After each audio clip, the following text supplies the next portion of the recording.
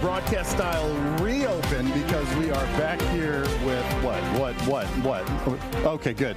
We're back here at Media Row at the Democratic National Convention. Chip Brewster. Nikki Lorenzo here. Thank you so much for joining us as we go into what I would call our more formal pre-show. So this is something that we did every single night at the RNC as well, and it was really looking back at not only the day that was, the different interviews that we were able to capture in our spot, but also the night ahead. Now, I don't have you for very long because you have some broadcast duties that you must report to for your California stations. I know you're doing multiple station hits. So I want to use, if we don't have this interview show up here in the next 10 minutes before I have to lose you, I want to use this time to essentially interview you. We had a lot of great interviews sit down.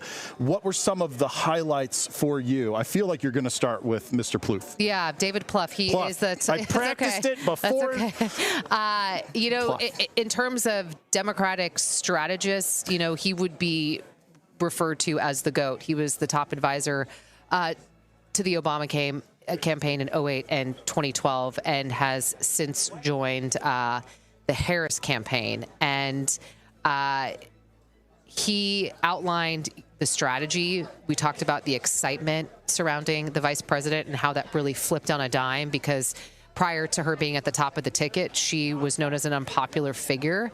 And that really changed. And, you know, he talked about the momentum and something's happening, and just the strategy and how they're going to, you know, attempt to win this election. He did, you know, say it's close, but he's like, I'm a data guy and I know where we should be going. And we're seeing opportunities specifically in the Sun Belt that weren't a bright spot, no pun intended, when Biden was at the top of the ticket. Well, and you saw me clicking over here just now. I want to make sure we do have a clip from that interview. So for those that weren't joining us live on this live stream to see the entire thing, we can at least give you some sense of what that interview went like. Joe Biden had to make the decision. His was the only voice that really mattered. And I think he's been an incredible president and made really a historically unusual decision to give up power. But the polls that suggested that no other candidate would do better didn't capture the dynamic of the race, which is, with all due respect to him, there was a lot of voters not excited about the Trump-Biden rematch. Right, two old guys. So Trump wasn't going anywhere, and it's almost like a breath of fresh air. And the other thing I'd say is she has done well in the first few weeks. And the one thing is, you only have to be an amateur student of American political history to say, look at all the people, Ron DeSantis being the latest example, that people were convinced would walk into the White House. And the political graveyard is littered with people who get chewed up because, you know what, the spotlight is so glaring. And she's filled the stage. And so I think the change was a big part of it. And then I think she's met the moment. And I think that's why things have changed. And it's still going to be a really close race. I mean, Donald Trump's going to get 47, 48% of the vote in all these states. You know, in some cases, he's a little closer to 49 than I'd like. So we got our work cut out for us. As Kamala Harris said a couple days to the reporters traveling with her, she's still the underdog, and that's the way we're approaching this. But we got a fighting shot in all these states, because that's what it comes down to, is when you look at the electorate, it's just basic math. How many people do you expect to vote? How many votes do you think third parties might get? Therefore, how many votes do you need? There you go. Even ending with the data piece that you were talking about. Mr. Plouffe, Mr. Plouffe, a very interesting interview, and not one that you expected, or at least that I expected, that we would get coming into this adventure that we've been having here on Media Row. No, it was definitely a treat to get him to sit down with us and spend quite some time and talk about the strategy and the momentum, because, you know, it's something that we have discussed extensively during our live stream, is the fact that there's a lot of excitement and enthusiasm since Kamala Harris was at the top of the ticket. Also, it was instantaneous, you know, a lot of fundraising, a lot of momentum. How long is it going to last? That's the big question. Yes. And he was like, you know, we're not taking anything for granted. We also brought up the fact that this is a big night for his former boss, Barack Obama, and the former First Lady, Michelle Obama. At the same time that the Obamas are going to be speaking, Kamala Harris is holding a rally in Wisconsin, one of those battleground states. So it's sort of this counter-programming that we're seeing tonight, but also really showcases the fact that we're in this rapid election time, and they have to sprint to the finish. And so that sort of has to happen. And he said, you know, we don't want to take anything away from the Obama speech tonight, but we also know that we have a race to win and the clock is ticking. So it was definitely an interesting conversation to have with someone who, you know, made history with Obama on multiple fronts, not just because he was the first black president, but also in strategy and small donors and the platform that he used. I mean, he was the first candidate to use Facebook. And when we think in 2024, Facebook, you know, we have so many more social media arenas now where people get information. I mean, there's TikTokers here with 10 million followers. So the reach in social media and its evolution in campaigns and strategy and messaging, I mean, they were really sort of the pioneers of that. So very fascinating man to talk to when we start talking about campaign behind the scenes, comparison of different races and elections that he has been a part of. I love your point about how it was almost a race to bring him in when that ticket changed, to get someone with his veteranship on this type of campaign. Yeah, and this is something else too we've talked about multiple times in our 2 days here, is that it was a quick switch and a lot of the staff stayed the same, you know, and they were. And we talked to some of them sitting here. They were with Biden, and they had to sort of go through the process and mourn the fact that, okay, Biden's not going to be around anymore. And we talked to a top surrogate with the Harris campaign. He's like, I moved to Delaware because I believed in this person and wanted to work for them. And that was no, shade thrown at Kamala Harris. It was just, okay, now things have changed. And so the Biden campaign had a full apparatus. They had strategists, they had, fundraisers, they had a whole game plan going, and then it switches to Harris. And so, how did a lot of the Biden folks feel about that? And then you're bringing in the top Obama guy to sort of, be the closer in this, so to speak. And so, and I asked him about that too, is, you have these dynasties, these families of the Bidens, the Obamas, and the Clintons. They're all here, but are they all breaking bread around the table, or do they want to throw, a drink in their face behind the scenes, And he answered the way that he would answer, and we take that at face value because we aren't behind those scenes. So I'm going to bring in a clip that it has a California flair to it, but I think a lot of people would be most interested because this is arguably the most famous person that we had sit down. Okay. Do you know who I'm talking about? Sean Astin? Sean Astin. Okay. Talking about Sean Astin. Part of it? I was raised by a strong and powerful woman. I have been married for 32 years to a strong and powerful woman. We are raising three strong and powerful young women. And it is way past time that this country elect a strong and powerful woman as president of the United States. Yeah, that still works. It does work. So why doesn't California have a female governor yet? Good question. Who should we support? Are you going to run? No, I cover politics. I cover politics, so I know to stay out of politics. We have some women running, but as progressive as California is, and as our governor says, as California goes, so goes the rest of the nation. But we haven't had a woman governor. Well, I was with Nancy Pelosi this morning. I know she's not governor, but she's no slouch. I was at, Senator Harris, Vice President Harris is going to be president. So we have some good. We've got some good talent, right? Dianne Feinstein was pretty good. Senator Boxer was okay. Who's going to be on the show tomorrow? Hopefully, we're getting. Well, if my kid decides that she wants to go into politics, I'm going to tell her she needs to be She actually thinks like an executive, so watch out, whoever's running next. I was raised by a strong and. Right, that is Sean Astin. So we heard that clip there leading with what he said was a riff he used along when he was assisting with or out there supporting Hillary Clinton. Thank you. Yeah, Hillary Clinton, that he could almost repurpose it exactly for this moment, Kamala Harris. And you guys also talked about California politics a little bit. Well, yeah, and he's entrenched in the labor movement there. He's an activist, very prominent when there were the strikes happening in Los Angeles, and he's up at the state capitol constantly in hearings in terms of AI and protecting, the proprietary brands of actors and voiceover actors and what they bring to the table, and just this advanced technology that's moving quicker than sort of safeguards in place. So he's in that political space and entrenched in the labor movement. This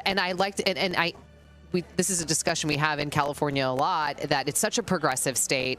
And there's all this talk nationally about breaking the glass ceiling. Yeah. And California has yet to do that. There are some females running for governor this time around in 2026 when Gavin Newsom is termed out. So this could potentially be the time. But I was just curious his thoughts about, California being such a blue state. Why haven't we seen that yet? Okay. We have 3 minutes till you have to go, which means I want to give you those 3 minutes to talk to our fresh guest, which is the correspondent from the Hill that I have been promising for those that have been listening to the live stream, so we can get some of those national politics into play. First, could you introduce yourself and tell us a bit about what you do at the Hill? Sure. So thanks so much for having me, Chip. Of course. I'm Caroline Vakila. I'm a campaign reporter at the Hill, and like the rest of our team, we're tracking national politics. A lot of this was a Republican presidential primary, torpedoing into a last-minute Democratic presidential primary, and now we're here. So we'll see if there's an October surprise at the end of all of it. Okay, so I want to ask you first, since I have limited time with you, the night that we're seeing here with the Obamas speaking, and then you have Kamala Harris here last night, and then jetting out because she's holding a campaign event in Wisconsin, essentially the party pulling double duty in a way. What do you make of Harris being in Wisconsin? That's going to be covered on television, but you have, the Obamas who sort of, articulated or not, it just drafted this sort of push in a way for Biden to step aside and for Kamala Harris to be the candidate. I think there's a lot of interesting sort of nostalgia happening in an interesting way. It's sort of the blend of past and present and future all together. We saw a lot of that playing out yesterday with President Biden sort of having, in a way, a farewell send-off speech, in the same way that, we're having the Obamas who were, figment of the an important part of the Democratic Party apparatus that is helping Kamala Harris become the presidential nominee. Past and present is sort of a little bit of a tie-in together.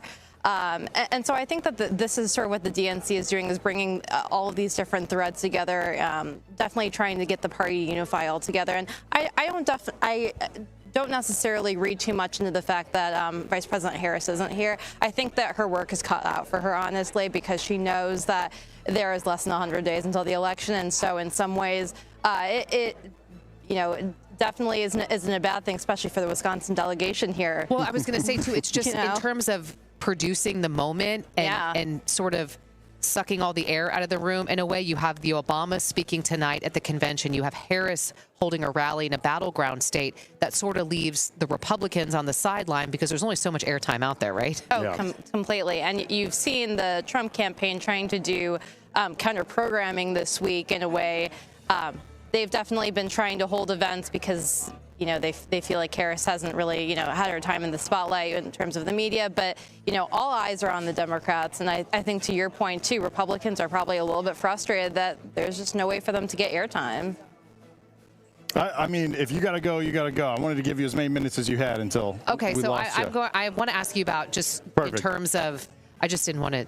No, I'm going to have another 40 minutes with her. Don't you worry. I wanted to get your take on just how last night went, because it was a little rough in terms of people waiting in lines outside the building and taking a while to get in. And then officials with the DNC were saying, well, the reason it lasted so long, we had to cut some speeches, was because people were cheering too much. And so there was, some producing snafus, if you will.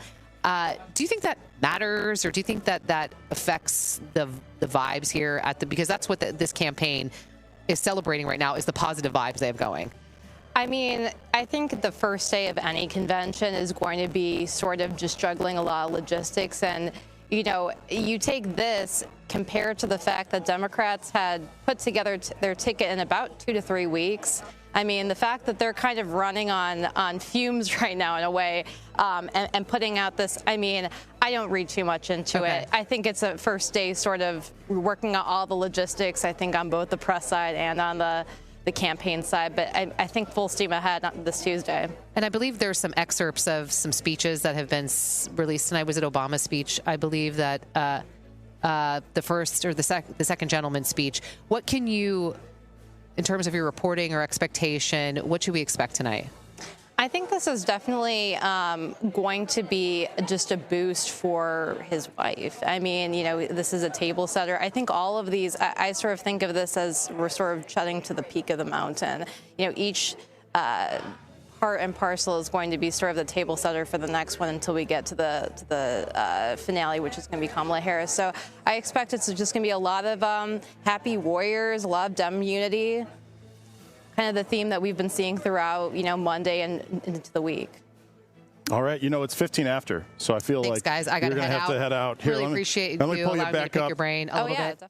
I'll pull you back up just so that way you can give an official goodbye, and then we're actually... Thanks, everyone, for joining the live stream today. Really wonderful conversations we had throughout the day. Looking forward to day 3, and my broadcast day is just beginning. So appreciate you joining us on the live stream, and I will see you here tomorrow. Have a good second half of your day. Thank you so much. I'll see you in the I'll morning. see you on Fox 40 in a little bit. Yeah, there you go. Thanks, all right, guys. and we're going to do a little bit of a juggle as well. So she's going to head out. You're going to sit here and become the co-host. You're going to update the CG. Boom, boom, boom. Teamwork all coming together. And in the meantime, I'm going to show you all. I started to bring it up, but this is a live picture from inside the United Center where clearly they have their logistics down a little bit better, because at this point yesterday, about an hour before the full show was set to begin, there were not nearly as many people in there as there are tonight. So they're not dropping everybody off at once and having a long line through that main entrance. And tonight, we've talked about it a few times, a number of speakers who are set to include the second gentleman. And I've got a little excerpt actually from his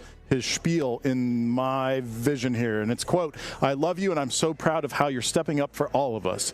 That's who she is. Whenever she's needed, however she's needed, Kamala rises to the occasion. She did it for me and our family. Now that the country needs her, she's showing you what we already know. She's ready to lead. She brings both joy and toughness to this task, and she'll be a great president who we will all be proud of." So that's an excerpt expected to be read in part of the speech from the second gentleman, Mr. Doug Emhoff, who, of course, second gentleman means husband to current Vice President Kamala Harris, and thus vice presidential, well, not and thus, but and then also presidential candidate for the Democratic Party. There, everything is updated. You're in your spot now. Here we go. We're off and running. So thank you so much for taking the time to join us. I appreciate some of what you guys are bantering about. I do want to rewind a little bit to hear what the convention has been like for you. What is your beat been? What have you been covering? What have you seen? Fill us in, the live stream audience, as to the reporting that you've been able to do for The Hill in your time.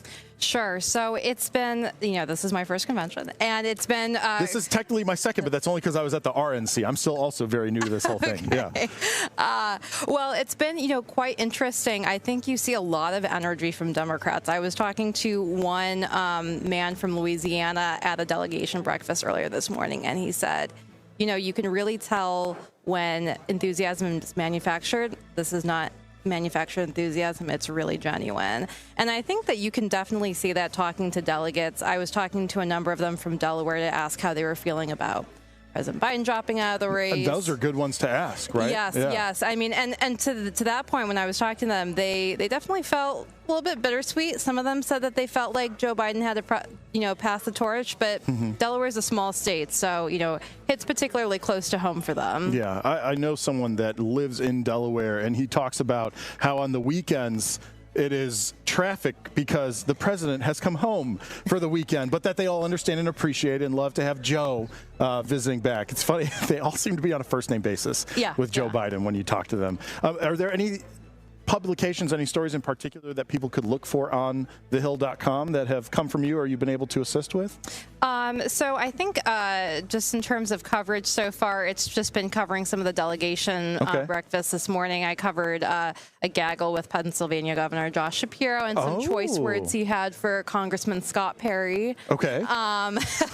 He had quite the choice words and was saying that he was hoping to get him beat in Congress. He's running against a former local news anchor named Janelle Stelson, who is a former Republican as well. Oh, okay. And then anything that you're looking for tonight in your own, national level campaign focused eyeball? I think it's just going to be seeing the level of energy.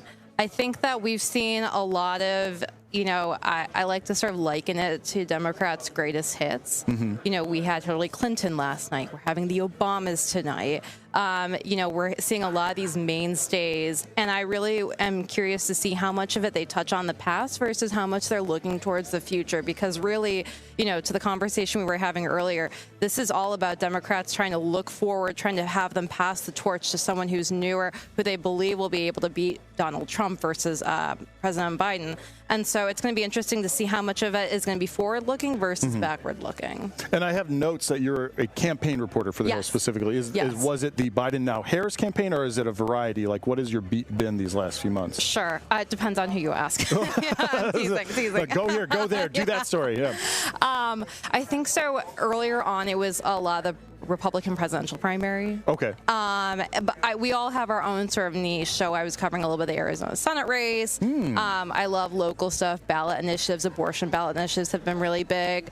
There's been some other stuff in terms of open primaries, if you ever want to talk about that. They're very in the weeds, not exactly interesting or sexy for everyone, but they really do, in some ways, guide the direction of sort of the talking points at the national level later on. So I think those have been interesting to track. Of course, congressional races. You know, a lot of the frontliners, that kind of thing. Yeah. Well, let me ask this then. Knowing what you've been digging into, Sure. if you want to dive into the weeds, by all means, this is the internet. We got a little bit of time. But the national narrative is, of course, driven by what is bubbling at that local level, especially when it comes to ballots. Now, how is that translating to the Harris-Walz campaign versus the Trump-Vance campaign? Are there, in particular states, and if we want to focus in on the battleground states, fine, but in general, in your experience, where they have to go in with a certain message, a certain narrative, because that is what is driving turnout in that particular area? That's an interesting question. I don't necessarily know if ballot initiatives or local are necessarily defining how people talk about it at the national level, for example. I think in some ways they just run parallel or just underscore issues that are already important to the base. So I think of abortion ballot measures as a great example for this. Yes. And kind of interestingly, a lot of Republicans, for example, might say, well, abortion's a national issue. It's not a local issue, or it's not that big of a deal. But if you're in a state like Arizona and you have an abortion ballot measure on the ballot in front of, or is likely to be in front of voters, which would basically enshrine protections, abortion right protections into the state constitution, that's something that voters are going to have to weigh in on, and you're going to have to talk about it whether you want to or not if you're a Republican running in Arizona. And these ballot measures, are they on the same ticket as the presidential race? And a lot of them, yes. So that's interesting, though, by itself. Yes. I mean, we're definitely waiting to see whether they've qualified in some states or not. A lot of them have gotten the necessary signatures, so now it's just the Secretary of State or whoever the official is that's going to be certifying it. But if it's on the same ballot as Donald Trump and J.D. Vance, for example, or any down ballot Republican, they're going to have to answer questions about that in the state. And then that's the getting into the weeds part that I was kind of interested in, because we talk about this broad, high level. This is the messaging. This is the stump speech. Here's the focus states. Totally. But when we had Mr. Doug Plouffe. I got it right that time, ladies and gentlemen. When we had him seated here, and David, I said Mr., but yes, thank you. I was asking, and I said, this is great. This energy is great. Trying to keep that momentum going, I understand. But at the end of the day, it's those votes that come in. And so when we're now talking about the stuff you've been covering, that is a turn out the vote kind of thing. Exactly. That regardless of that national message is going to have a national impact, if it lines up on the ticket anyways, on come presidential election day. It's a twofer. Not only does it have press or candidates pushing their opponents to ask them where they stand on something that they don't want to talk about, but it's to your point, it's a voting turnout mechanism. Yeah. It's going to energize the base in these swing states that are going to be decided by such a narrow margin. Well, after the fact, I'm sure that'll be your next then. Go here and do this piece is kind of digging into that a little bit to see what kind of influence it's had. All right. Well, let's move on to where we are right now. Democratic National Convention. We are day 2, which means we've already had a day 1 and an evening 1. Did you stay up the whole time and watch the entire evening convention last night? Yes, I did. I've been asking. I didn't.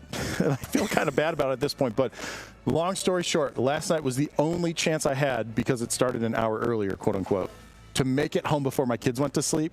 So I scooted out of here, got there, was able to put them to bed, and then had like a normal night. Not the next 3 nights. So I'm probably going to be up and watching the next 3 nights. But anyways, I digress.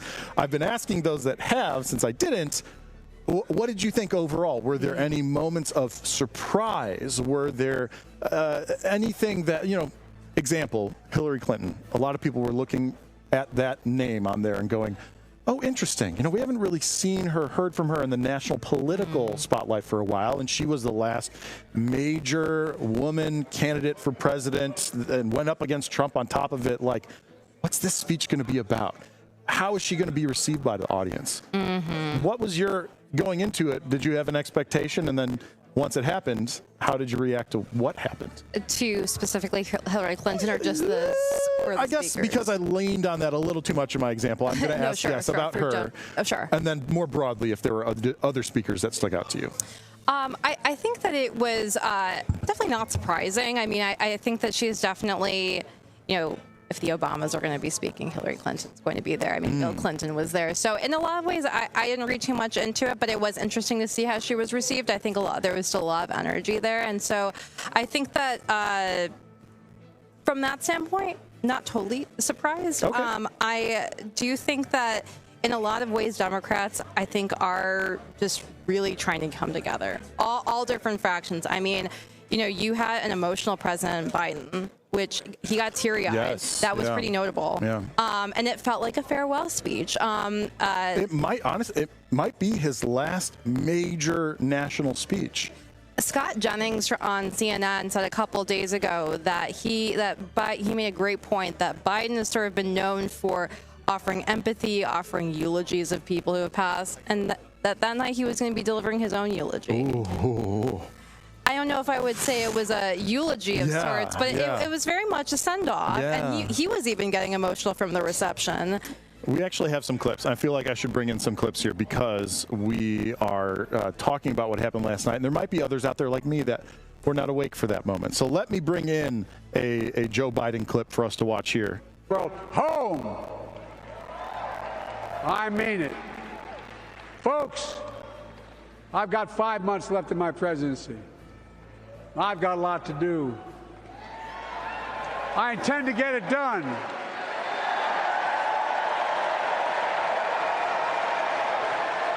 It's been the honor of my lifetime to serve as your president. I love the job, but I love my country more. I love my country more.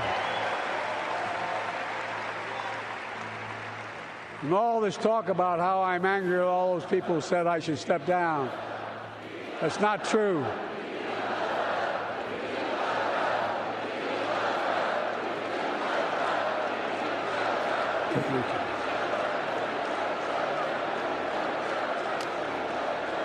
I love my country more, and we need to preserve our democracy. In 2024, we need you to vote. We need you to keep the Senate. We need you to win back the House of Representatives. And above all, we need you to beat Donald Trump. That's just a small clip of his headlining speech, which went for, I believe it was close to an hour. It was something like 52 minutes or so. Again, I wasn't awake, so I couldn't tell you exactly. Time's a concept, so. Time is all a construct of the human existence. But anyway, and even in just that short clip, there were moments that he paused, and you could see that emotion coming out. I was a little distracted. I missed if this was the tear wipe clip that we had. But we had a moment at least that you could see him pause and just kind of glance down. And he was State of the Union Joe Biden. Yes, the energy. The energy was there, and he really came out in full force. He was not afraid to go after Republicans. No. Well, okay, we talked about Hillary Clinton. I have that clip. We can put that up. I also have another Joe Biden clip.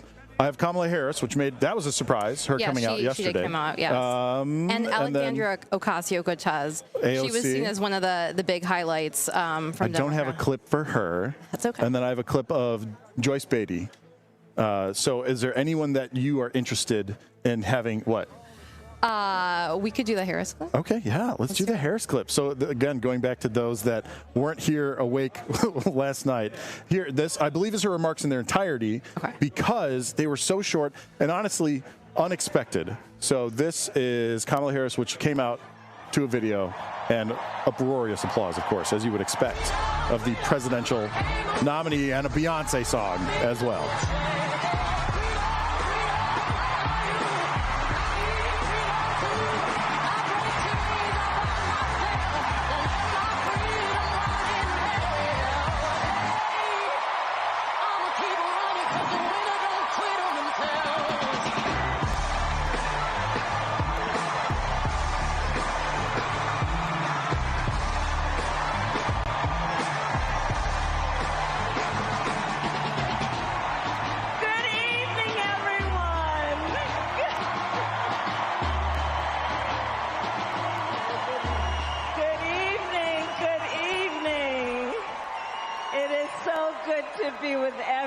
everyone this evening in this hall and everyone at home. This is going to be a great week. And I want to kick us off by celebrating our incredible President Joe Biden, who will be speaking later tonight. Joe, thank you for your historic leadership, for your lifetime of service to our nation, and for all you will continue to do. We are forever grateful to you.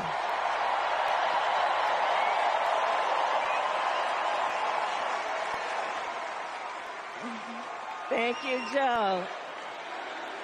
And looking out at everyone tonight, I see the beauty of our great nation.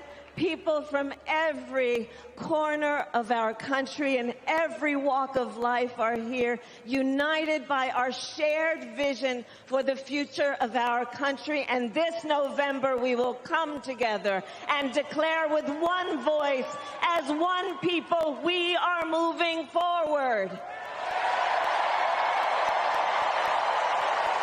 With optimism, hope, and faith, so guided by our love of country, knowing we all have so much more in common than what separates us, let us fight for the ideals we hold dear, and let us always remember, when we fight, we win.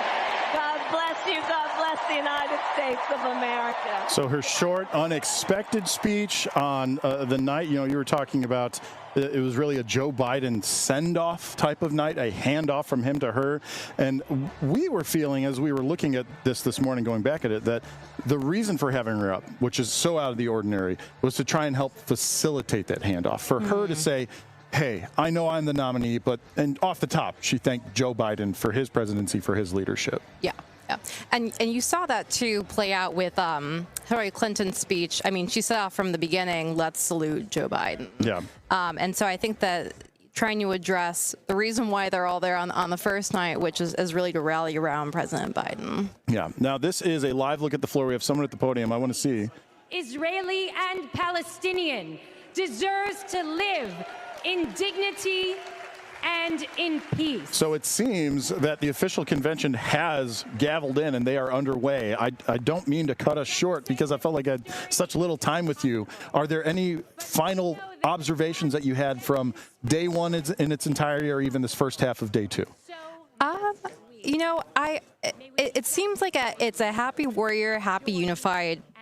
That's the feel. The vibe of the DNC. And, I guess maybe my one observation, we heard a lot of talk about the protesters that were going to be outside of the convention. Yes. I think at one point they may have tried to get inside and were unsuccessful at one point, or into one of the entry points. It's going to be interesting to see how much of that is a part of the storyline this week, how much of a splash the protesters make, because there seems to be such a figurative and physical distance between the two. How much of that is really going to show up within the convention hall? Yeah, we are waiting to see, because there are a number of uncommitted delegates that certainly could be surrogates for the protest movement. So they will have access to the floor. If they are aligned with them, will they speak out? Will they disrupt and try and drive a point further? I mean, I understand that they're supposed to be holding events within the convention. There's 30 of them, but it really remains to be seen, kind of. And I don't even know where they fit within the actual schedule. Will they be given a speaking slot? I don't really know. Oh, that would be an interesting way to try and integrate and both hear the message without allowing it to disrupt the convention as a whole. Yeah. Is Vice President Harris's speech going to be interrupted at all? Yes. It's another one. Yeah. So lots to look forward to the rest of the week. And that news, too, developing. Yesterday we had the breaking out. AP had reported that Netanyahu had agreed to ceasefire terms, but then none of the terms were provided. We didn't hear from Hamas. And so it's not that a ceasefire is imminent. It just seemed the timing of, DNC day one, and look at what what Blinken has been able to accomplish. We'll see. We'll see. Okay, that's all we're going to have then from the live stream portion, at least from Media Row. And seeing that the event is officially underway, we're going to turn this live stream over to that, so those that are interested in hearing and seeing everything in its entirety from the official convention floor, you get that right here. Caroline, thank you so much for taking the time to join me tonight. Loved it. Loved it. Loved you.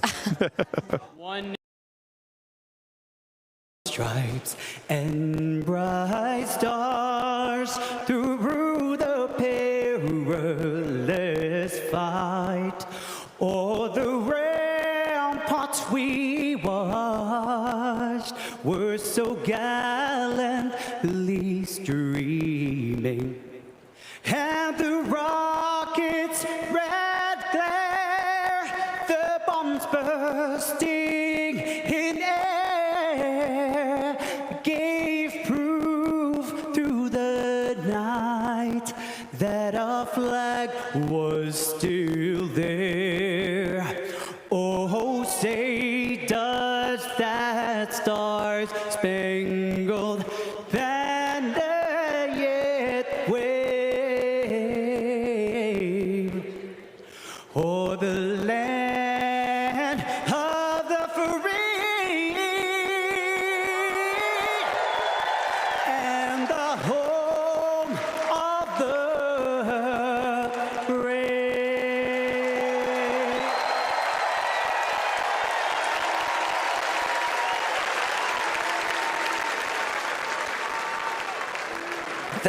Thank you, Aris.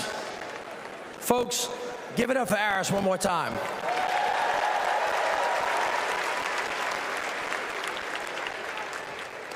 I'd like you to pause with me for a minute. 2 years ago, my dad died, the late Moon Landrieu. He was a great leader. He was a great mayor, secretary of HUD. He lived his life for others. We have lost so many patriots since the last convention. So before we go any further tonight, let's take a moment and join with me, and let's remember them all.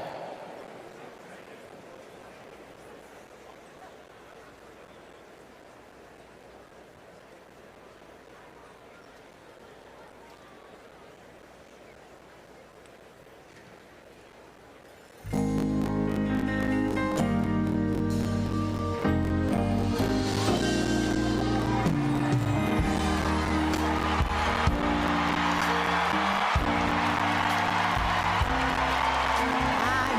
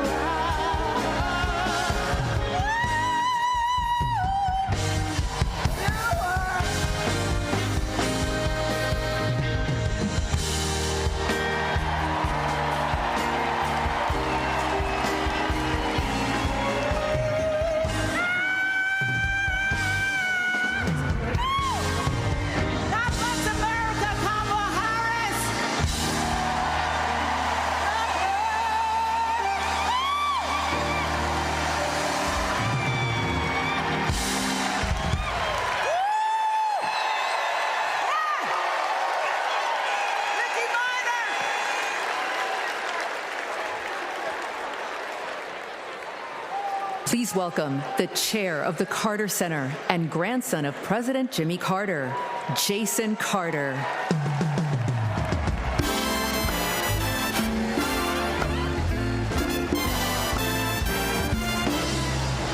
Hello, I'm Jason Carter. My grandfather, President Carter, will have his 100th birthday in October. I call him Pawpaw, and I can tell you that he wishes he could be here tonight. He and my grandmother led their lives with an unwavering faith in God, a respect for human dignity, honesty, and a commitment to loving their neighbors as themselves. Those principles guided them throughout their lives, including during their 4 years in the White House and the 4 decades since. For my grandfather, it was never about fame, recognition, accolades, or awards. His legacy is measured by the lives he has touched and the good he has done. Kamala Harris carries my grandfather's legacy. She knows what is right, and she fights for it. She understands that leadership is about service, not selfishness, that you can show strength and demonstrate decency, and that you can get a whole lot more done with a smile than with a scowl. Pawpaw is holding on. He's hopeful. And though his body may be weak tonight, his spirit is as strong as ever. My grandfather can't wait to vote for Kamala Harris. She reminds us all that the promise of America remains unchanged. We are one nation, indivisible, with liberty and justice for all. And my grandfather knows that with her as our next president, we will keep that promise. Thank you.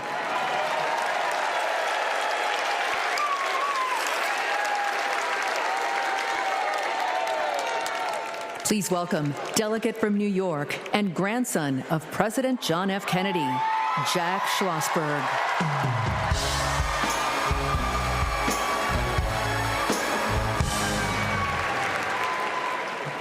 Hi, I'm Jack Schlossberg.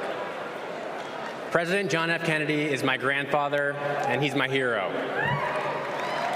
JFK was the youngest person ever elected president and the first Catholic. He sent a man to the moon, fought for civil rights, and navigated the Cuban Missile Crisis peacefully. Most of all, he inspired a new generation to ask what they could do for our country. Tonight, JFK's call to action is now ours to answer, because once again, the torch has been passed to a new generation, to a leader who shares my grandfather's energy, vision, and optimism for our future. That leader is Vice President Kamala Harris.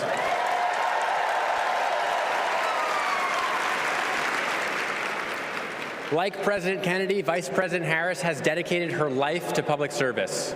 She believes in America, like my grandfather did, that we do things not because they're easy, but because they are hard. As president, she will fight for working families. She will expand investments in clean energy so that my generation will have clean air and good jobs. She will defend our freedoms, the freedom for women anywhere in America to make their own healthcare choices, the freedom to be safe from gun violence, the freedom to vote easily and without fear. The choice is ours to make, and history is watching to see what we will do. Now, let's elect Kamala Harris the next President of the United States. Thank you.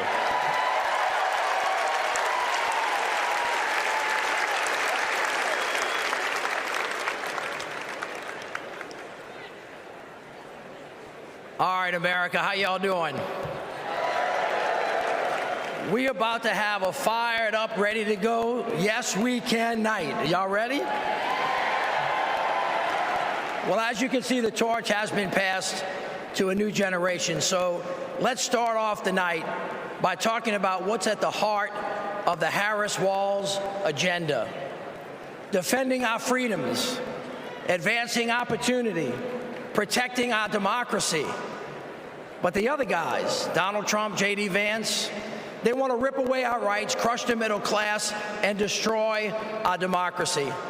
Their version of freedom is the government creeping creepily closer to every part of our lives. They're coming for our books. They're coming for our marriages. They're coming for our bodies. They're even coming for women who don't have kids. But this just isn't about what we stand against. It's about what we stand for.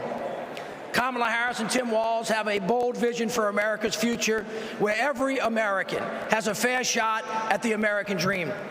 Kamala Harris and Tim Walz will build a future that belongs to all of us, because we are one nation, not two. Indivisible, with liberty and justice for all, not some. We are part of one nation, pledging allegiance to one flag, and that is the flag of the United States of America. Hear this. America is great because of who we are, and more importantly, who we strive to be. My friends, our best days are ahead if we stick together. My friends, say it with me. Let them hear it to the rooftops. We are not going back. So now please help me welcome. Please help me welcome from the great state of Pennsylvania, the great Representative Malcolm Kenyatta.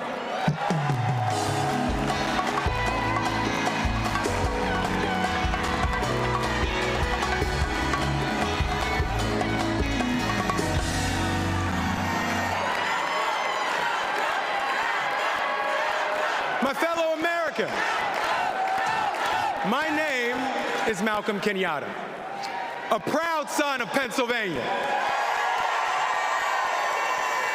And as you saw, I brought back Trump's Project 2025, all 900 pages of it.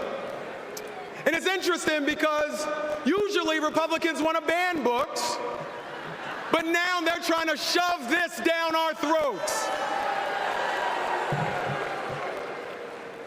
It is a radical plan to drag us backwards, bankrupt the middle class, and raise prices on working families like yours and mine. Under Project 2025, a family making just $75,000 a year with just 2 kids would pay $1,800 more in federal taxes. No, but there's more.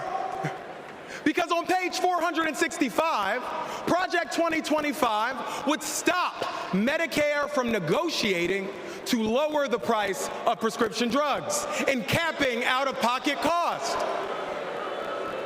And on page 587, Project 2025 would cut overtime pay for hard-working Americans. But my friend, these bad ideas aren't new. As long as we have been fighting to make America work for working families, there have been greedy corporate interests trying to take us back.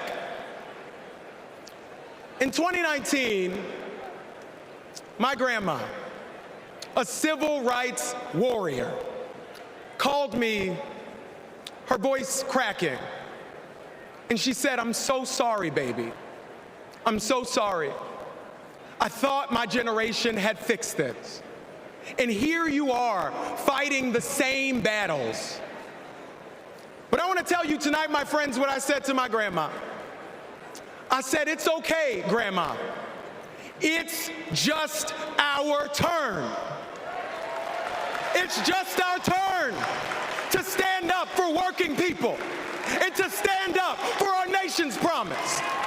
It's just our turn to defend our rights and to ensure that democracy doesn't die on our watch. It's our turn to make history, my friends, by electing Kamala Harris as the next President of the United States of America. God bless you. May God protect our troops.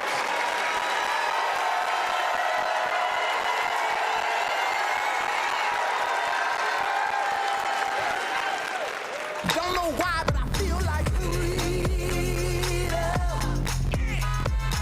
seen how the Biden-Harris focus on making healthcare affordable for middle-class Americans has benefited so many of my patients. I support Kamala Harris because she fights for the working family and she thinks about the future of our country.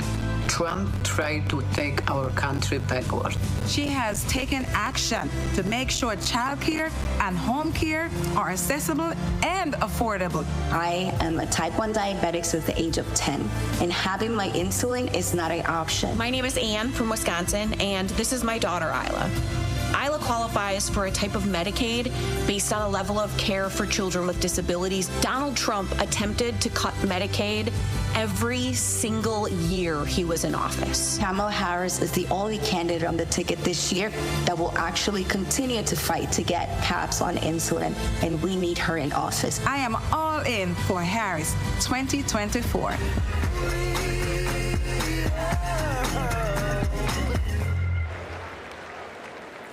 Hailing from the south side of Chicago, please welcome Oscar and Grammy Award-winning artist, author, and longtime activist, Common, featuring Grammy Award-winning gospel singer, Jonathan McReynolds.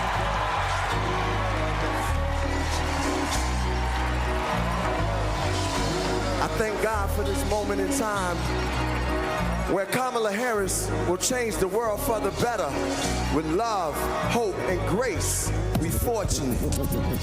I'm fortunate to be alive. Can't explain how I got here, but we've arrived. The deliverance and diligence for which we strive. It's the feeling, there's no silliness when we rise. Fortunate to have friends who don't synthesize. I keep good company, we enterprise. Had a strong gauge since infant eyes. I guess I can see the power in the prize. Incentivized by the streets I identified. Other people's struggles I don't minimize. Fortunate to be born and raised in the shy. Salt of the earth, people with the bravest eye. They say your God is the truth, I wasn't raised to lie. Fortunate to be so que sera. Every day that I get up, I trace the sky. Draw with the most high on the place that I am. And that's fortunate, you can feel it in the air. And yo, it's love out there. Hey, the feeling is free. Yo, Chi-Town at the DNC. Jonathan, what you say? May your struggles keep you near the cross, and may your troubles show that you need God, and may your battles end the way they should, and may your bad days prove that God is good, and may your triumphs keep you humble and high, and may your endings be worthy of every start. Hey, let's take this message to every hood, that your whole life will prove that God is good, and we are fortunate. You can feel it in the air. Hey, hey, yo, it's love out there. Hey, the feeling is free. Yo, we live at the DNC. Fortunate, I was raised by my Uncle Steve and my Uncle Charles. They both told me believe the seeds of a revolutionary. Evolution's very necessary to become fruits and berries of our labor. Told to search for a savior. Fortunate, I had a chance to raise her. In the days of the unknown, I'm fortunate to come home to blocks we fought and swung on. Fortunate the Lord put me on the path to use the microphone for a ride and a staff. Fortunate, yo, we got to go to Paris. We fortunate, y'all, for Kamala Harris. Yo, we fortunate. Yo, the love is in the air. Yo, can you feel it out there? Hey, yo, the feeling is free. Chi-Town, we live at the DNC. We are fortunate. Thank you, God.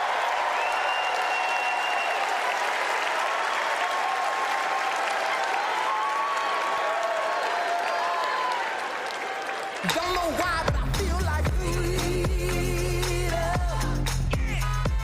My name is Chuck. I voted for Trump in 2016. My name is Tom. I'm from Michigan, and I'm a former Trump voter. I'm Joanna. I live in Florida. I'm a former Trump voter. I just cannot vote for the man that can go from just being dishonest, from a criminal, and an insurrectionist. He has no respect for Americans. He has no respect for the Constitution. I believe if Trump gets a second term, he's not leaving, he's staying. He broke the law. He doesn't believe they apply to him. The President of the United States exists to serve the people of the United States. In 2024, I'm voting for Kamala Harris.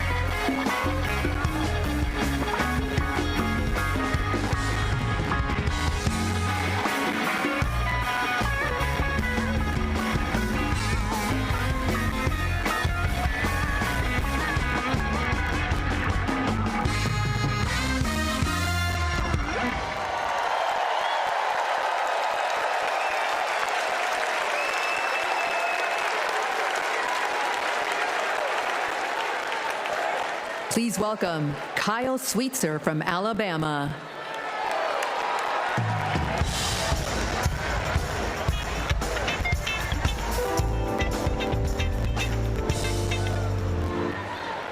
I voted for Trump not once, not twice, but 3 times. You see, I work in construction. I work with my hands. He told us he'd look out for blue-collar workers. So I made my first ever political donation to Trump. And I donated to him many times throughout his presidency. But then I started to see Trump's tariff policy in action. Costs for construction workers like me were starting to soar. I realized Trump wasn't for me. He was for lining his own pockets. Now, I'm not left-wing, period. But I believe our leaders should bring out the best in us, not the worst. That's why I'm voting for Kamala Harris. She's tough. She's going to tackle inflation. Trump will make it worse. I'm voting for Kamala Harris because she'll make us proud to be American again.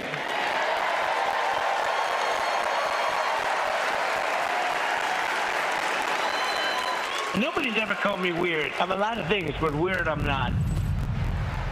The late, great Hannibal Lecter is a wonderful man. You know what I'd do if there was a shark or you get electrocuted? I'll take electrocution every single time. Bing, bing, bing, bing, bing. She said Kamala has one big advantage. She's a very beautiful woman. I'm a better looking person than Kamala.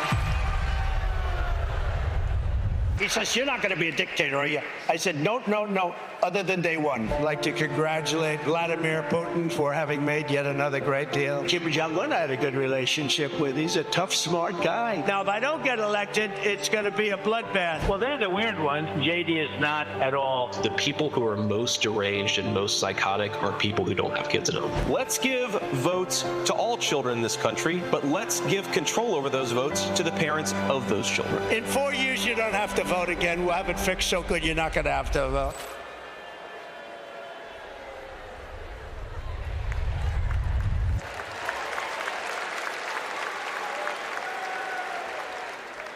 Please welcome Stephanie Grisham.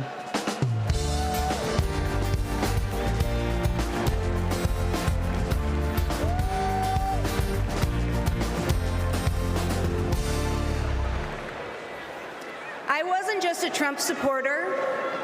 I was a true believer. I was one of his closest advisors. The Trump family became my family. I spent Easter, Thanksgiving, Christmas, and New Year's all at Mar-a-Lago. I saw him when the cameras were off. Behind closed doors, Trump mocks his supporters. He calls them basement dwellers. On a hospital visit one time when people were dying in the ICU, he was mad that the cameras were not watching him. He has no empathy, no morals, and no fidelity to the truth. He used to tell me, "It doesn't matter what you say, Stephanie. Say it enough and people will believe you." But it does matter. What you says matter, and what you don't say matters.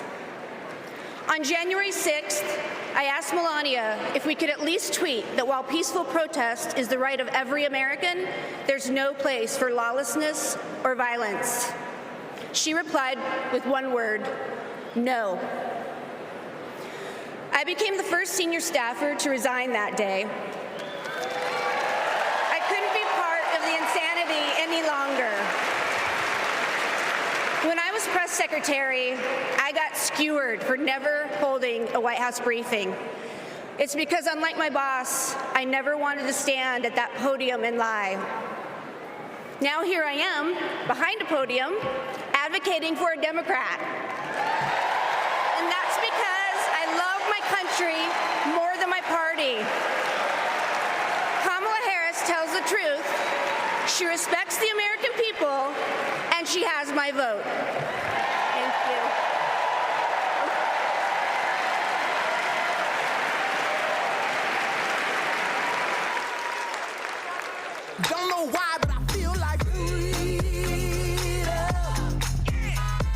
12-week ultrasound, our worst nightmares came true. The baby had stopped growing, but my body had not let go. I was told I was not eligible for any treatment at that point. The Dobbs decision was official, and abortion was banned. In 2021, I needed an abortion.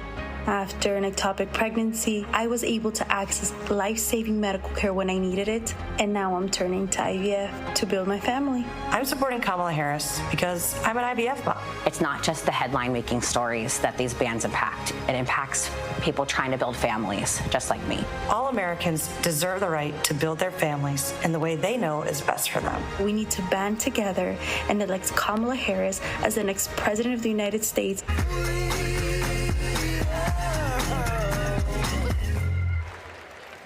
Please welcome Nabella Noor.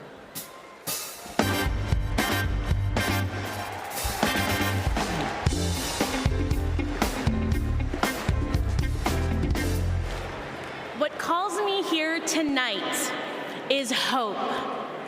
As a woman who has struggled with fertility, I have not always been hopeful, but today I am.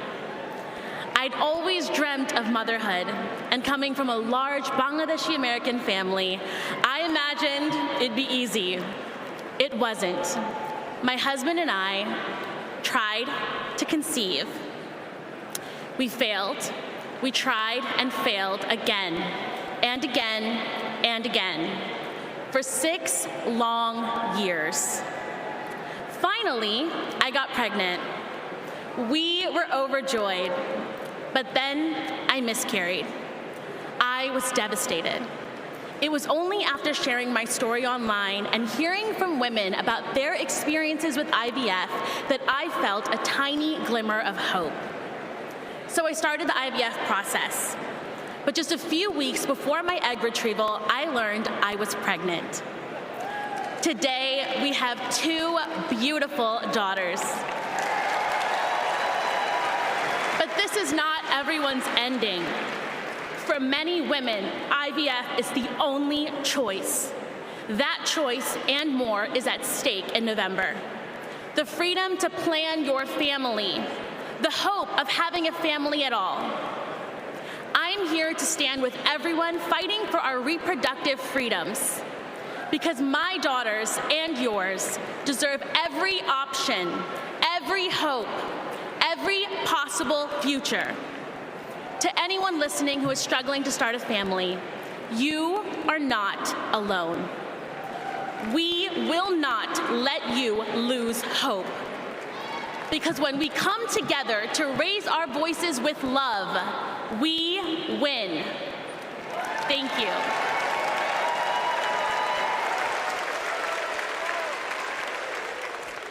Please welcome Michigan Senator Gary Peters.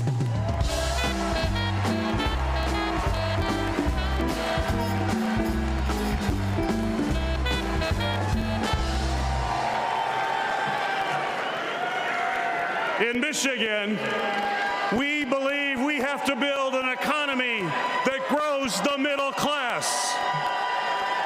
And we know that when unions succeed, all workers win. I was raised in a union household. My father was a teacher, and my mother a nurse's aide. And they gave me and my sisters what every parent wants to provide for their children, an opportunity to pursue their dreams. I went to public school, I worked odd jobs, became an Eagle Scout. And Kamala Harris and Tim Walz grew up just like me. And I know they will fight for all of us. They will make it easier to raise our families and to retire with dignity. Just look at the record. As Vice President, Kamala Harris helped pass legislation that finally allowed Medicare to negotiate and lower the cost of prescription drugs. She brought manufacturing jobs back to the United States of America. And as governor, Tim Walz signed the largest infrastructure investment in Minnesota history.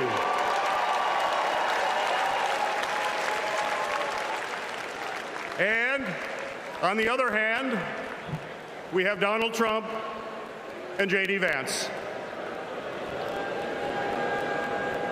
And let's be clear, if they win, working people like my friends here from the Teamsters will pay the price.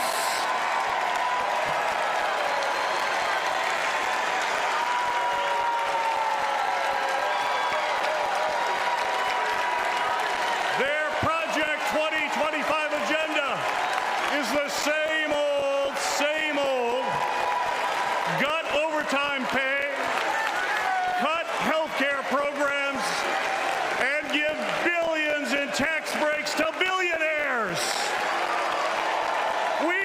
We cannot let that happen, and we will not let that happen. And now I want to introduce some retired Teamsters and pension warriors, led by Ken Stribling, president of the National United Committee to Protect Pensions.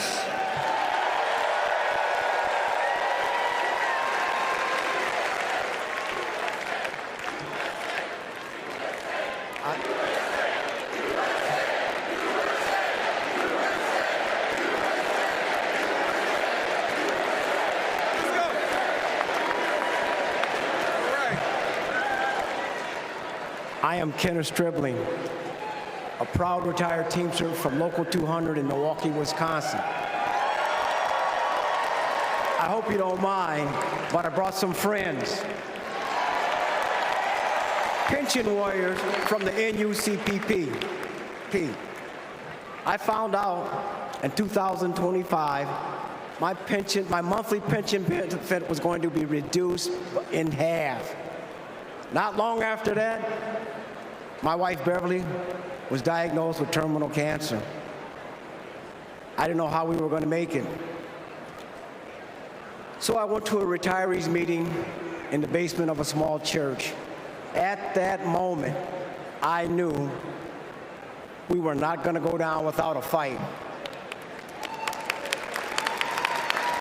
Beverly made me promise never to quit until we made this right.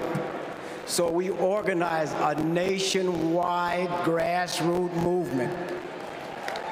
For 6 years, we fought hard. And finally, we had a breakthrough. After 50 days in office, the Biden-Harris administration passed the American Rescue Plan, including the Butch-Lewis Act, to save our pensions and secure our retirement. They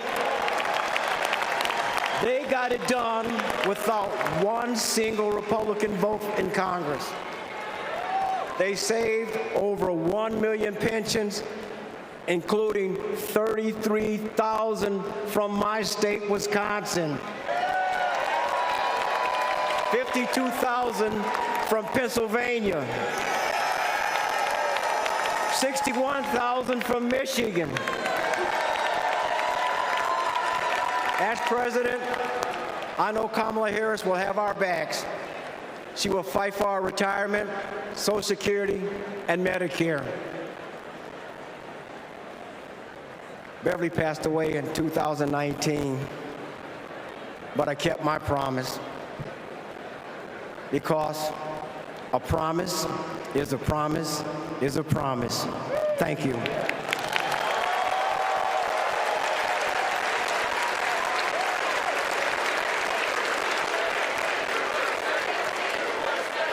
For years, Big Pharma has often inflated the price of life-saving medications, and millions of Americans have suffered as a result.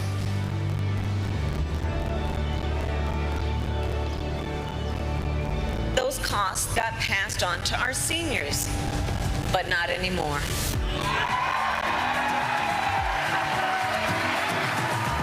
it was because of them that we had insulin for $35 compared to $687.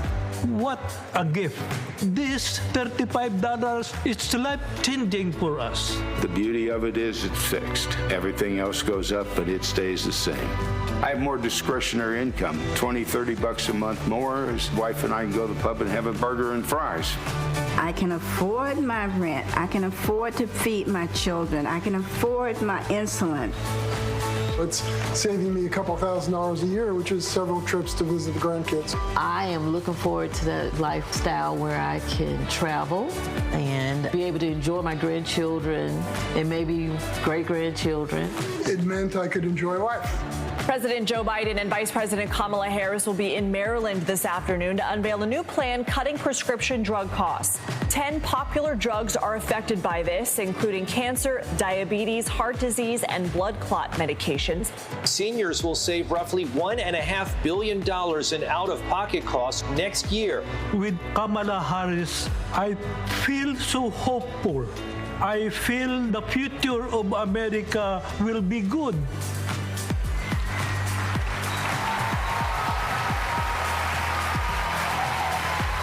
As president, I'll lower the cost of insulin and prescription drugs for everyone. I am so excited. I can't hardly stand it. We're going to only go forward.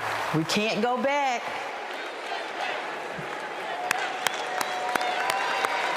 Let's have another hand for our brothers and sisters from Teamsters and all of our brothers and sisters from the unions across America who are rebuilding it, brick by brick. I mean, after that, what do you talk about? Kamala Harris wants to throw a little bit of dirt. So here we go. After years of dead ends and broken promises, President Biden and Vice President Harris brought Republicans and Democrats together to actually get something done. Trump promised Infrastructure Week but never built anything. But this time, the Biden-Harris administration is actually breaking ground, and we're starting to turn dirt, ushering in an infrastructure decade. All I see is possibilities ahead. You see, the foundation of a strong economy is literally a country's infrastructure. It's the cornerstone upon which all rest. We finally got a president and a vice president who puts their money where their mouth is. Already, $460 billion out the door, $1 trillion of private sector investment building roads and bridges and airports and ports and water systems so that kids don't have to drink dirty water out of lead pipes and little girls don't have to sit on the back of their mama's car trying to do their homework so they can have a better future for us. We're building a clean energy economy. All of it is moving out of the door. And we're touching every part of the country, from the Pakiak, Alaska, all the way down to Lowndes County. We have over, hear me now, 60,000 projects all across this country with funding already underway. We're hitting the ground running, and it's right in everybody's backyards. 2 years ago, after President Biden and Vice President Harris passed the biggest infrastructure investment since President Eisenhower, he called on me and others to help carry out that vision as we rebuild America. As a senior advisor to the president, we pushed out funding for the roads and the bridges. We're literally building bridges to the future, high-speed internet, and the clean energy economy. With these projects, we're ushering in a brighter future, a future in which everyone has clean air to breathe, everyone has clean water to drink, a future in which everyone has the opportunity to build generational wealth, a future in which the most vulnerable communities aren't forced to bear the brunt of progress. And we have made historic progress towards that vision. Let's take a look with what progress is being made in communities across the country with products that are being made right here in the USA.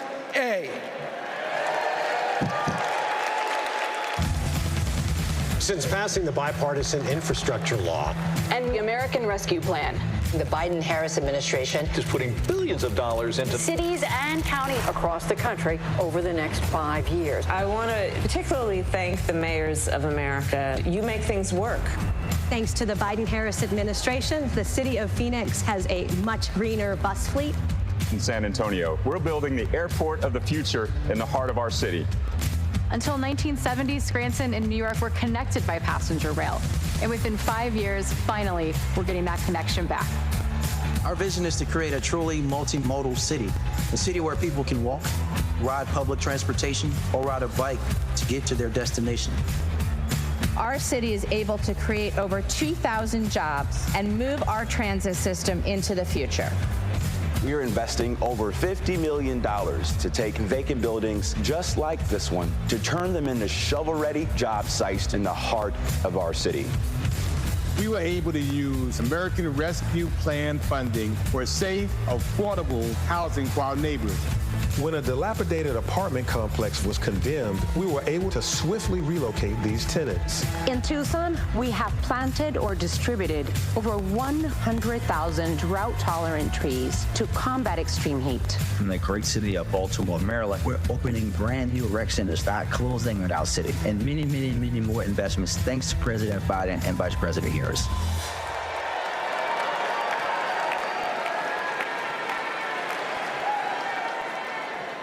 All right, everybody, what a way to start. But you ain't seen nothing yet. We got a great night planned, and it all starts off, all of you get to participate in this, in the roll call. It starts off with something unlike anything you've ever seen. So look, stick around. We're going to be right back at you.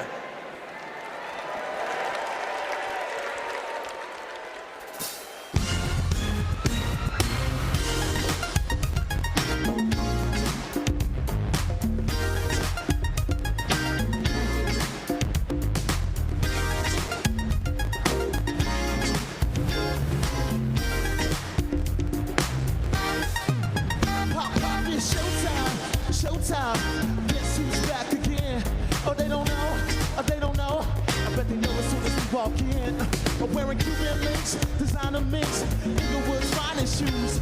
Don't look too hard, might hurt yourself. Known to keep the feel the red, the blue. Woo! I'm a dangerous man with some money in my pocket. Keep up. So many pretty girls around me and they waking up the rocket. Keep up. Don't be mad, fix your face and I thought they all be talking. Keep up. Players only. Get up, get up, get up. What y'all trying to do? 24 karat magic in the air. It's so bad. Sick your face for the hustlers, gangsters, and your little friends. Can I preach? I gotta show them how I'm built, get it in first. Do your dip, spend your money like money ain't. Gotta blame it on Jesus. Hashtag y'all ready for me. I'm a dangerous man with some money in my pocket. Keep up. So many pretty girls around me and they're waking up the rocket. Keep up. Don't be mad, fix your face and my mother y'all be trying to keep up. Players only, come on. Put your pinky, put your to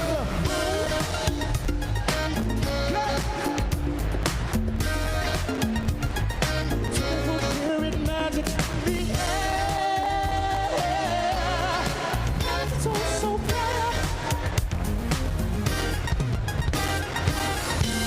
Everywhere I go, they be like.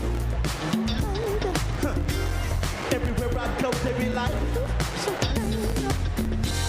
Everywhere I go, they be like. Don't fight the feeling, invite the feeling. Just put your pinky up to the. What's that sound? Come on now.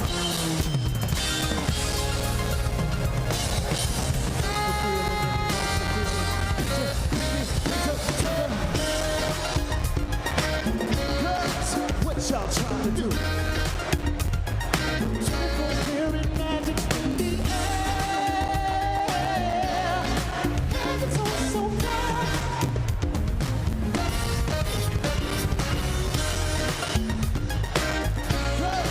What y'all trying to do?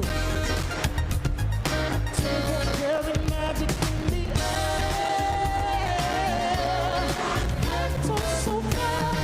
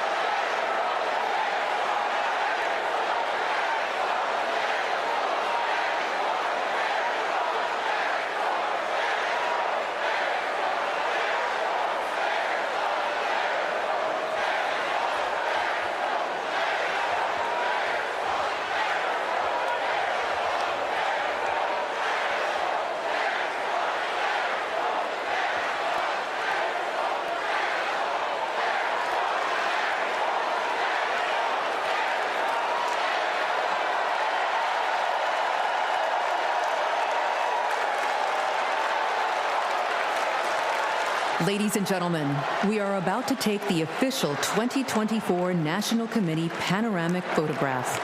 At this time, we would ask all of the delegates and guests to take their seats and get ready for this historic photo. During the photo, there should not be any movement in the hall. If anyone moves, anyone behind them will be blurred.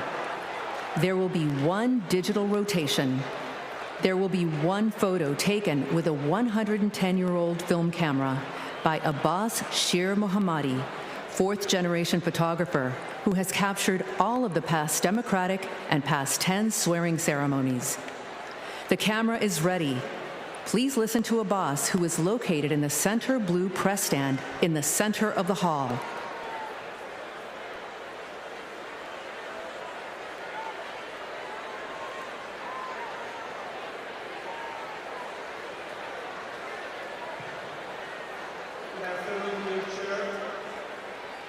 Dear delegates, ladies and gentlemen, it's my privilege to photograph you with a 110-year-old camera. I have a request, please. This camera is a film, 110 years old, capturing the images. If there is a slight movement in the hall, not only you will be blurred, the person behind you also they will be blurred. I would appreciate if everyone, please, wherever you are, regarding your seat or somewhere else, stand still, look into the camera in the center platform of the press, and hold your hands in the front, please. Do not move. The camera is going to start in about 22 seconds. Please do not move. There are some moving in the hall. Please, wherever you are, stay right there. You're going to make other people glare. Please hold it right there. I greatly appreciate that. The digital right now. Please do not move.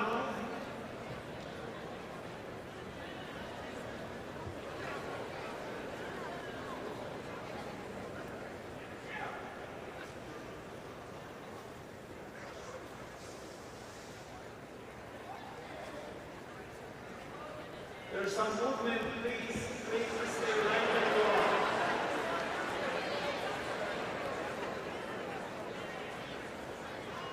Right there, says, please put your hands down. I appreciate that. This is your photo.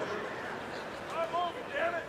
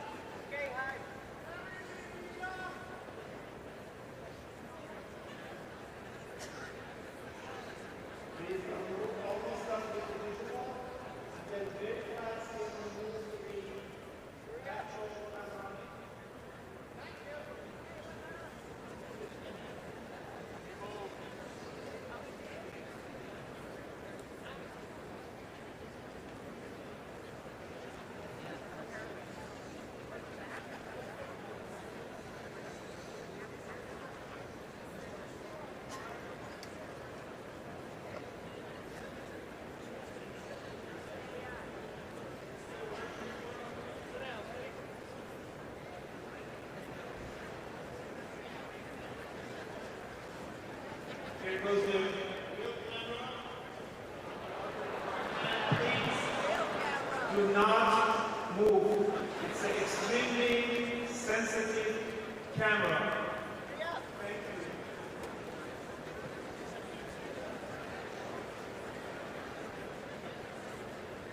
Please hold.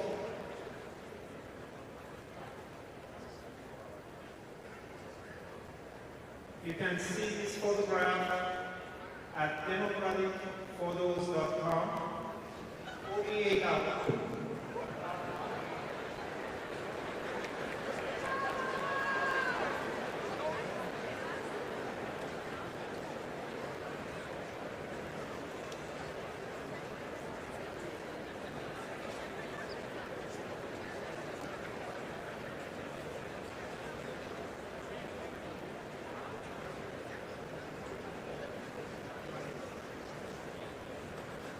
I congratulate all of you. Thank you for your attention.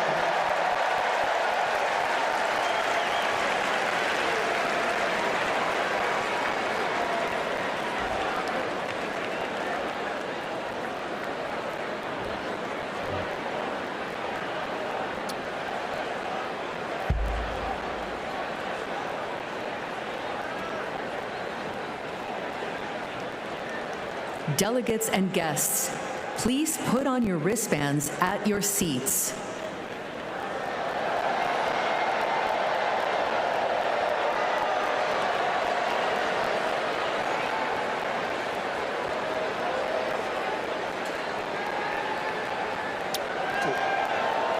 I'm gonna just count y'all off.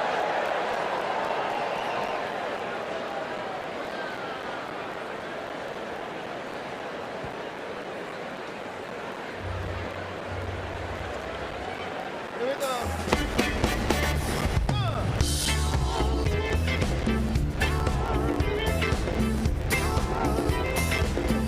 Knock it out.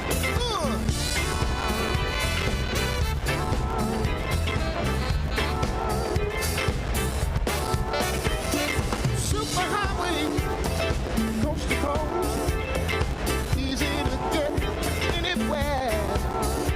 On the transcontinental overload.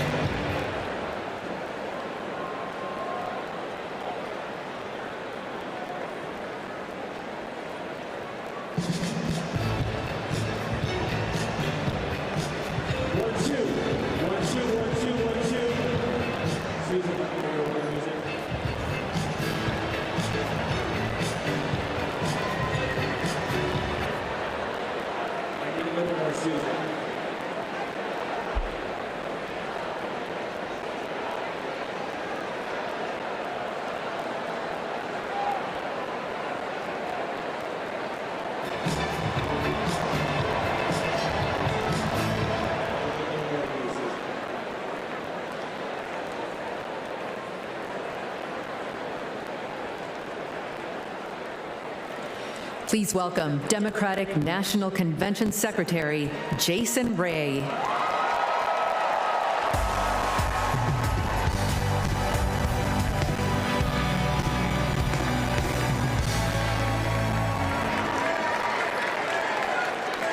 Well, good evening, delegates.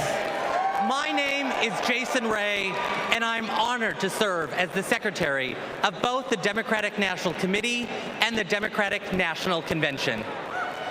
I remember watching my very first convention on television when I was just 10 years old. It was the 1996 convention right here at the United Center. Now, nearly 3 decades later, I could not be more thrilled to join you in making history as we nominate Vice President Kamala Harris.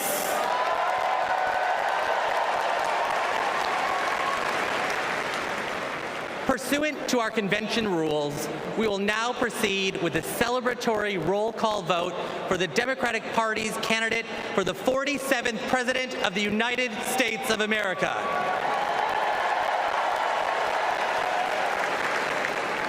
As a reminder, our nomination was made official on August 6th upon the certification of the virtual roll call.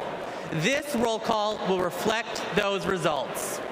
The chair of each delegation or their designee will report its delegation's voting results for the presidential nomination.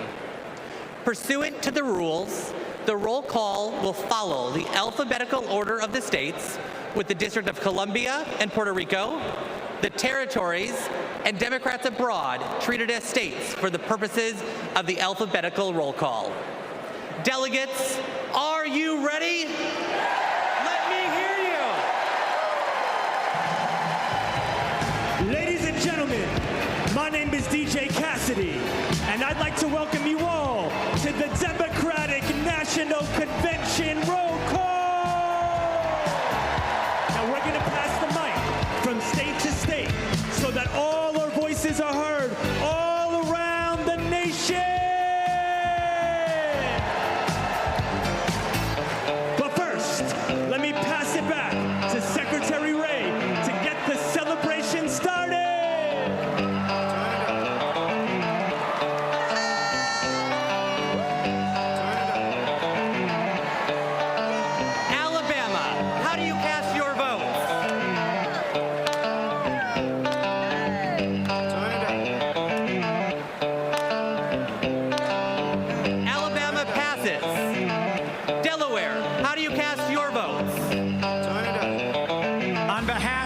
The great state of Delaware, home of our beloved 46th President of the United States, Joseph Robinette Biden Jr. It is our honor to unanimously cast our 34 votes for the next President of the United States, Vice President Kamala Harris!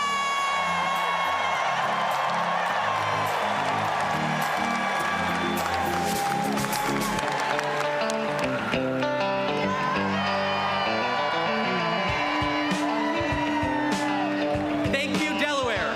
Alabama, how do you cast your vote?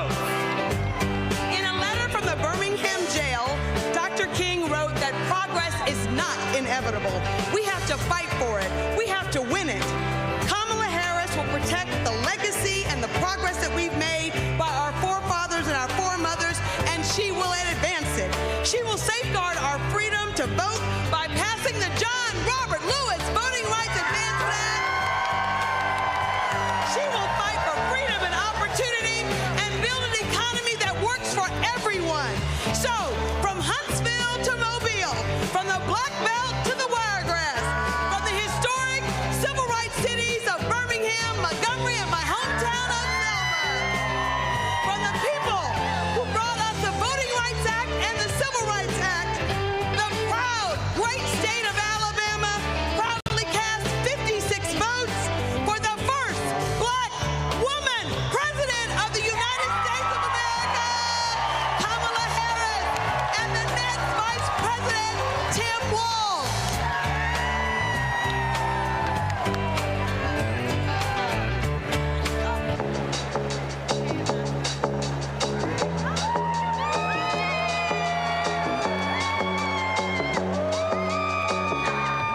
Alaska, how do you cast your vote?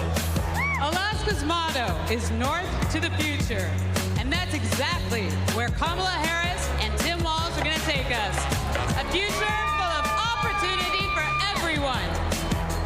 As a teacher, a union member, and a proud black woman, it is my honor to cast Alaska's 19 delegates for the next president of these United States, Kamala Harris.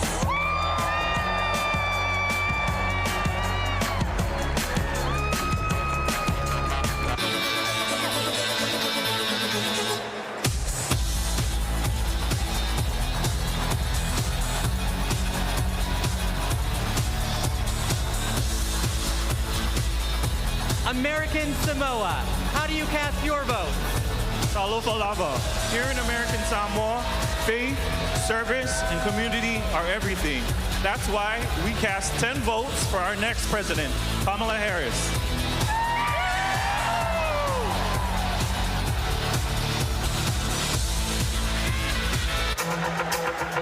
Now, once again, my name is DJ Cassidy, and this is the DNC roll call. So let's pass the mic around the nation.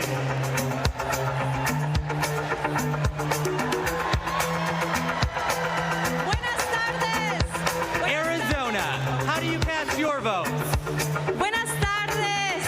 From the Grand Canyon state of Arizona, the future of the Democratic Party, where we've been bringing the heat since 2020, electing Democrats up and down the ballot. Our diverse coalition is proud to cast our 85 votes for Kamala Harris.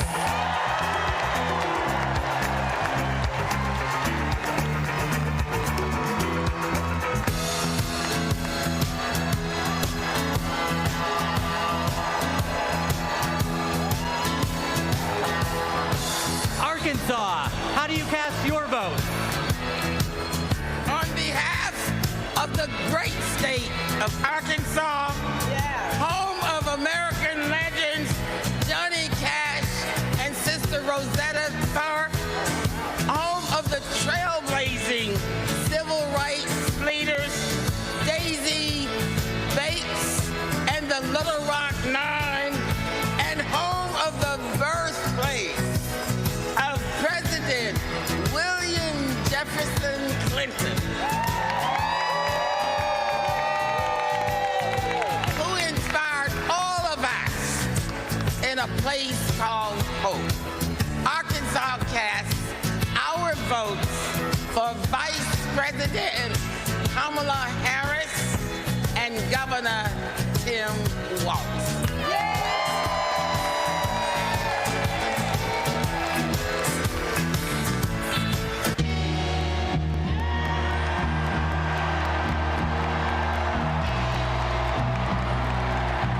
California, how do you cast your vote?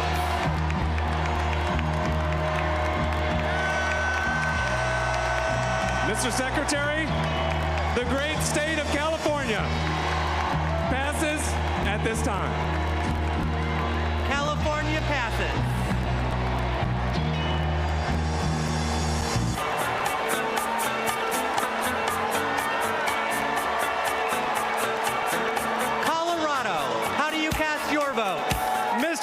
Secretary, in Colorado, we know how to climb mountains, and we're going to make sure Kamala Harris and Tim Walz reach the summit and win this election. Colorado proudly casts its votes for Kamala Harris. Get it go!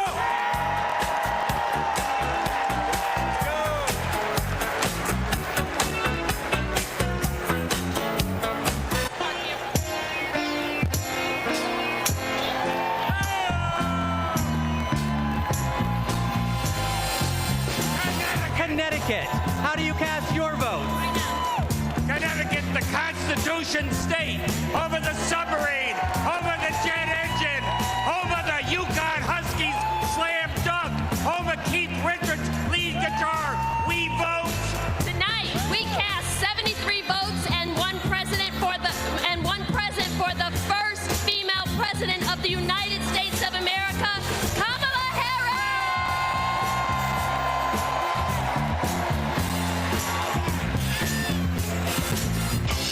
Now we're passing the mic all around the world tonight. So let's join together. Here we go, here we go, here we go. Let's go!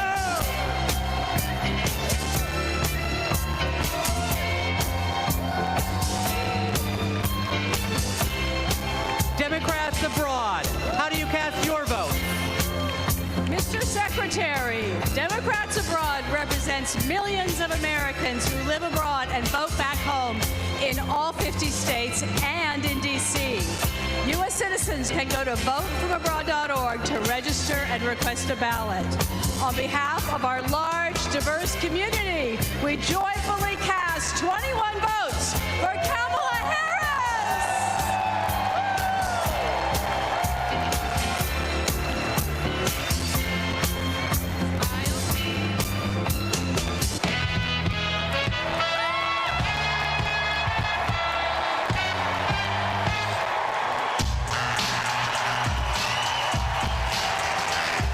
District of Columbia, how do you cast your vote? We are Washington, D.C., home to 700,000 Americans, where millions have marched for jobs and justice, where Dr. King had a dream and Obama had hope, and where in January 2025, we will host the inauguration of President Kamala Harris. We know Kamala Harris will fight for our freedom, and we will work together to make Washington, D.C. the 51st state. The District of Columbia is proud to cast its 51 votes for the next president of the United States, Kamala Harris.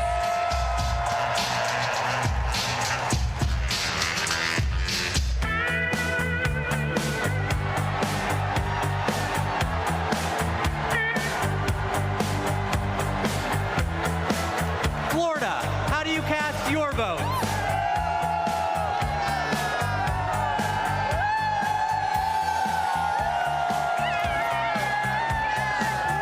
Florida is worth fighting for. That's why we're fighting back against Project 2025 and Republican extremism. We won't go back. We won't back down. I cast 4 votes present and 243 votes from the great state of Florida for the first president, first female president of the United States, Kamala Harris.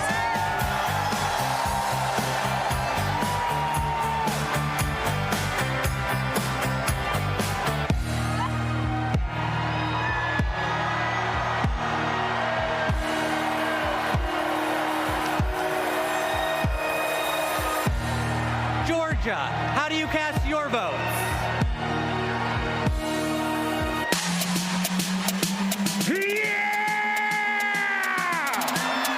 Ladies and gentlemen, we are here tonight to officially nominate Kamala Harris for president. Five, get loud, another round of shots. DNC, turn out for what? Turn out for what? Hey, turn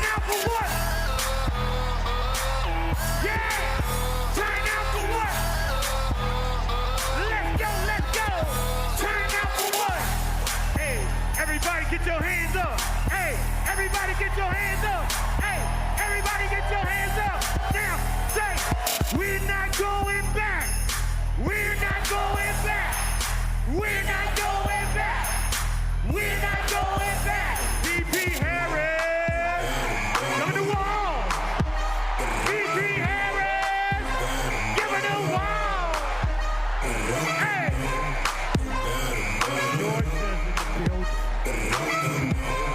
Mr. Secretary, the South's got something to say. I'm Congresswoman Akima Williams, chairwoman of the Democratic Party of Georgia. Georgia, the home of President Jimmy Carter, the cradle of the civil rights movement, where we fight for our freedom. Extremists in Georgia are trying to silence our voices by kicking Georgians off of the rolls and making it harder to vote. But y'all, when we send Kamala Harris to the White House, she'll fight for our freedom to vote, our reproductive freedoms, and our freedom to thrive. In the spirit of good trouble, Georgia cast 123 votes for the next president of the United States, Kamala Harris.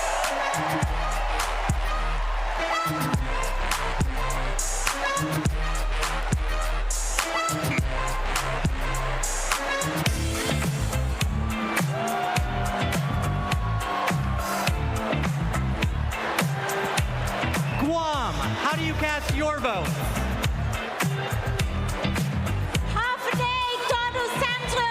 I am Governor Noon Young Guerrero, the first female governor of our beautiful island of Guam,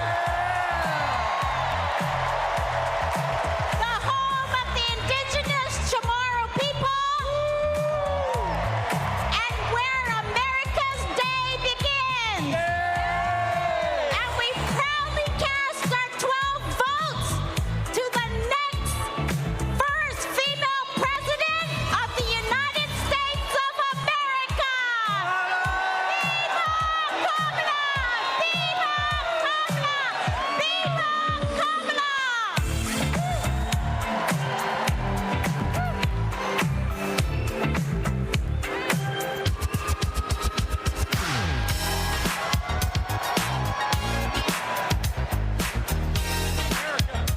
Aloha, Hawaii, how do you cast your vote? America, thank you all for loving Hawaii. The spirit of aloha means acting with love and kindness. Our Hawaii was the first state to legalize abortion. Our state was the first to ratify the ERA. Our state was the first to pass universal health care for all and target 100% renewable energy. Our state is the birthplace of Barack Obama. Our state shares the values of Kamala Harris, and we cast 6 votes present and 23 votes for Kamala Harris. First woman president.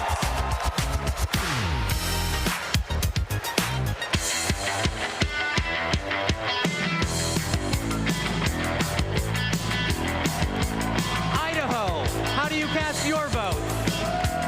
Republicans ripped away our reproductive freedoms. The Idaho Democrats are mounting our comeback.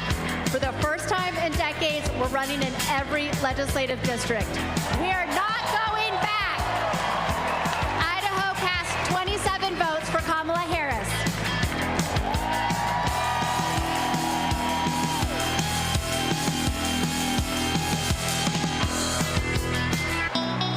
Ladies and gentlemen, today is a celebration of democracy, a celebration of freedom, a celebration of future. Chicago, are you ready?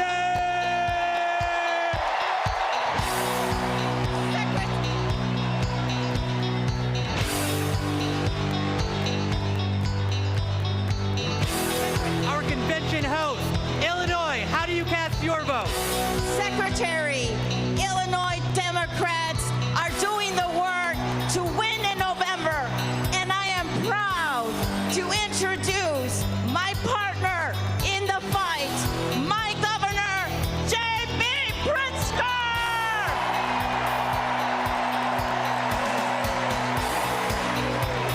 The great state of Illinois, the prairie state, home of 4 presidents, including President Barack Obama, the birthplace of skyscrapers and the adopted home of Superman, the cornerstone of the Midwest Blue Wall, the first state to ratify the 13th Amendment ending slavery, and the 19th Amendment granting women the right to vote. Illinois casts 1 vote present and 176 votes for the next President of the United States, future Madam President Kamala Harris.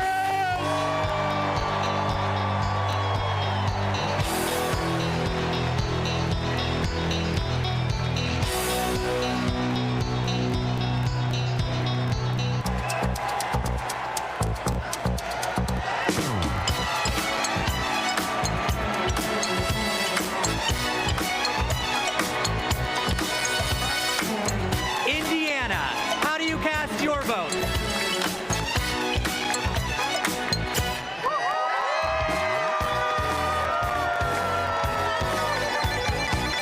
Indiana, welcome me into its heart.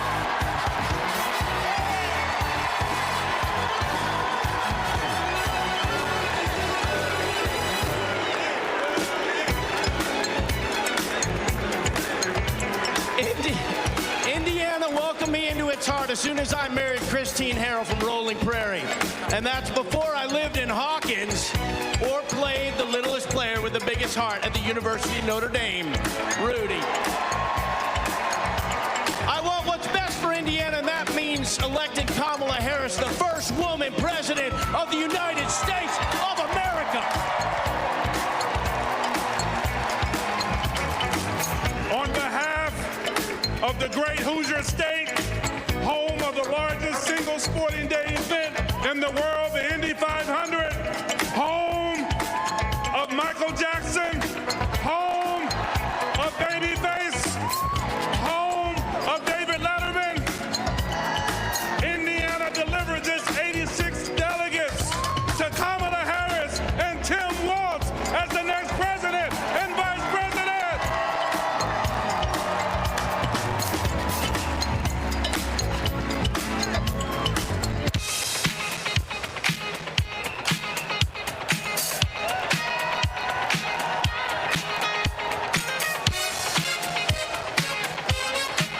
Iowa, how do you cast your vote? Thank you, Mr. Secretary. The tall corn state of Iowa, the state that launched Barack Obama on his way to the presidency, the state that put education on its state quarter, and the state that feeds and fuels the world casts 1 vote absent and 45 votes for the next president of the United States of America, Kamala Harris.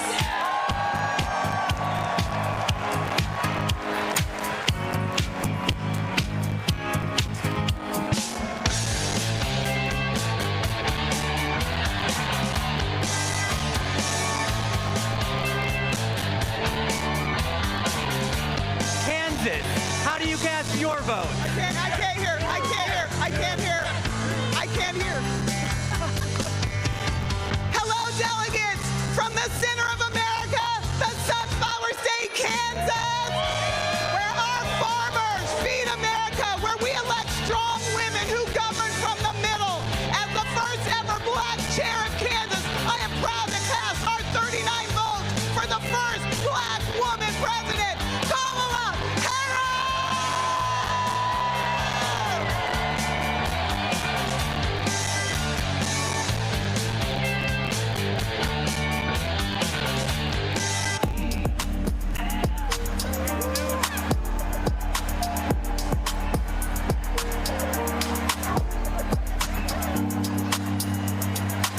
The Commonwealth of Kentucky, how do you cast your vote? Since 2021, the Biden-Harris administration has shown up for the Commonwealth of Kentucky, and today we're showing up for Vice President Harris. With this administration, we've broken every record for private sector investment, exports, tourism, wages, and new jobs. Together, we're building the 2 largest battery plants on planet Earth, and we opened the cleanest, greenest recycled paper mill the world has ever seen.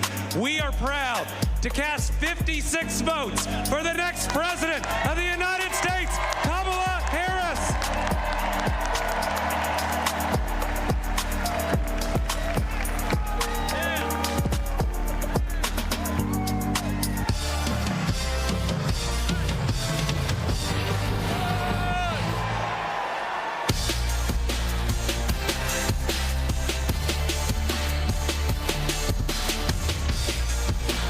Louisiana, how do you cast your votes?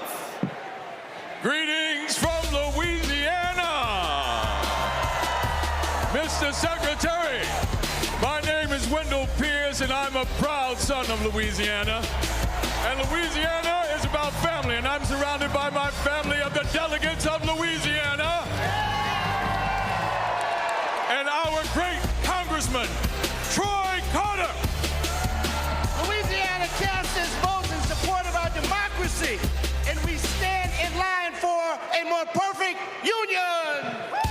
And born out of that democracy from the Big Easy, the northernmost Caribbean city, the last Bohemia was jazz.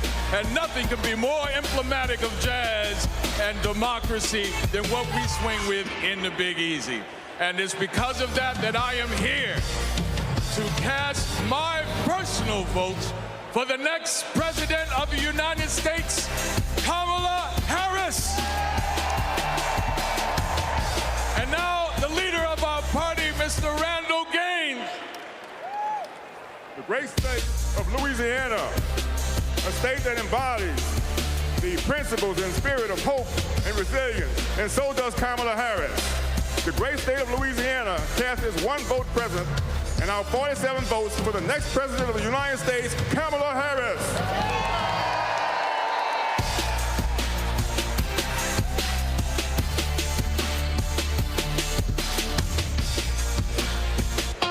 Ladies and gentlemen, we're halfway there. Are you ready? Here we go, here we go. Let's go, let's go, let's go!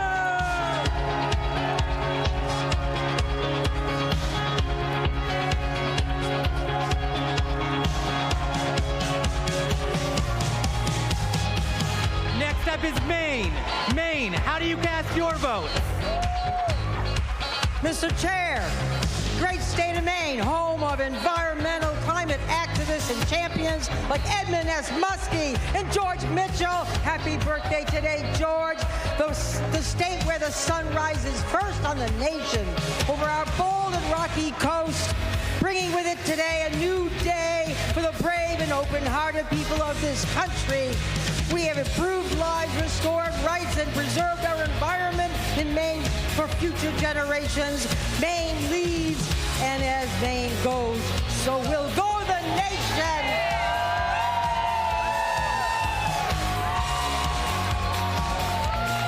Maine proudly cast 30 votes for our next president, Kamala Harris.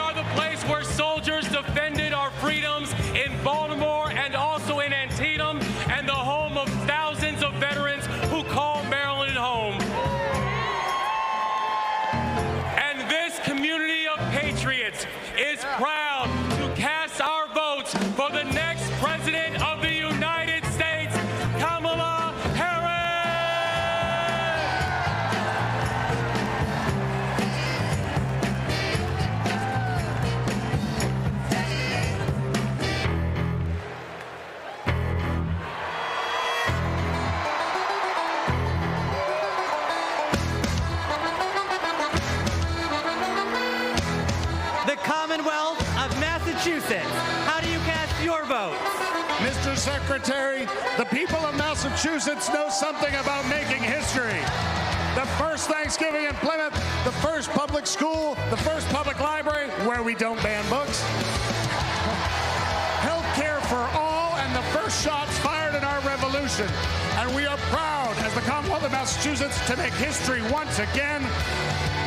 Mr. Secretary, Massachusetts counts 116 votes, all of our votes, for Kamala D. Harris for the office of President of the United States.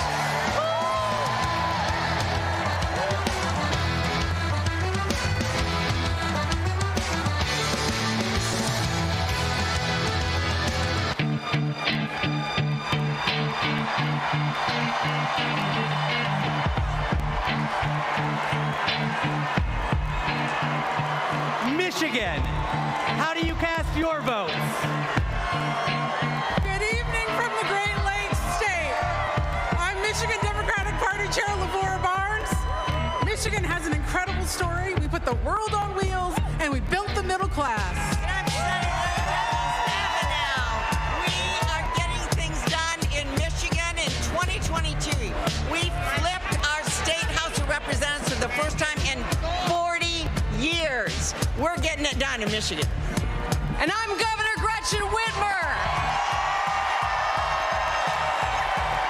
We cut taxes. We protected freedoms. We brought manufacturing home, and we know how to win. This November, we're marching together. Michigan cast three president 25 votes for our next president, Kamala Harris.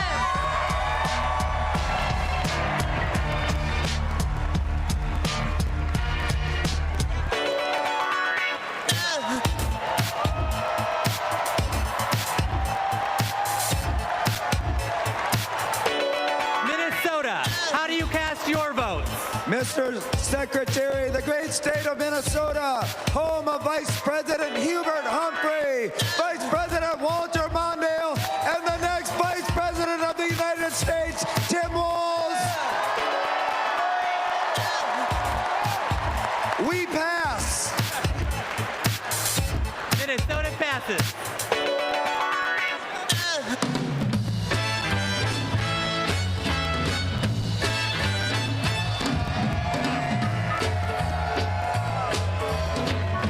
Mississippi, how do you cast your votes? Mr. Secretary, I'm State Chair Shaq Taylor from the home of magnolias and mockingbirds, from the great state of Mississippi, from the Red Clay Hills to the Mississippi River. To our Gulf Coast, we're proud of our heroes such as Fannie Lou Hamer and our special guest, Mr. January 6th, the Honorable Benny T. Thompson. With great joy, Mississippi delivers 40 votes for our future president, Ms. Kamala Harris.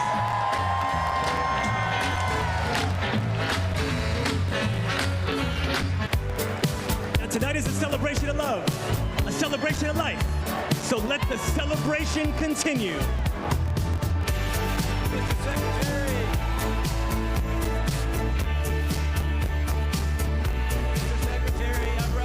Missouri, how do you cast your vote?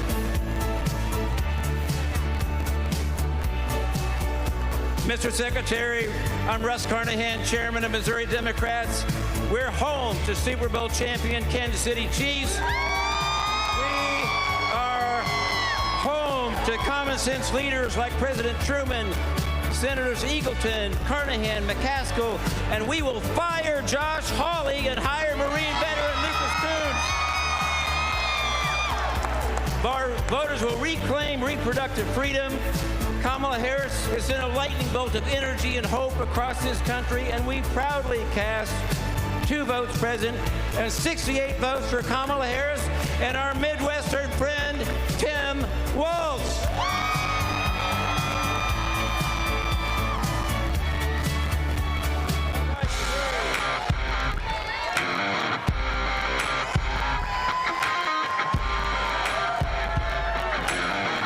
Montana, how do you cast your votes? We, the delegates of the proud state of Montana, on behalf of Big Sky Country,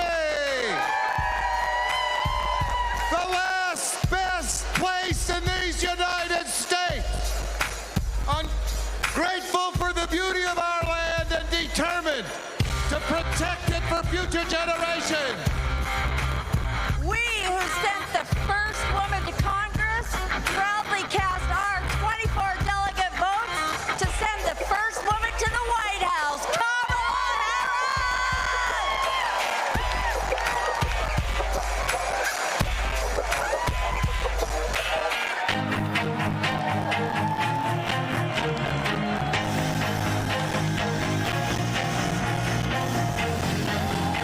Nebraska, how do you cast your vote?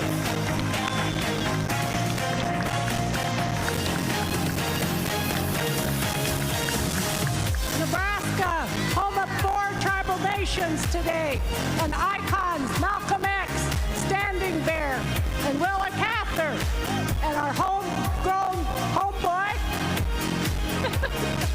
Tim Walz. And the quality of life capital of the country, Lincoln, capital of Husker Nation, where the Biden-Harris team and unions are rebuilding the heartland. In Omaha, now affectionately known as Kamaha, where we will protect the blue dot. We are ready for it. Nebraska proudly casts our 34 votes for Kamala Harris and Coach Tim Walz.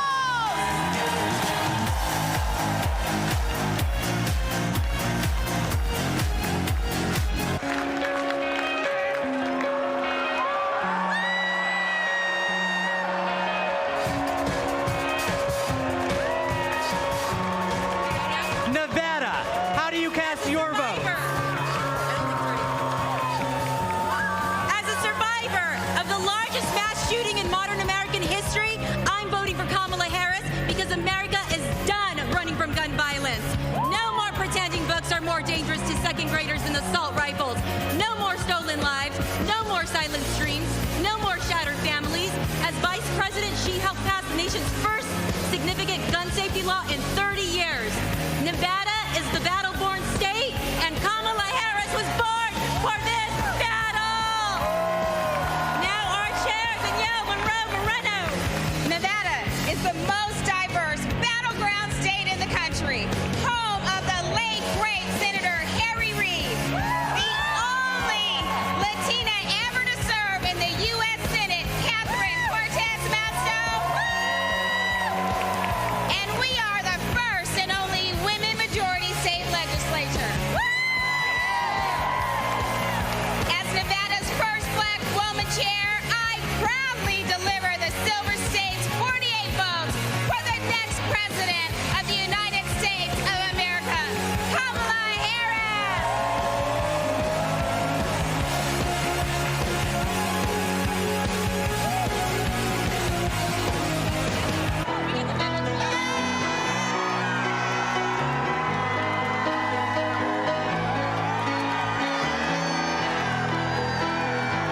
New Hampshire, how do you cast your votes?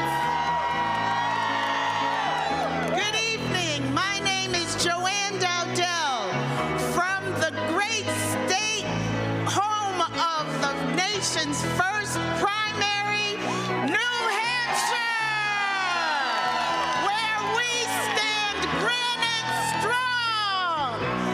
We are so proud of the many women throughout our state committed to building a future of opportunity and trailblazing the way for all of us. And now it is my pleasure to introduce our youngest delegate, Aliana Hope Manzour.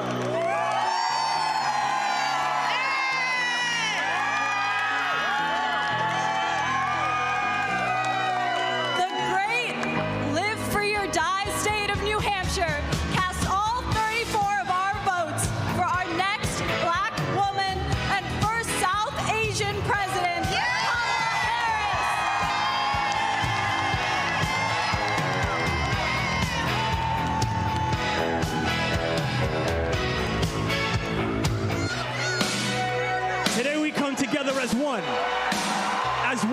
nation under one groove.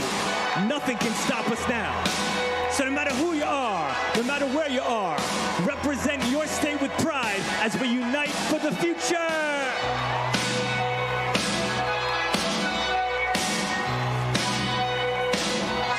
New Jersey, how do you cast your vote? Everybody, I'm Governor Phil Murphy. We're from Jersey, baby, and you're not. In the Great Garden State, we care about protecting women's rights and lifting up vulnerable communities. That's what we mean when we say the Great Garden State. My name is Dr. Joey Perella, pronouns she, her, hers. I'm a proud resident of the Garden State. I'm proud to stand with Kamala Harris and Tim Walz because they stand with the LGBTQ community.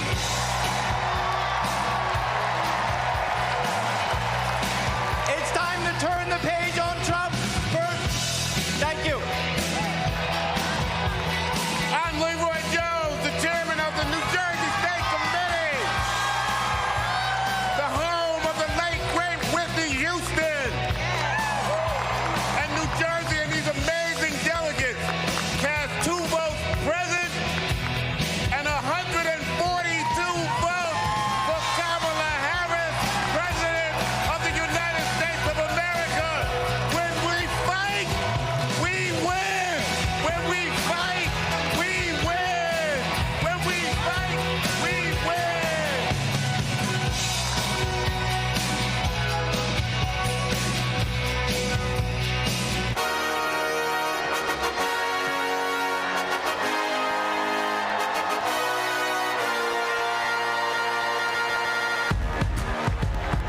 New Mexico, how do you cast your vote? Buenas noches! Chair Jessica Velasquez here with our delegates from the land of enchantment, the great state of New Mexico, where we live our family values, respect women, love our land, our water, our blue skies, our green chili, and our sunsets. We are proud to cast 45 votes for Kamala Harris and Tim Walz.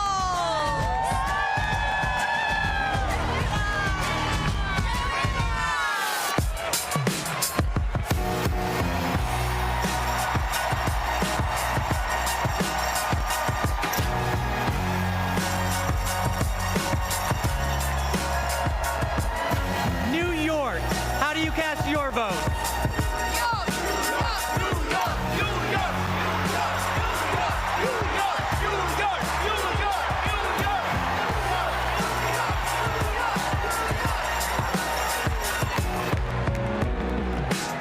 Mr. Secretary, my name is Henry Garrido.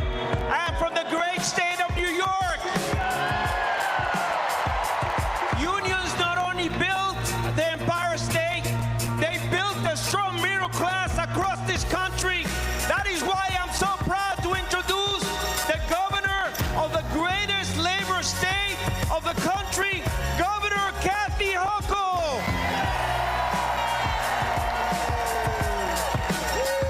As governor of the greatest state that ever existed. Hey, for New Yorkers, get used to it. From Seneca Falls, the birthplace of the women's rights movement, to Stonewall, the birthplace of the LGBTQ movement, to Stone King Mountain, the birthplace of the environmental justice movement, and the birthplace of the labor movement. We are also not just the birthplace of great progressive movements, we are the birthplace of Shirley Chisholm. We are the birthplace of Geraldine Ferraro. And we are the home of Hillary Clinton. And that's why, as the first woman governor of New York, I am so proud to cast 298 votes to make Kamala Harris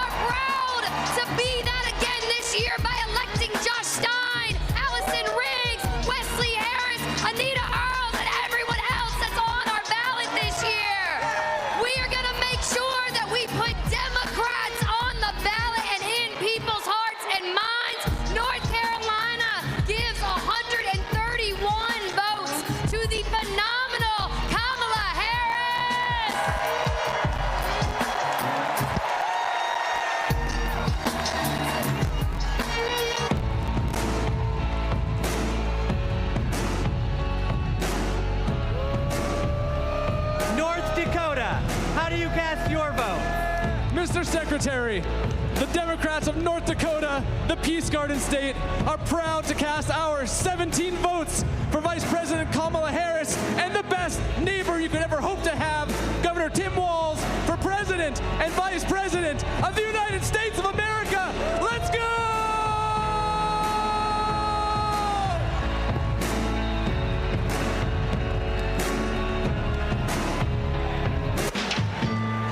So now, ladies and gentlemen, my name is DJ Cassidy. This is the DNC roll call, and tonight, your voice is the future.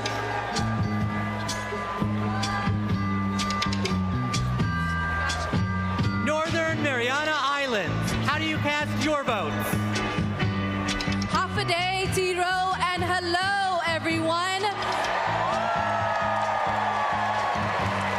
We are the Northern Mariana Islands, where our customs, our culture, our land, and our oceans breathe life into our people. The earth is not red or blue. The earth is sick, and we must protect it. Home to some of the living legends in celestial navigation and to some of the friendliest people in the Pacific. We are the blue waves of the Pacific, and we are proud to cast all 11 votes for our MVP, Kamala Harris. Viva Marianas! Viva Harris Walz!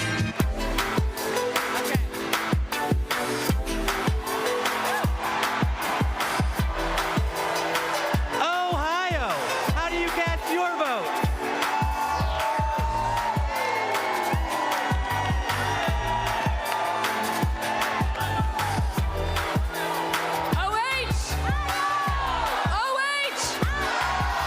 Mr. Secretary, Ohioans know how to make history.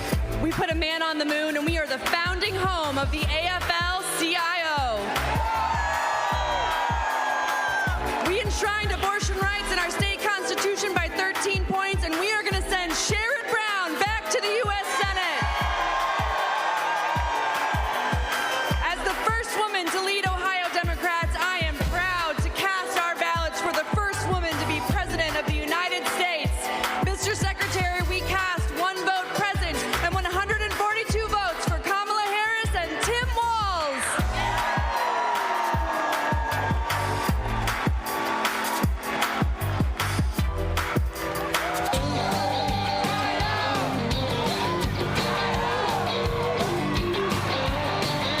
Oklahoma, how do you cast your vote?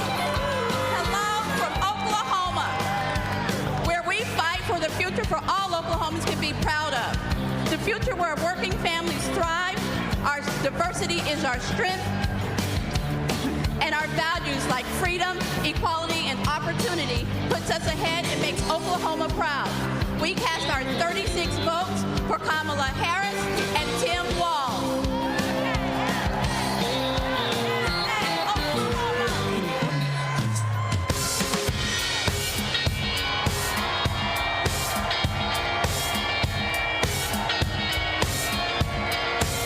Oregon, how do you cast your vote?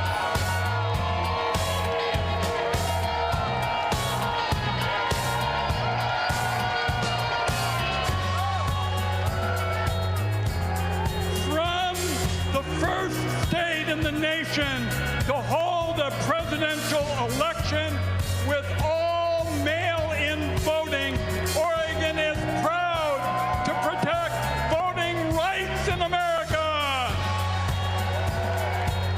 And hailing from the heart of the beautiful Pacific Northwest, Oregon protects our planet and fights for LGBTQ equality.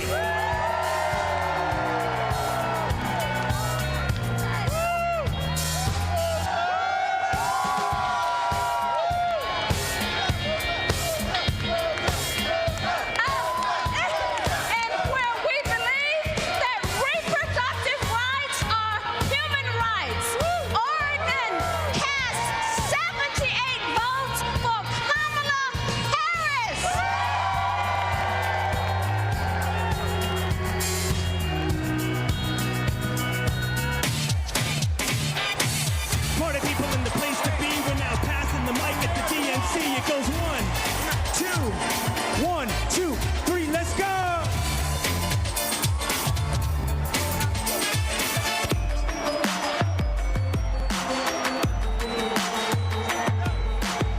Commonwealth of Pennsylvania. How do you cast your vote? Let's go, Pennsylvania. Let's go. My name is Mayor DeJuan Walker from the great city of Alsobrooks, Beaver County. My city is a city of legends, the only high school in America with 3 Hall of Famers.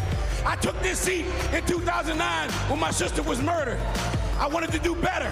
15 years she's been gone. 12 years this city has been under my watch. I'm grateful for the opportunity to lead my city. I'm grateful for the state of Pennsylvania. God bless everyone in this room. I love this state. Thank you. I'm Governor Josh Shapiro. The proud governor of the Commonwealth of Pennsylvania, the birthplace of democracy, the birthplace of freedom, the greatest Commonwealth of all. And together, Pennsylvania cast 178 votes for the next Madam President of the United States, Kamala Harris, and Vice President Tim Walz.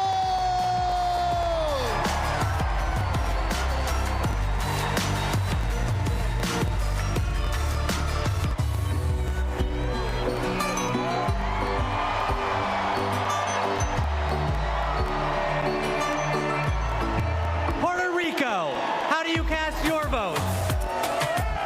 Buenas noches.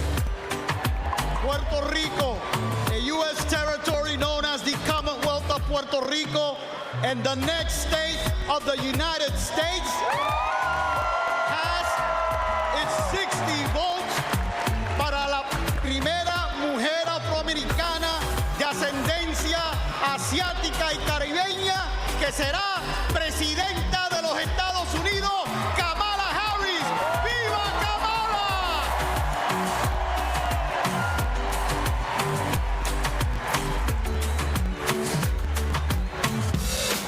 DNC, let's go! Roll call, keep it coming now. Roll call, keep it coming now. Roll call, keep it coming now. 1, 2, 1, 2, 3, let's go!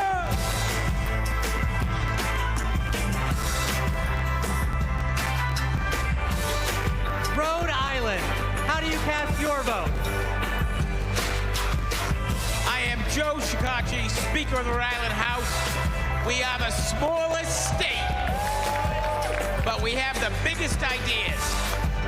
Home to the nation's first wind farm and a historic act on climate, we continue leading the way on sustainability and housing. The deep blue ocean state is proud to cast 1 vote present and 34 ballots for the next President of the United States, Kamala Harris.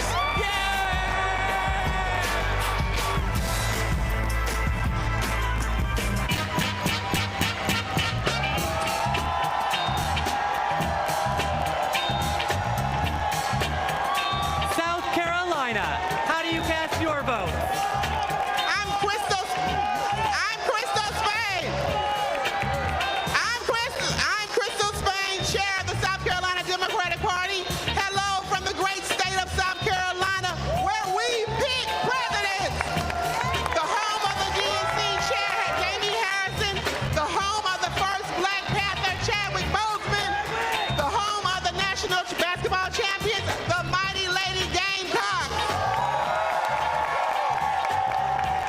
I'm Senator Margie Bright Matthews, one of the sister senators, and John F. Kennedy Profiles in Courage Award winner. We stopped the total abortion ban in South Carolina. Like us, Kamala has proven that she has the courage to fight and will fight for all Americans. South Carolina is not going back.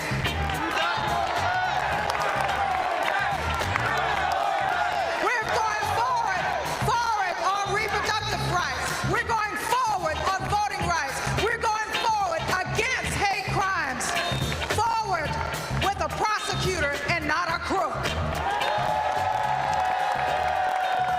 That's why we are proud to cast our 65 delegates for Kamala Harris.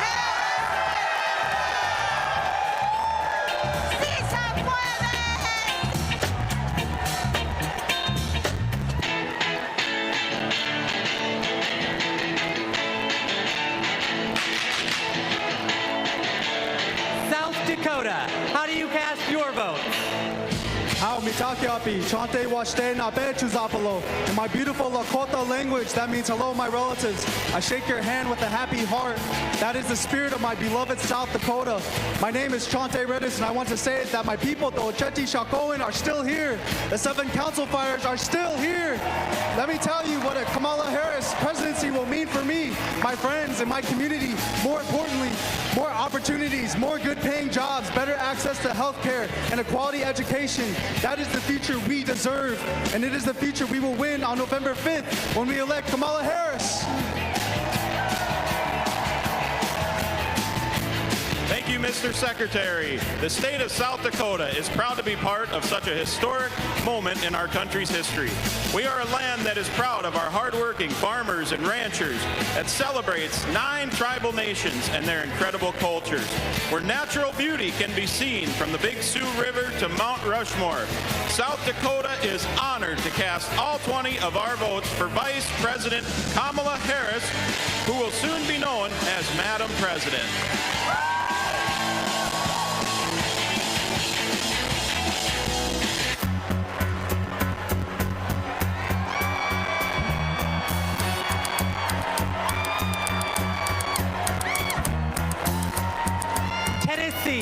How do you cast your votes?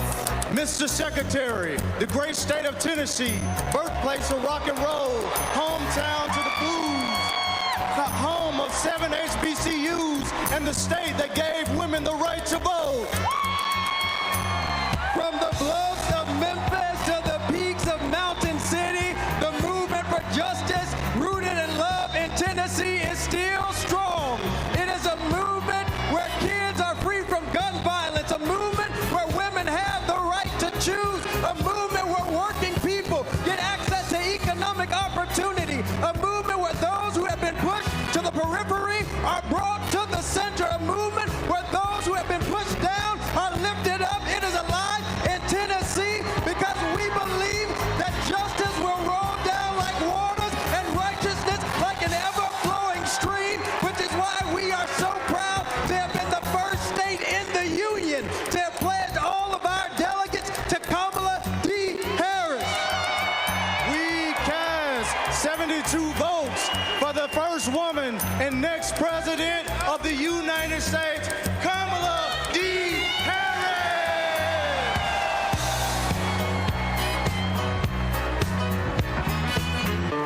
Party people, come on. DNC, party people, come on. Roll call, party people, come on. DNC, party people, come on.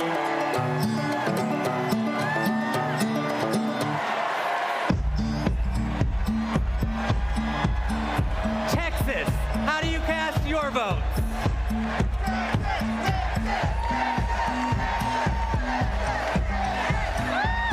Hello, Chicago! I'm Eva Longoria from Corpus Christi, Texas, home of Selena Quintanilla, and I'm here to introduce native Texan Cecile Richards. I'm proud to be here tonight representing a tradition in Texas of progressivism and my late mother, Ann Richards, the governor of Texas, and passing it on to another great Texas heroine, Kate Cox. I'm Kate Cox, and I love being a mom. I have 2 beautiful children, and my husband and I have always wanted a third. But when I got pregnant, doctors told us our baby would never survive. And if I didn't get an abortion, it would put a future pregnancy at risk. But Trump didn't care. And because of his abortion bans, I had to flee my home. There's nothing pro-family about abortion bans. There's nothing pro-life about letting women suffer and even die.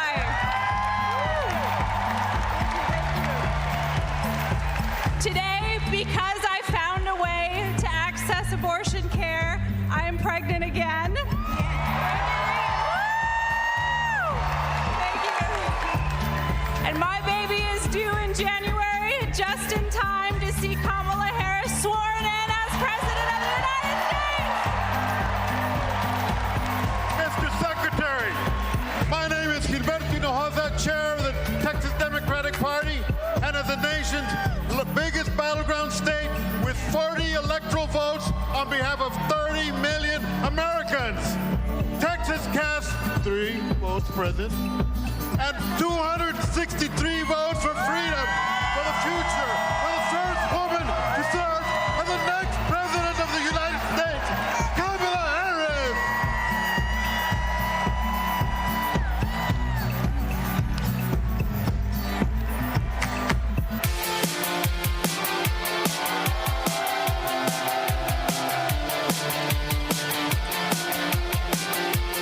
Utah, how do you cast your vote?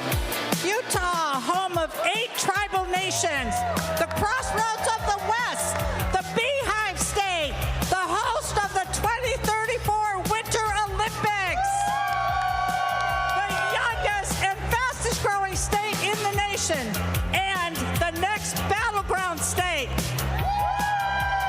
Mr. Secretary, we proudly cast 34 votes for Vice President Kamala Harris!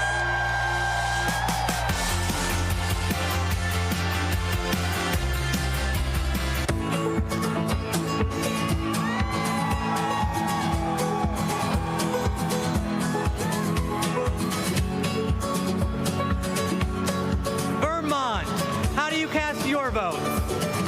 Vermont knows the value of public education. We even have a teacher as our congresswoman. And in 1777, we were the first state to place public education in our Constitution. As someone with significant learning disabilities, I know the value of investing in every single child. We are proud to call Vermont home, and we are proud to cast our 24 votes for Kamala Harris because we are not going back.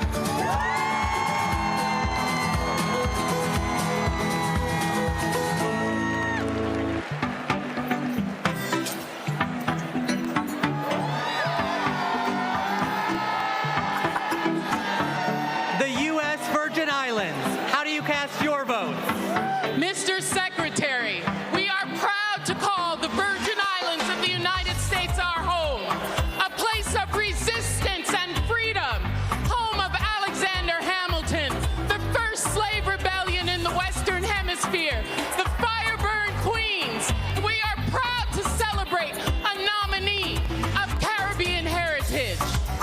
From America's Caribbean, the place where the sun rises first in America, from the place of great liberty and the vacation home of President Joe Biden, the Virgin Islanders are strong, resilient, and committed to and passionate to vote for the next President of the United States. All 13 votes to Kamala Harris!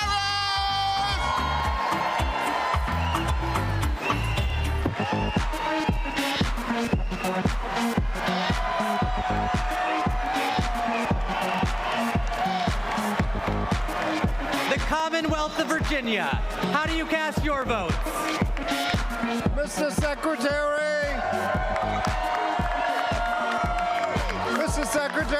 the Commonwealth of Virginia is proudly represented by Senator Mark Warner and Senator Tim Kaine, majorities in the House of Representatives, with 6 hardworking Congress members and majorities in the General Assembly. We also are proud to be represented by 25,000 hardworking, mostly union workers who build freedom, by building aircraft carriers and submarines. Senator Warner.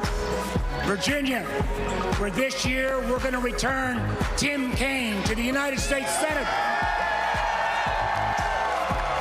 Our Commonwealth of Virginia is proud to cast all 119 votes for the next President Kamala Harris.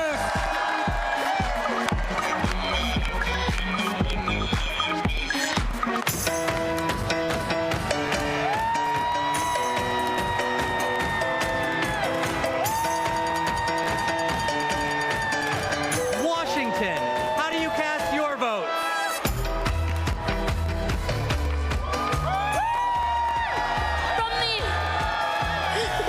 From the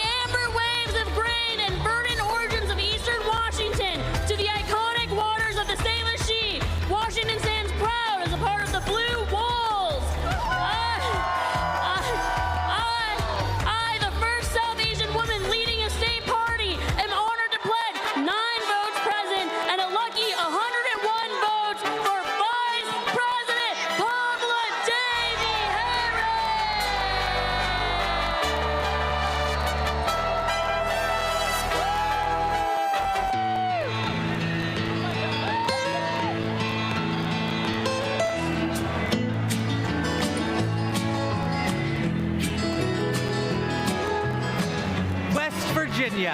How do you cast your votes? My name is Jean Evansmore, and I'm 83 years old. And as such, I am the oldest of the delegates in West Virginia. Most 83-year-olds that I know are spending time with their grandchildren or traveling. But I'm here, suited up and ready to battle. Because I will not, I repeat, I will not let everything I've fought for be taken away by Donald Trump.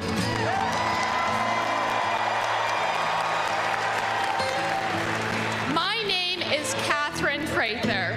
I am 18 years old, and I am the youngest delegate from West Virginia. I'm suited up and ready for battle because I will not let my freedoms and my future be taken away by Donald Trump.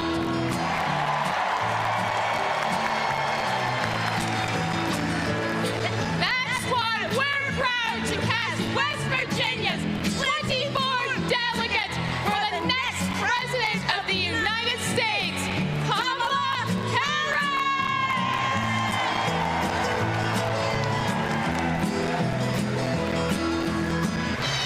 Ladies and gentlemen, my name is DJ Cassidy. Now, are you ready?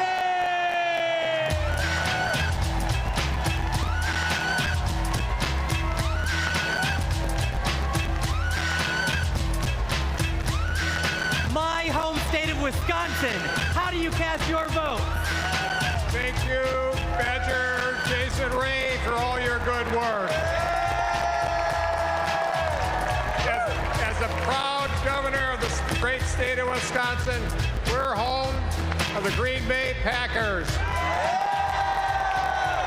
We're home of the Wisconsin Badgers. We're home of the Milwaukee Brewers and the Milwaukee Bucks, as well as U.S. Senator, our best U.S. Senator, Tammy Baldwin, and our great congressional folks, Gwen Moore and Mark Pocan. I'm here because I'm jazzed as hell to announce that Wisconsin cast one vote present and 94 votes who are we at? Got me going here. Former Wisconsinite, former state, oh my God. We love you, Jody! We love you, Jody! 94 votes for.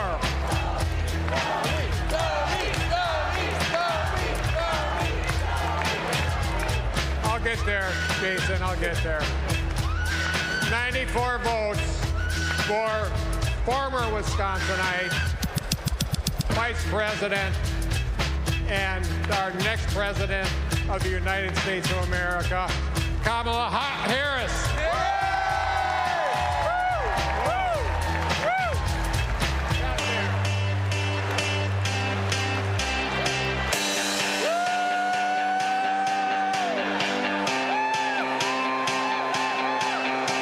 Wyoming. How do you cast your vote?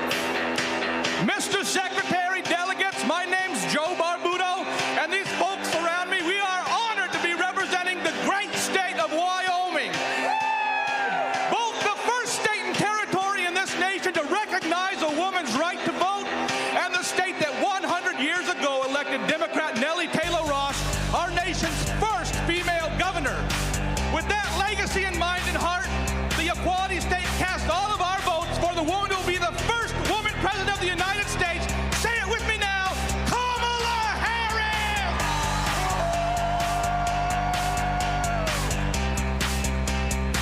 All right. Good job.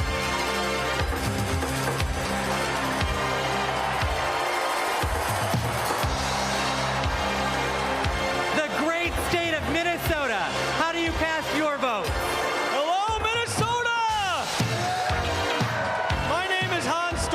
and Tim Walz was my neighbor, coach, and favorite teacher. We were excited to go to his classroom every day. And if you've ever been in high school, you know that can be rare. He opened our eyes to the world. He taught us how to talk about global issues with respect, curiosity, and kindness, even and especially when we disagreed. But he wasn't just a great teacher. He was also a great neighbor and friend. In fact, when he was in the midst of a budget battle as governor of our state, he still found time to attend my brother's funeral. Mr. Walz means the world to my family. He's always been there for us, and that's how I know he'll always be there for you as vice president.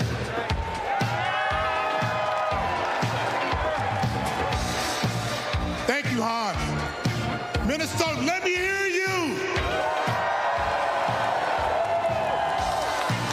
There you go. 14 years in the National Football League taught me a lot about leadership. A good leader cannot be selfish. He has to look out for his team. Coach Walz is unselfish as they come. He has led Minnesota with honesty and integrity. And in November, Minnesota is going to send Tim Walz and Kamala Harris to the White House. Let's go! I'm Amy Klobuchar, the senator from the great state of Minnesota, where nearly everyone votes and purple reigns. And I'm Tina Smith from the great state of Minnesota, the home of the next Vice President of the United States, Tim Walz. Minnesota, we cast 10 votes present, and we deliver 81 votes for Kamala Harris and Tim Walz.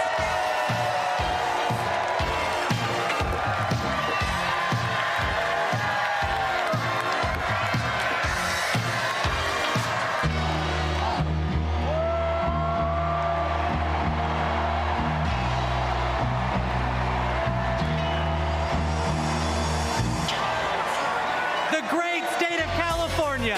How do you cast your vote? My name's Governor Gavin Newsom from the great state of Nancy Pelosi. I come from a state like our nation of dreamers, of doers, of entrepreneurs, of innovators that prides itself on being on the leading and cutting edge of new ideas.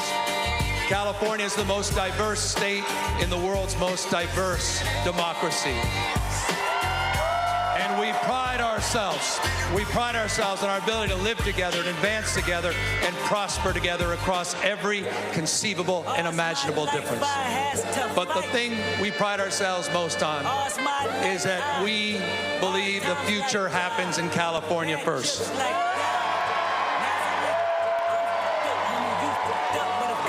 And Democrats, I've had the privilege for over 20 years to see that future taking shape with a star in Alameda courtroom by the name of Kamala Harris.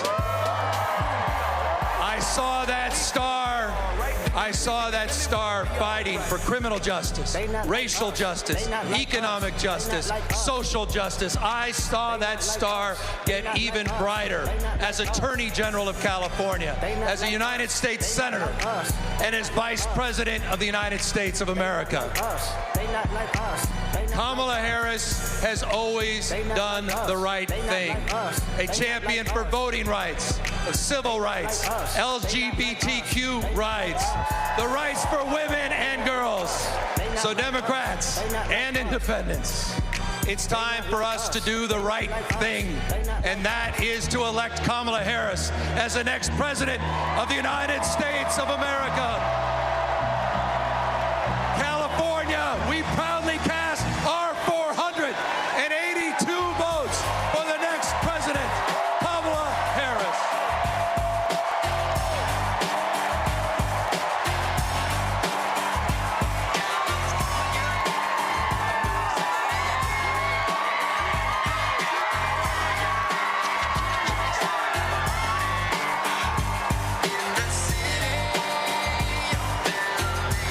Thank you to everyone who participated in our celebratory roll call. Delegates, please know how critical you are to this process, both now and earlier this month when we conducted our virtual roll call. I am thrilled to reaffirm Kamala Harris as the Democratic nominee for President of the United States.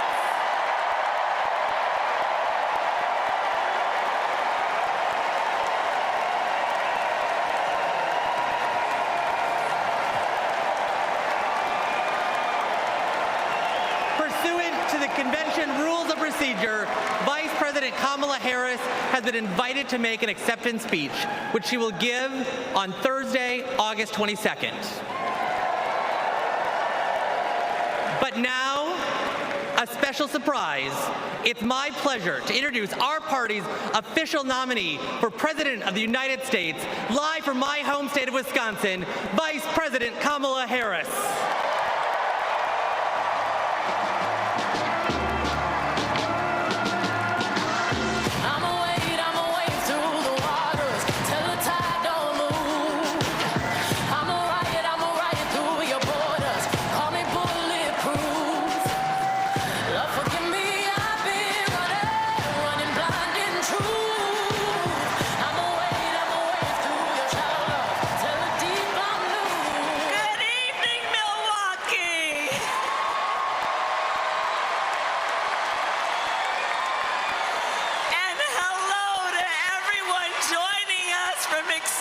Chicago.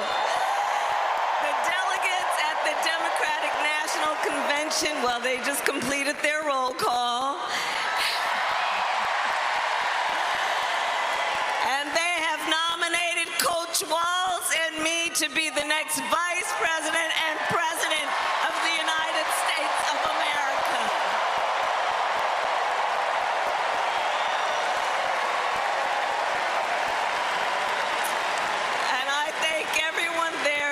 For believing in what we can do together. We are so honored to be your nominees. This is a people-powered campaign, and together we will chart a new way forward. A future for freedom, opportunity, of optimism and faith. So to everyone in Chicago and across America, thank you. Thank you.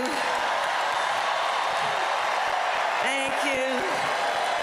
And you're going to hear from our wonderful second gentleman shortly. I'll see you in 2 days, Chicago.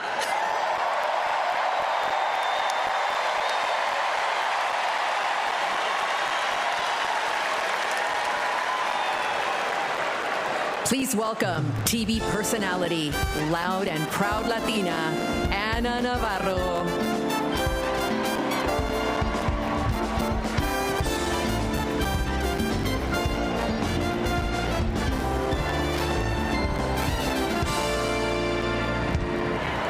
Buenas noches, Chicago.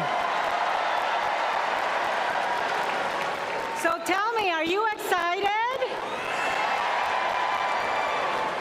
Wow, what energy, what a moment.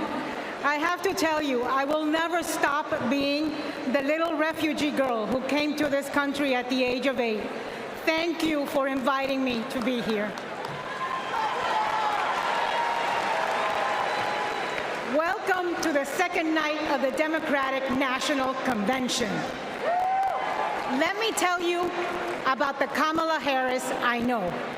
She is legitimately a joyful, optimistic leader. She cares about policy, yes, but she also cares about people and how that policy affects real people, not just the members of Mar-a-Lago. And you know what else? Kamala Harris, she likes dogs. And my dog, Cha-Cha, likes her. Dogs are good judges of character. So are cats. We cannot elect a president who does not like dogs or hangs around with people who shoot them. Now, let's be serious. Donald Trump and his minions call Kamala a communist. I know communism. I fled communism from Nicaragua when I was 8 years old. I don't take it lightly. And let me tell you what communist dictators do. And it's never just for one day. They attack the free press. They call them the enemy of the people, like Ortega does in Nicaragua. They put their unqualified relatives in cushy government jobs so they can get rich of their positions, like the Castros do in Cuba. And they refuse to accept legitimate elections when they lose and call for violence to stay in power, like Maduro is doing right now in Venezuela. Now, you tell me something. Do any of those things sound familiar? Is there anybody running for president who reminds you of that? And I know one thing, it's not Kamala Harris. That is not the America we love. It's not the land of freedom we treasure. Last night, we heard President Biden say that he loves his job, but he loves his country more. Every American needs to love our country more. Every American has the duty to put our country first. Country first before party. Country first before political ambition. Country first before habit. And in this election, putting country first means one thing and one thing only: voting for Kamala Harris. And that is what this night is about. That is what we're going to talk about tonight. So you know what? Let's get it started. Let's get this fiesta going.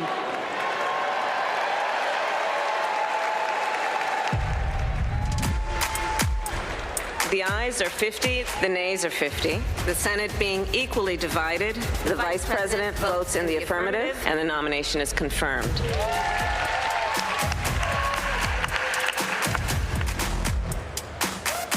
And the concurrent resolution as amended is adopted.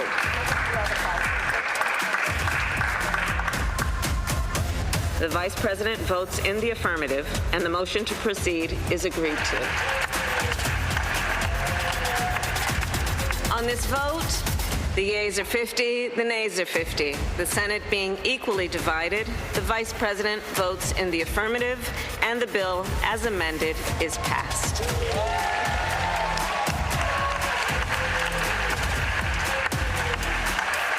It is my honor to present the Golden Gavel to Vice President Harris, 32 tie-breaking votes. Please welcome Senate Majority Leader and New York Senator Chuck Schumer.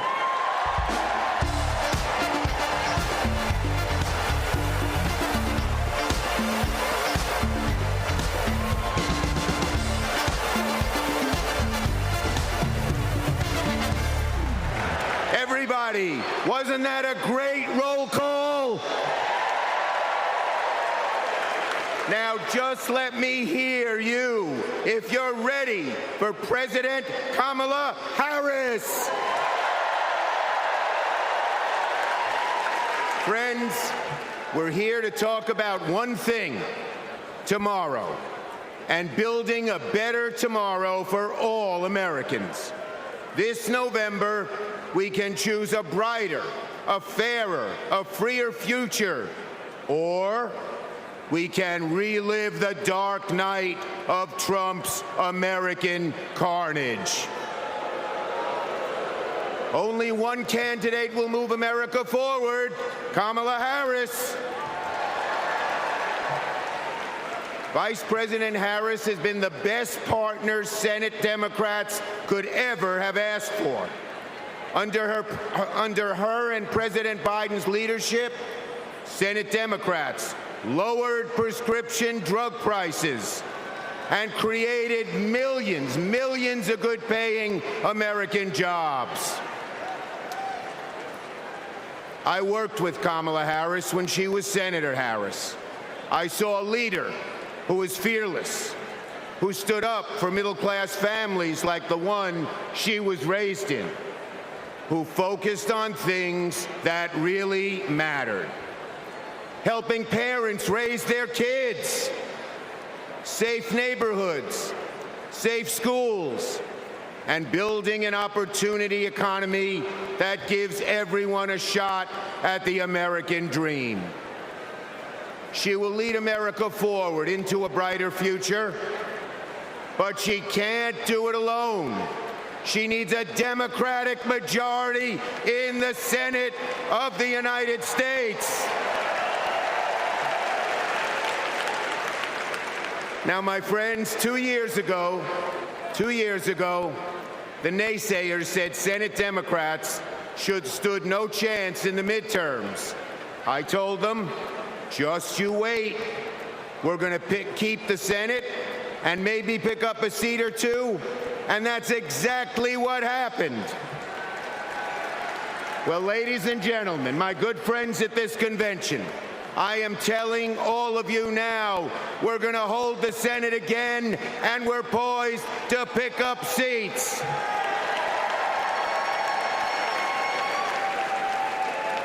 A Democratic majority to create good-paying jobs and lower costs, to defend a woman's right to choose, to deliver for communities back home. Our senators are doing it, like Jackie Rosen, delivering high-speed rail for Nevada. John Tester, bringing high-tech jobs to Montana. And Bobby Casey and Sherrod Brown and Tammy Baldwin and Martin Heinrich fixing bridges in Pennsylvania and Ohio and Wisconsin and New Mexico. We also have amazing candidates. Ruben Gallego, Angela Alsobrooks, Andy Kim, Alyssa Slotkin, Lisa Blunt, Rochester, Colin Allred, Debbie Mucarsel-Powell. And folks, listen to this. More than half of our candidates are candidates of color. We're making the Senate look like America. Now let's compare that with Senate Republicans. Senate Republicans pretend to care about middle-class families, but they voted no on expanding the child tax credit, and J.D. Vance didn't even show up to vote. Senate Republicans pretend to care about the border, but they voted no on the strongest border bill in a decade. Republicans tend to care about freedom, but they voted no on a woman's right to choose. No to safeguard IVF. No to birth control. That is just a taste of their extreme agenda. Is that what we want for America? Do we want a Republican Senate that assaults reproductive freedoms? Do we want a Republican Senate that cuts taxes for the rich, rigs the game for big oil and big pharma? Well, folks, the choice is ours. Now, let me close on a personal note. As the highest-ranking Jewish elected official in American history, I want my grandkids and all grandkids to never, never face discrimination because of who they are. But Donald Trump, this is a guy who peddles anti-Semitic stereotypes. He even invited a white supremacist to Mar-a-Lago. And unfortunately, his prejudice goes in all directions. He fuels Islamophobia and issued a Muslim ban as president. Tonight, folks, I am wearing this blue square to stand up to anti-Semitism, to stand up to all hate. our children, our grandchildren, no matter their race, no matter their creed, their gender or family, deserve better than Donald Trump's American carnage. So, are you ready to make sure Donald Trump never, ever gets near the White House again? So let's elect Kamala Harris, Tim Walz, and a Democratic majority in the Senate and keep the torch of freedom burning bright for generations to come. On to victory in November.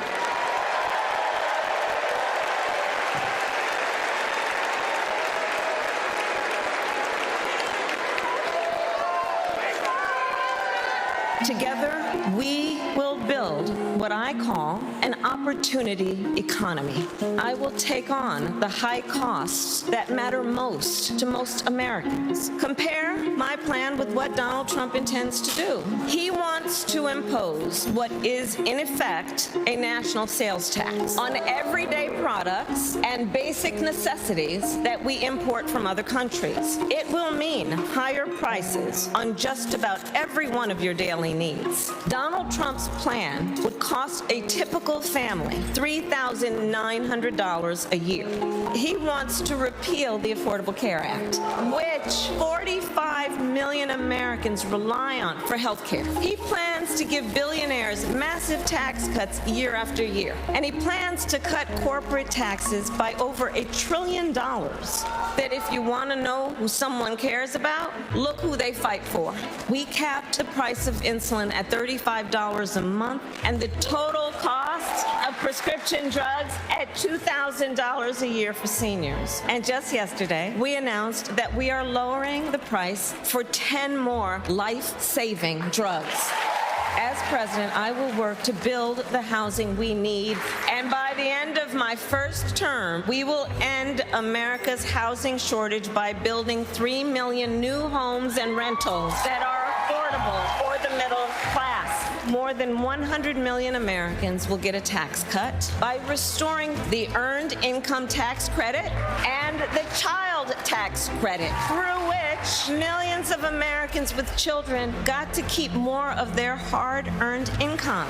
We will provide $6,000 in tax relief to families during the first year of a child's life. Now is the time to chart a new way forward. I will fight to give money back to working and middle-class Americans. Increase the security and stability financially of your family and expand opportunity for working and middle-class Americans.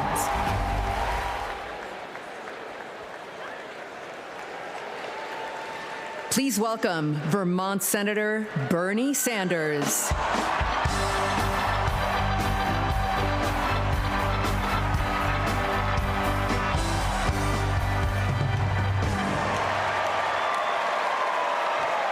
Thank you.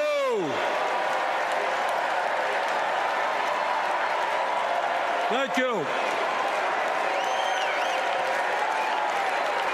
My fellow Americans, it is an honor to be with you tonight, because we're laying the groundwork for Kamala Harris to become our next president.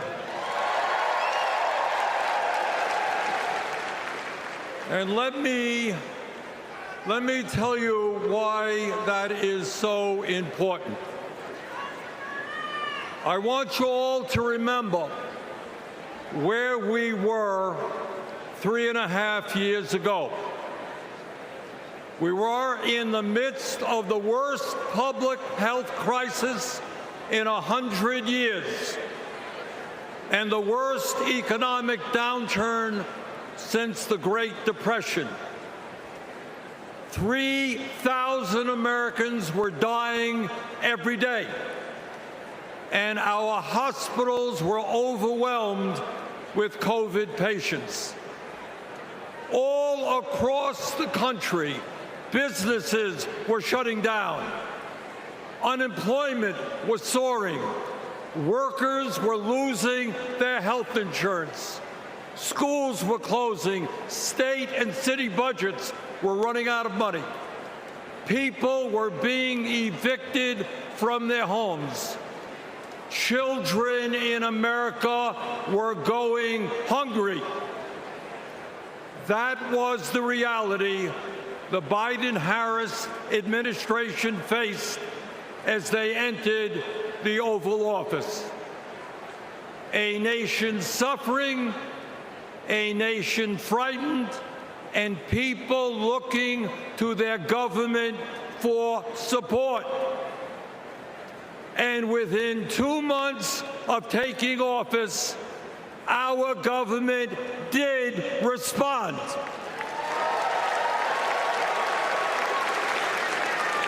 We passed the American Rescue Plan, which provided $1,400 for every man, woman, and child in the working class.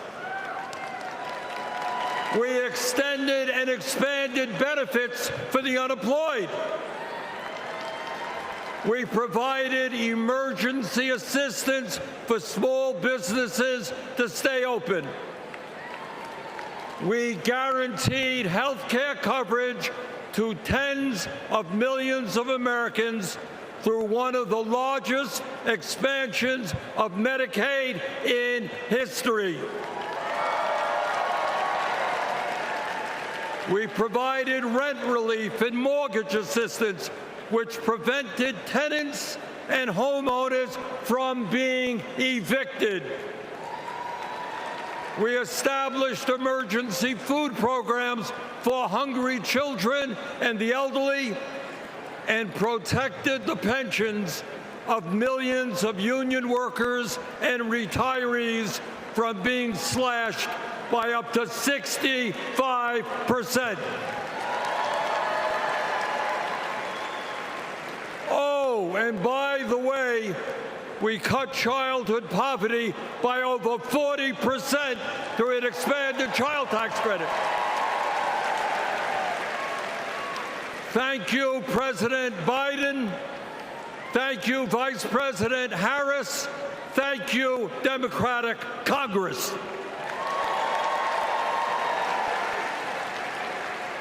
Now, I say all of this not to relive that difficult moment, but to make one simple point. When the political will is there, government can effectively deliver for the people of our country. And now we need to summon that will again, because too many of our fellow Americans are struggling every day to just get by, to put food on the table, to pay the rent, and to get the health care they need. Brothers and sisters, bottom line, we need an economy that works for all of us, not just the billionaire class.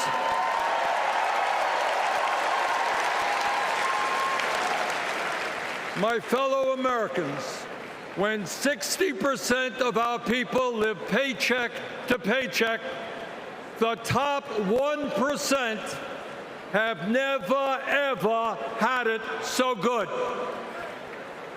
And these oligarchs tell us we shouldn't tax the rich. The oligarchs tell us we shouldn't take on price gouging. We shouldn't expand Medicare to cover dental, hearing, and vision. And we shouldn't increase Social Security benefits for struggling seniors. Well, I've got some bad news for them.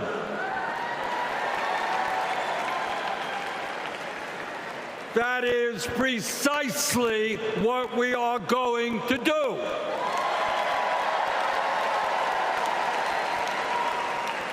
And we're going to win this struggle because this is precisely what the American people want from their government. And my friends, at the very top of that to-do list is the need to get big money out of our political process.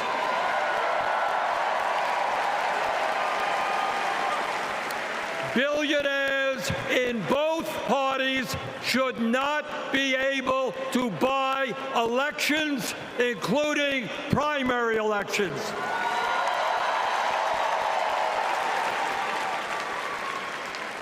For the sake of our democracy, we must overturn the disastrous Citizens United Supreme Court decision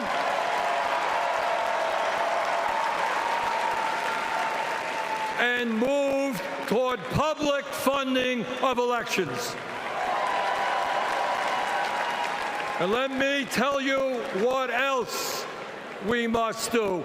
We need to join the rest of the industrialized world and guarantee health care to all people as a human right, not a privilege.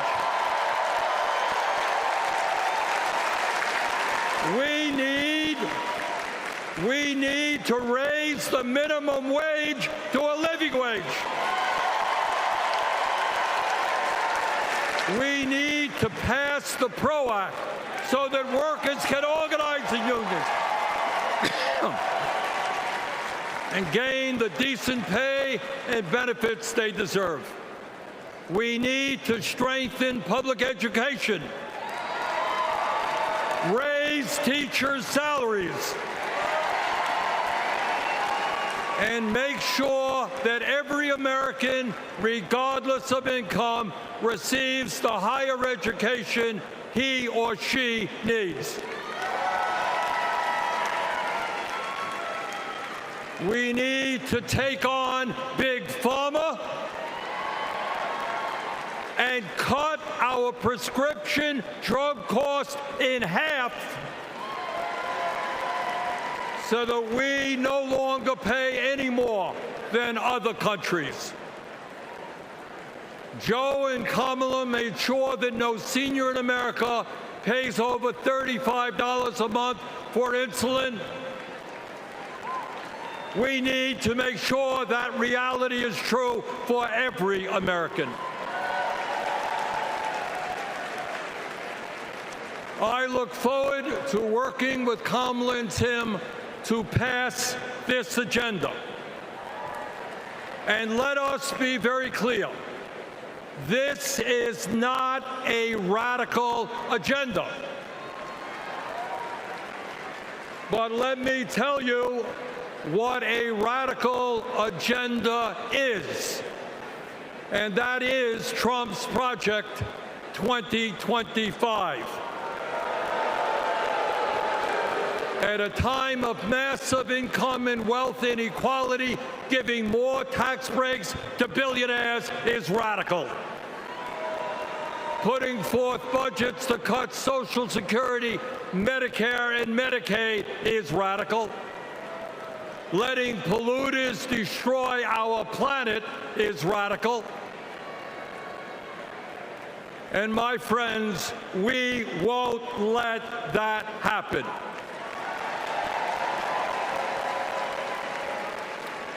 Fellow Americans, in the last 3.5 years, working together, we have accomplished more than any government since FDR.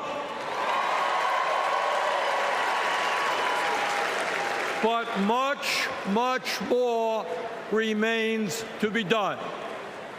We must summon the courage to stand up to wealth and power and deliver justice for people at home and abroad. Abroad, we must end this horrific war in Gaza.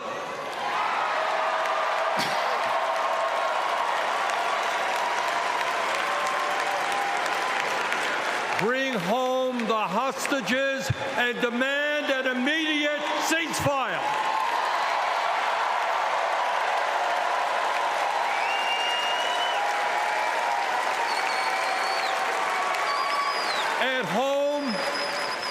At home right here, we must take on Big Pharma, Big Oil, Big Ag, Big Tech, and all the other corporate monopolists whose greed is denying progress for working people. On November 5th, let us elect Kamala Harris as our president, and let us go forward to create the nation we know we can become. Thank you all very much.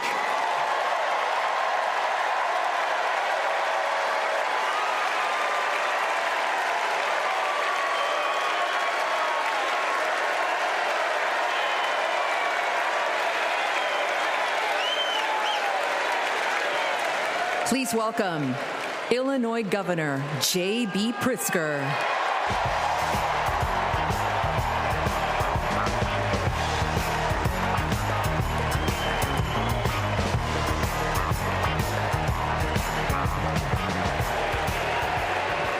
Fellow Democrats, welcome to Chicago.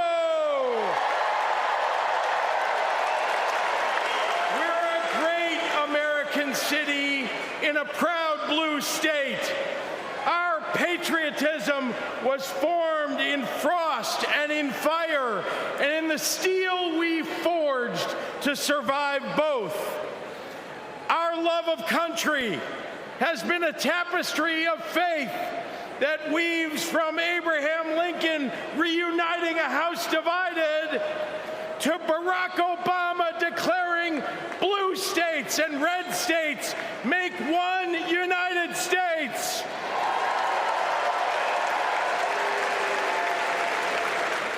Now, Illinois' presidential pedigree is unmatched.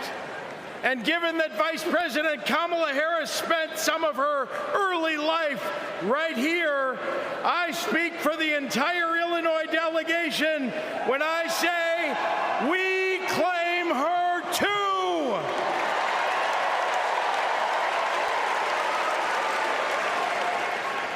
Now, one president we will never claim is the con artist the Republicans nominated in Milwaukee last month. Donald Trump once called Chicago embarrassing. To quote a great Chicagoan who won 6 world championships on these very grounds, we take that personally.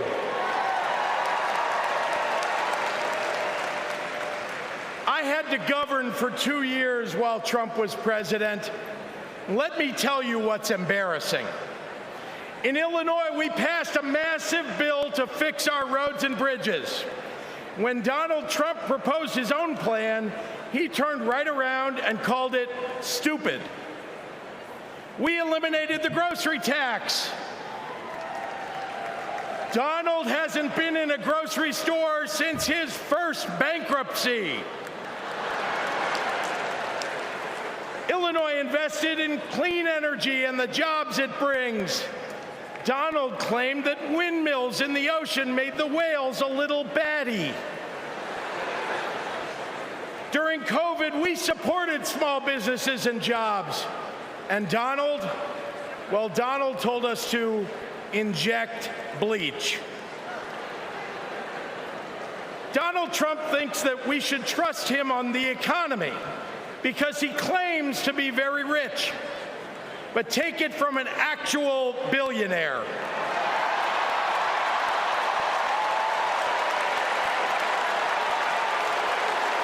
Trump is rich in only one thing: stupidity.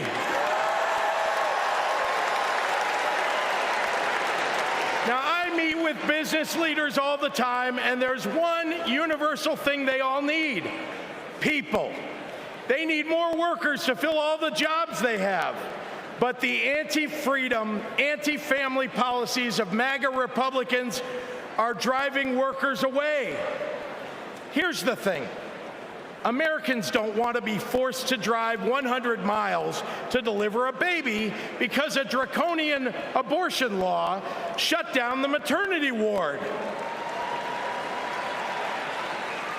Americans want the hope of giving birth through IVF, not the fear that it might be taken away. Americans with LGBTQ kids don't want them facing discrimination at school because the state sanctioned it.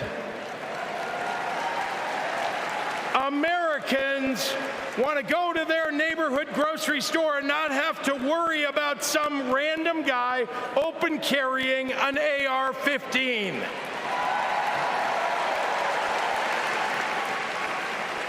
Americans don't want their kids to be taught in history class that slavery was a jobs program. And if Americans are black or brown, they want to get promoted at work without being derided as a DEI hire for the sin of being successful while not white.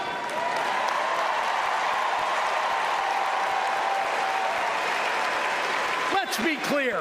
It's not woke that limits economic growth. It's weird.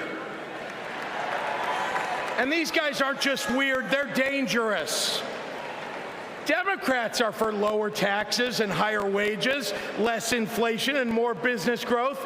We just think it's wrong to craft those policies for Elon Musk and not for everyday working people. That includes a secure retirement and good health care. We think the government should help you prosper, not police who you're sleeping with. More than anything, Democrats want economic policies that are kind, not cruel. But Trump chooses cruelty every time. After all, everything he's achieved in his own life has been by hurting someone else. Kamala Harris and Tim Walz, well, they've spent their lives lifting people up, not pushing them down. They know that a White House that leads with kindness looks at someone who is struggling and sees not what they might cost society, but what they might create for it. Americans want policies that give every American a chance to make it to the middle class. They want to grow small businesses, and Democrats want to cut taxes for everyday people. More than anything, Kamala Harris and Tim Walz want a country where we can all live with a little serenity. The serenity that comes with a balanced checkbook, an affordable grocery bill, and a housing market that has room for everyone. And if there's one thing I know about Donald Trump, he's not bringing anyone any kind of serenity. We have a choice, America, between the man who left our country a total mess and the woman who has spent 4 years cleaning it up.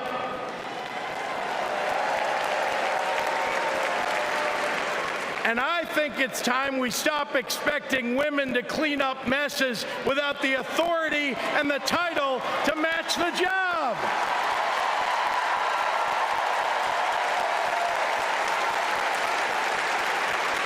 Vice President was a good title for Kamala Harris, but you know an even better one? President of the United States of America. Let's go get 'em!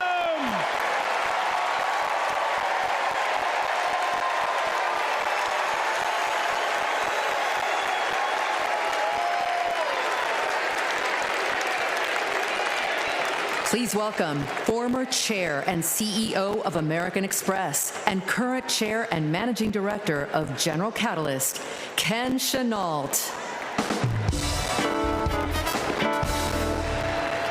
My fellow Americans, for 17 years, I ran American Express, one of the greatest companies in this country. America has thousands of great companies, more than any other nation in the world.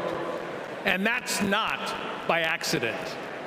The United States is the best place in the world to do business because of the values on which our country was built. Democracy, the rule of law, free and fair elections, the peaceful transfer of power. As a business leader, I have seen firsthand why democracy is so important.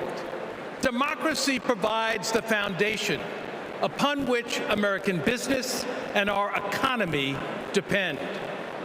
Character and values matter. In business, nothing is more important than trust.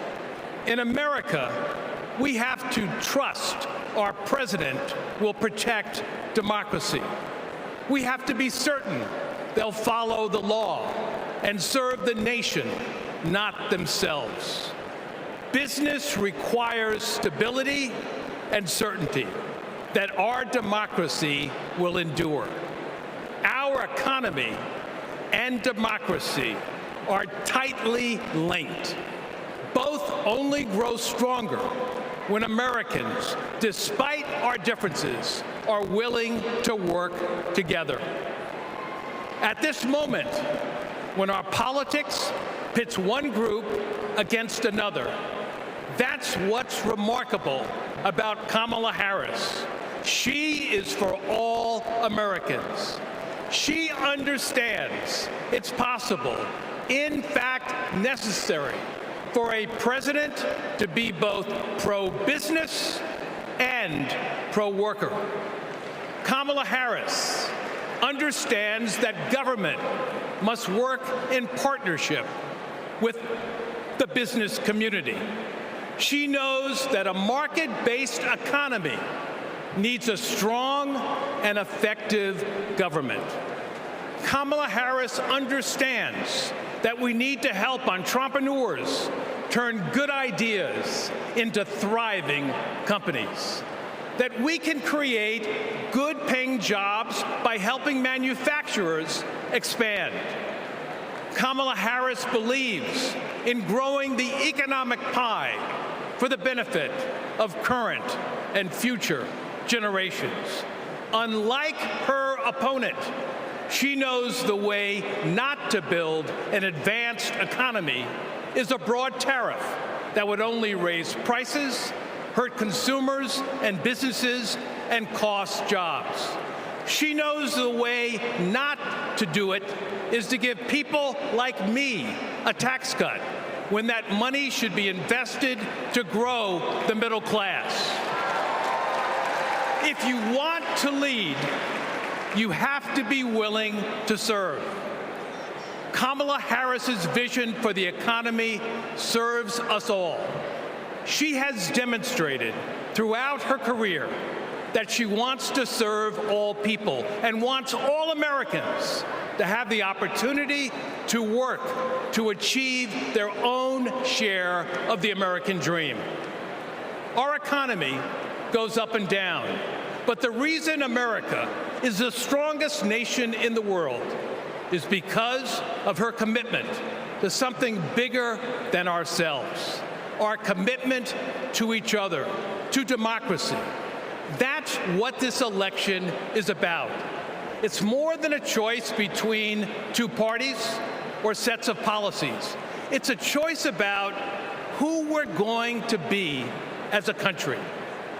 In his words and actions, Kamala Harris's opponent has shown us that he does not believe in our democratic values, and he will seek only to serve himself and his desire for vindication and vengeance. Kamala Harris will face the facts. She will navigate this country, the greatest country in the world, through the inevitable challenges, while also leading with the hope and values that America was founded on. Kamala Harris understands that the role of a leader is to instill hope, to repudiate the merchants of fear and focus on ensuring that the best days are ahead of us.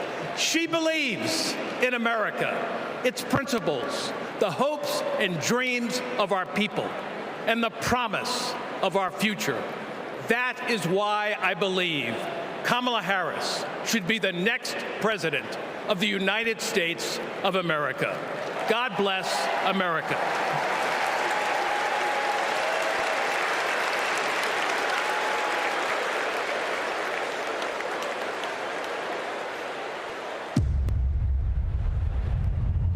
Repeal Obamacare. Donald Trump over the weekend again threatened to repeal Obamacare. This would lead to Americans having their health insurance taken away. There are about 19 million people with coverage through Medicaid expansion, another 16 million enrolled through the ACA's health insurance marketplaces, and we'd probably be talking about many millions of people becoming uninsured. Biggest worries, losing the safety net of pre-existing conditions coverage. What happens if you lose this insurance? Our son would die.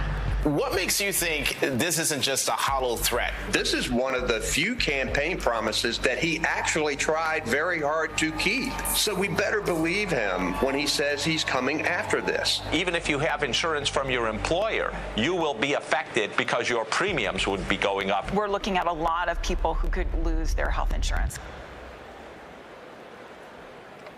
Please welcome New Mexico Governor Michelle Lujan Grisham.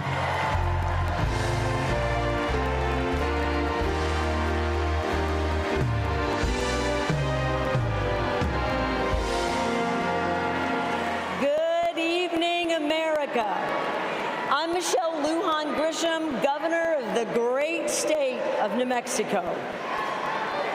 And in my state, we like things spicy, a little chili on everything, a little kick in our campaigns. And let me tell you, we are feeling en fuego right now. We are fired up to elect Kamala Harris President of the United States.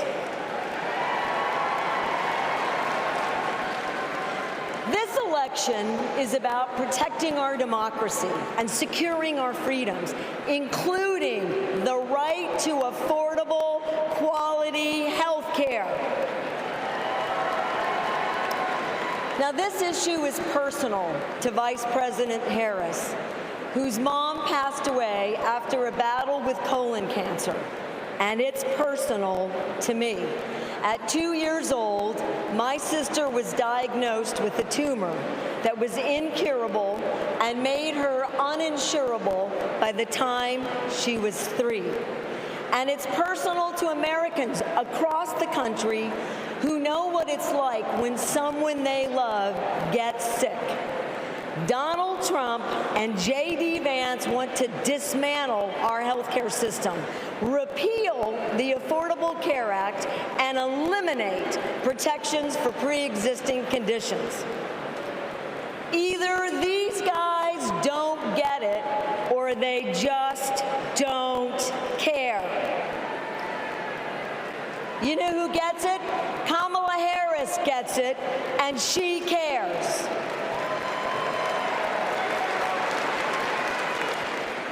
As Attorney General, she took on drug companies that jacked up prices and hospitals that overcharged patients.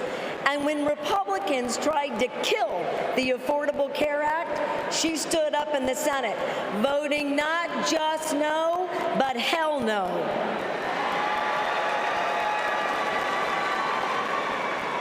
And Kamala Harris hasn't just stopped Republicans from making our health care system worse. She fights every day to make it better.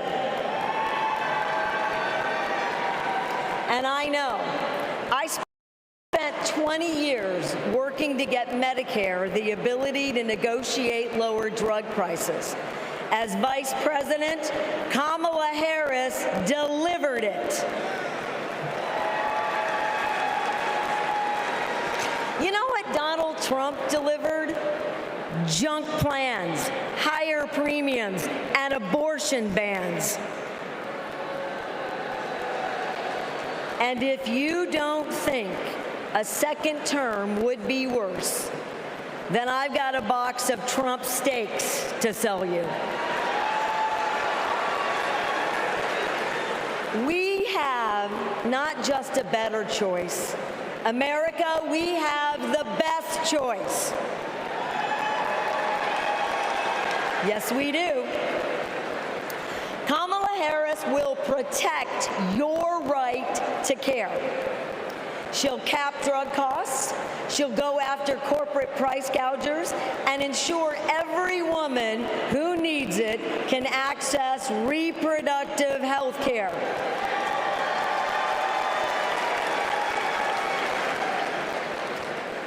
That's the president I want. And that's the president America needs. And with your help, that's the next president of the United States. President Kamala Harris.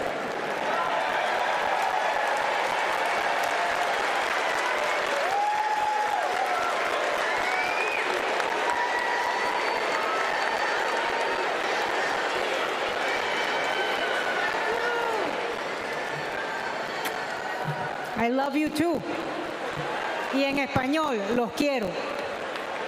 So, my mom, like Kamala's mom, got sick. When my mom died in 2021, Kamala called me. She had lost her mother to cancer in 2009. Kamala helped me navigate my grief. She said that heartbreak and loss are the price for having loved and having been loved. How I wish our mothers could be here to see this moment.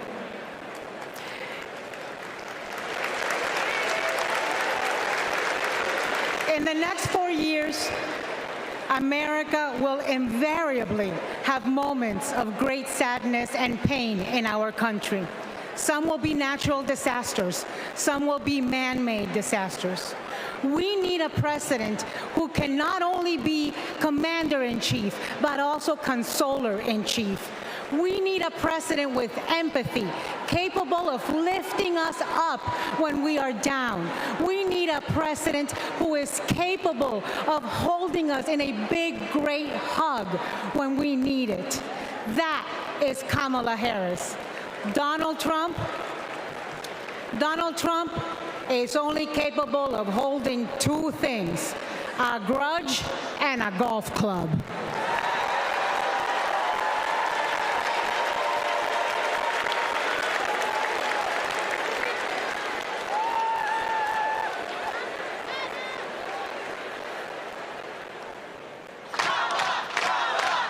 I remember when Kamala was first running for district attorney and people were like, oh, I don't know if she's tough enough. And I just had to laugh because I'm like, you don't know my sister.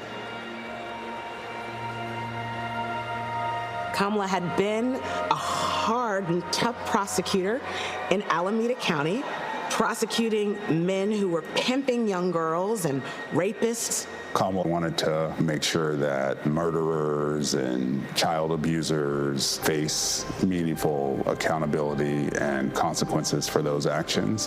One of the cases that she had early in her career was where a man had scalped his girlfriend.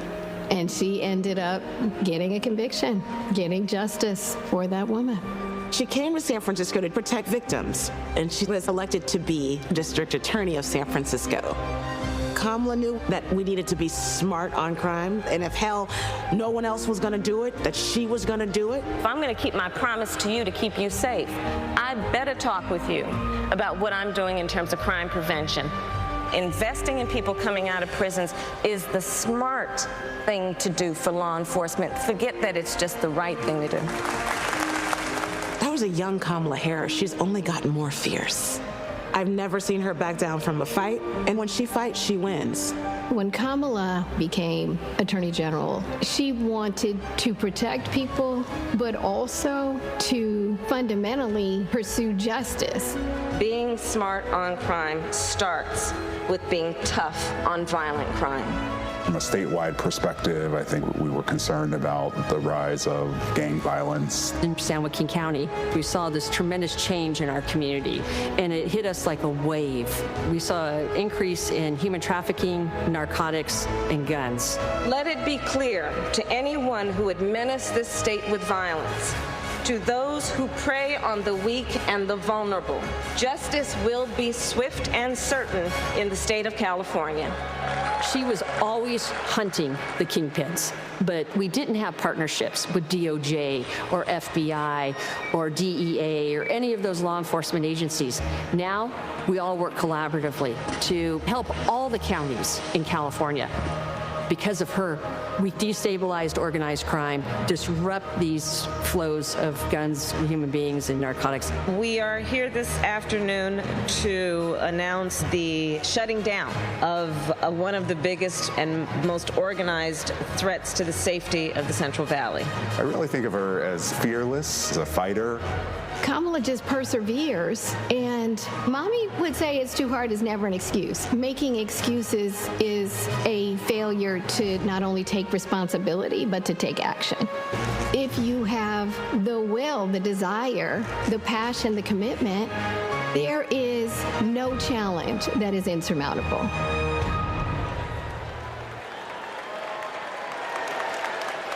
Please welcome the Democratic nominee for Senate in Maryland, Angela Alsobrooks.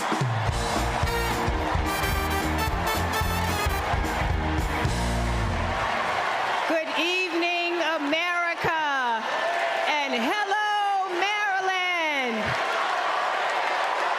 People like me, thank you. People like me, stories like mine don't usually make it to the United States Senate, but they should. I'm the proud granddaughter of a housekeeper, Sarah Daisy, who raised her 3 children in a 1-bedroom apartment. It was her dream to work in government to help people. That meant taking a typing test. But she didn't know how to type, and she couldn't afford a typewriter. So she put a white piece of paper on the refrigerator and drew a keyboard on it. And every night, she stood in front of that refrigerator and taught herself to type. She took the test, passed it, and got the job she dreamed of. I am her legacy. And tonight, I am a candidate for United States Senate from the great state of Maryland.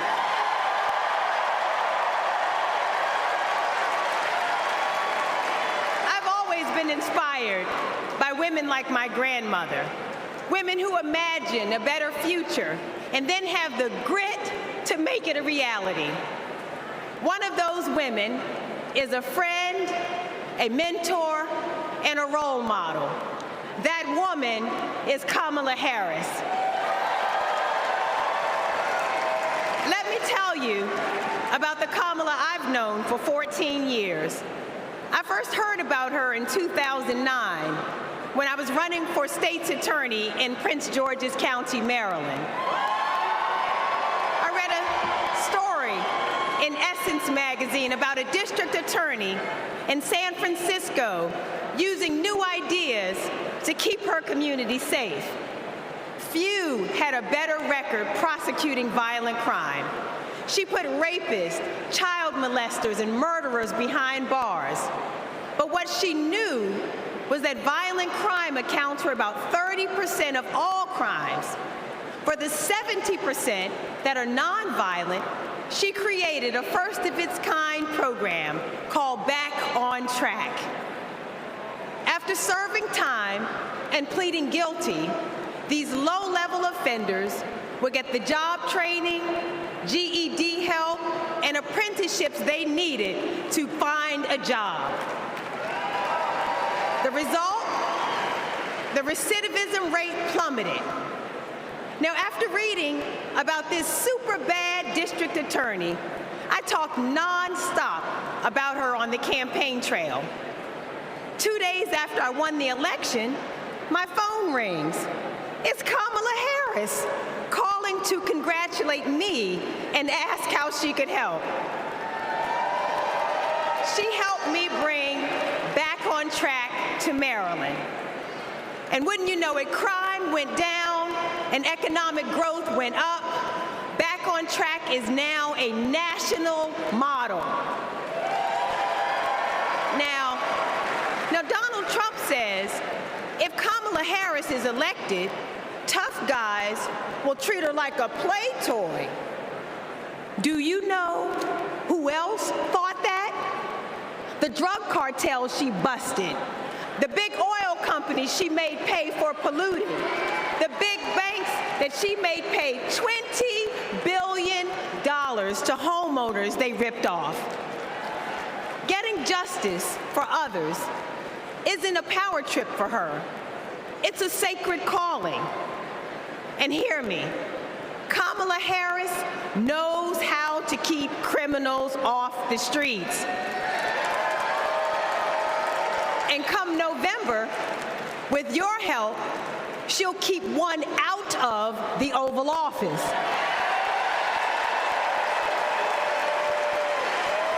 Ever since Donald Trump rode down that ridiculous escalator, we as a nation have felt trapped. Every national decision has been made in reaction to this one man and his extremist MAGA movement. We are still frozen by the fear that Donald Trump might once again come to power.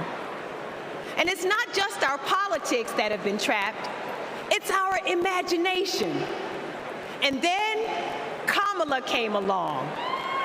Kamala has reminded us that we don't need to fear anything, not the future, and certainly not that man.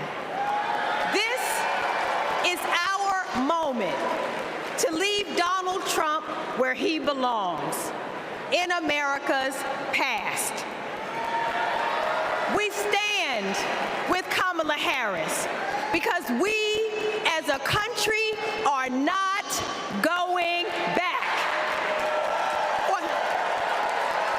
For the ancestors who sat at lunch counters and made sure that we all had the right to vote, we are not going back. For the mamas and grandmamas who marched to make sure that women could control our own bodies, we are not going back. For the parents who work from can't see in the morning until can't see at night, not so that they will have a better future, but so that their children will have a better life. We are not going back. When facing an obstacle, my father has often said to me, your faith is stronger than your fears. Tonight, our faith is stronger than our fears. Faith in the promise of America. Faith in the American idea, in the American values that we share. Faith that we, the people, can choose a new leader, a better future for the people. Faith that as dark as our days and challenges have sometimes felt, it's always darkest before the dawn. We know that we can endure for a night because joy cometh in the morning. Morning is coming. Morning is coming. And that joy will be led by Kamala Harris. Thank you so much.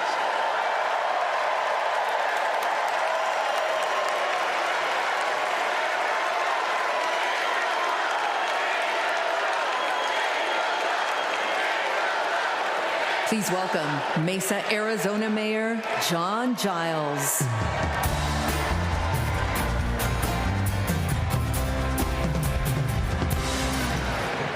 Good evening.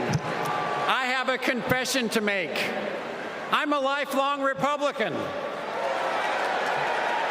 So I feel a little out of place tonight, but I feel more at home here than in today's Republican Party. The grand old party has been kidnapped by extremists and devolved into a cult, the cult of Donald Trump. Trump doesn't know the first thing about public service. Like a child, he acts purely out of self-interest. We all need an adult in the White House, and we've seen what happens when we don't have one. Trump made a lot of lofty promises: unlimited economic growth, American manufacturing reborn, a secure border. Turns out Donald Trump was all talk. He wanted our votes, but he couldn't deliver a thing. But these days, my city of Mesa, Arizona is on the move. I'm going to ribbon cuttings every single week, all because Joe Biden and Kamala Harris reached across the aisle and they delivered for my conservative community and countless more across the country. My hero, John McCain, taught us to put country over party. And that's how Vice President Harris and Governor Walz will lead too. I have an urgent message for the majority of Americans who, like me, are in the political middle. John McCain's Republican Party is gone, and we don't owe a damn thing to what's been left behind. So let's turn the page. Let's put country first. Let's put adults in the room where our country deserves. Thank you.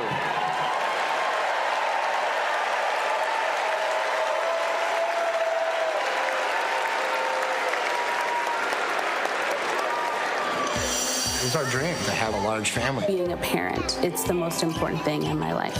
For decades, Americans have turned to the miracle of IVF treatments.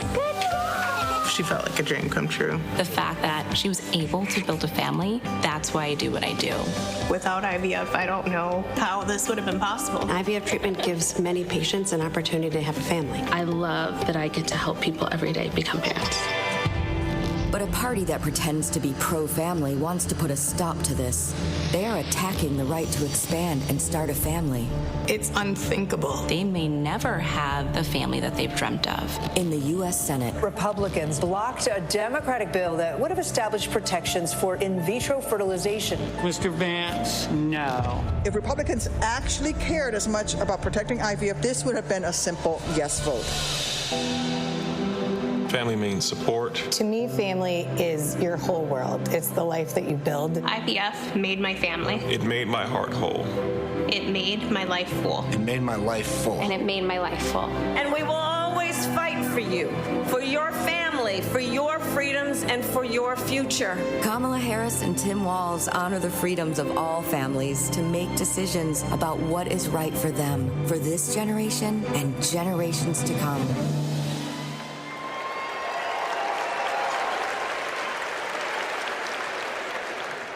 Please welcome Illinois Senator Tammy Duckworth.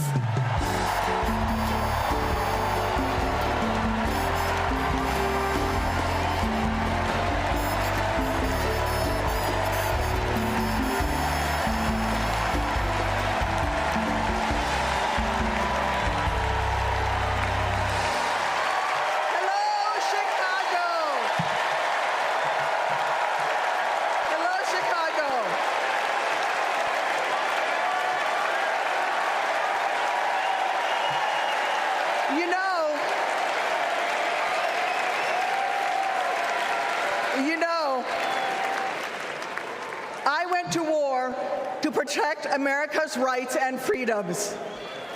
So I take it personally when a five-time draft-dodging coward like Donald Trump tries to take away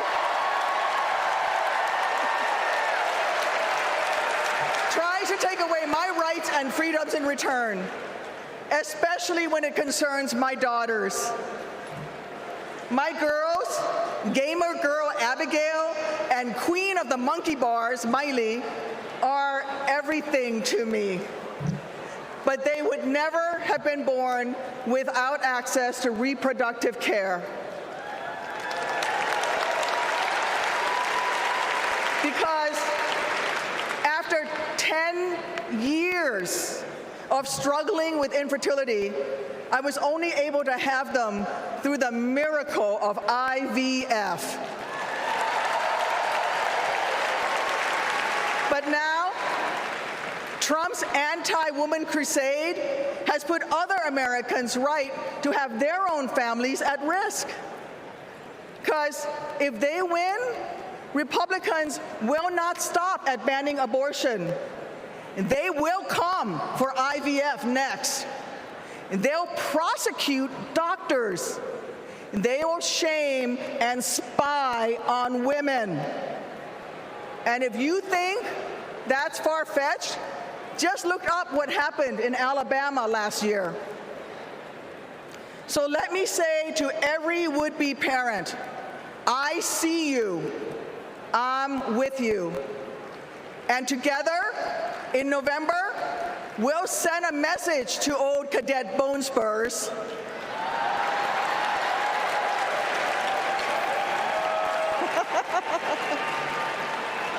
Stay out of our doctors' offices, and while you're at it, out of the Oval Office too.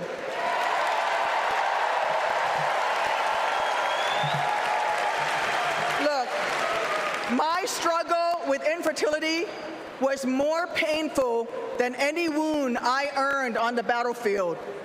So how dare a convicted felon like Donald Trump treat women seeking health care like they're the ones breaking the law? How dare J.D. Vance criticize childless women on cable news, then vote against legislation that would have actually helped Americans to start families? How dare the GOP endanger the dreams of countless veterans whose combat wounds prevent them from having kids without IVF, punishing our heroes for their willingness to serve? It's simple. Every American deserves the right to be called mommy or daddy without being treated like a criminal. Kamala Harris believes that. So let's make some history and elect her in November. God bless America.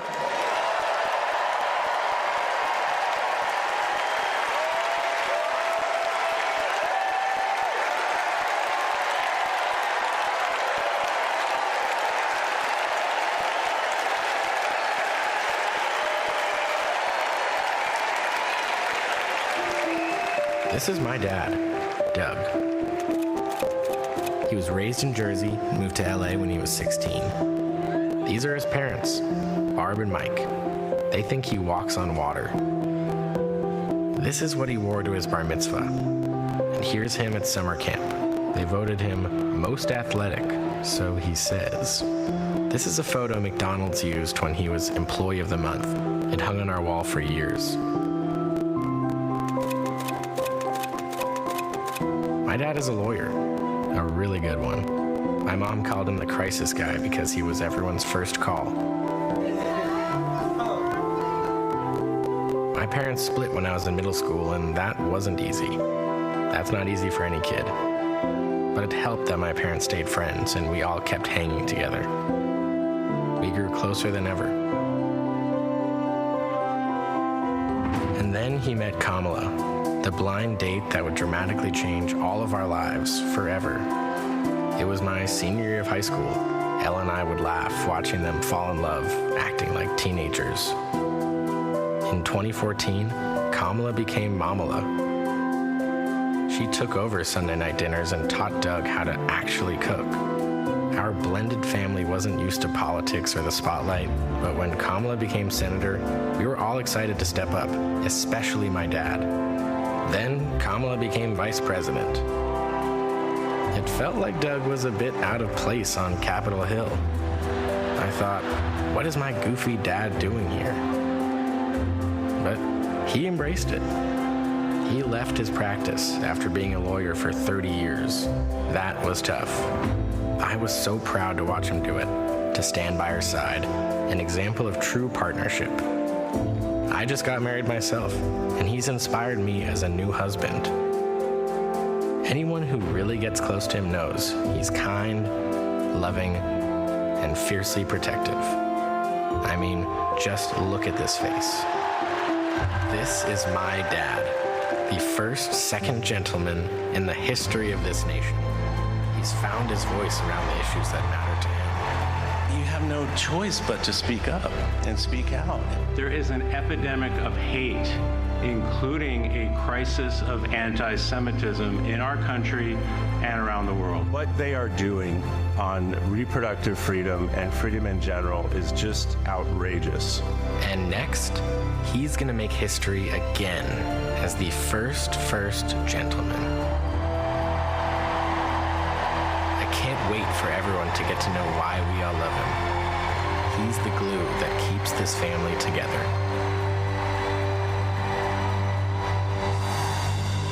We might not look like other families in the White House, but we are ready to represent all families in America.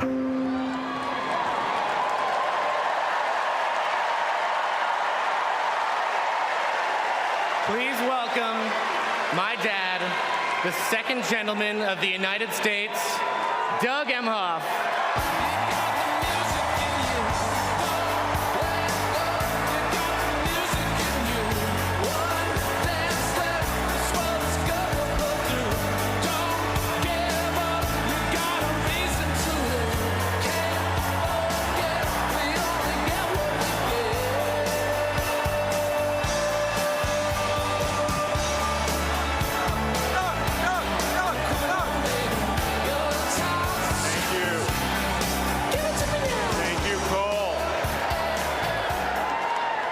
I guess he didn't want me to give this speech. He just... Thank you so much. Hello. Thank you. Hello to my big, beautiful, blended family up there. I love you so much. Aren't you proud of Cole? Wow. And a special shout out to my mother. I see you. My mother is the only person in the whole world who thinks Kamala is the lucky one for marrying me. And to Kamala, who, well, we just saw where she is. She's out on the trail listening to and talking with voters. Honey, I can't wait for you to come back to Chicago because we're having a great time here.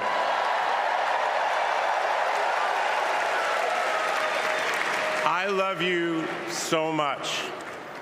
I'm so proud of how you're stepping up for all of us. But that's who she is. Wherever she's needed, however she's needed, Kamala rises to the occasion. And she did it for me and our family. And now that the country needs her, she's showing you what we already know. She's ready to lead. She brings both joy and toughness to this task, and she will be a great president we will all be proud of. Now, I'm the son of two Brooklynites, Mike and Barb. They've been together almost 70 years. My dad worked in the shoe business in Manhattan, and he moved our family out to New Jersey. Where's New Jersey? I see you out there. When I was a little kid. And in a lot of ways, I had a typical Jersey suburban childhood. I biked around the neighborhood. I took the bus to Hebrew school. And I rode to Little League practice in the way back of my coach's wood-paneled station wagon. And if we did well, we got to have a Slurpee after. In my neighborhood, everyone left their garage door open. Wherever you ended up at dinner time, that's the family that fed you. Everyone took care of everyone else. And the guys I grew up with are still my best friends. The group chat is active every day, and it's probably blowing up right now, guys. When my dad had to get a new job, we moved across the country to LA. Money was tight. Hey, California.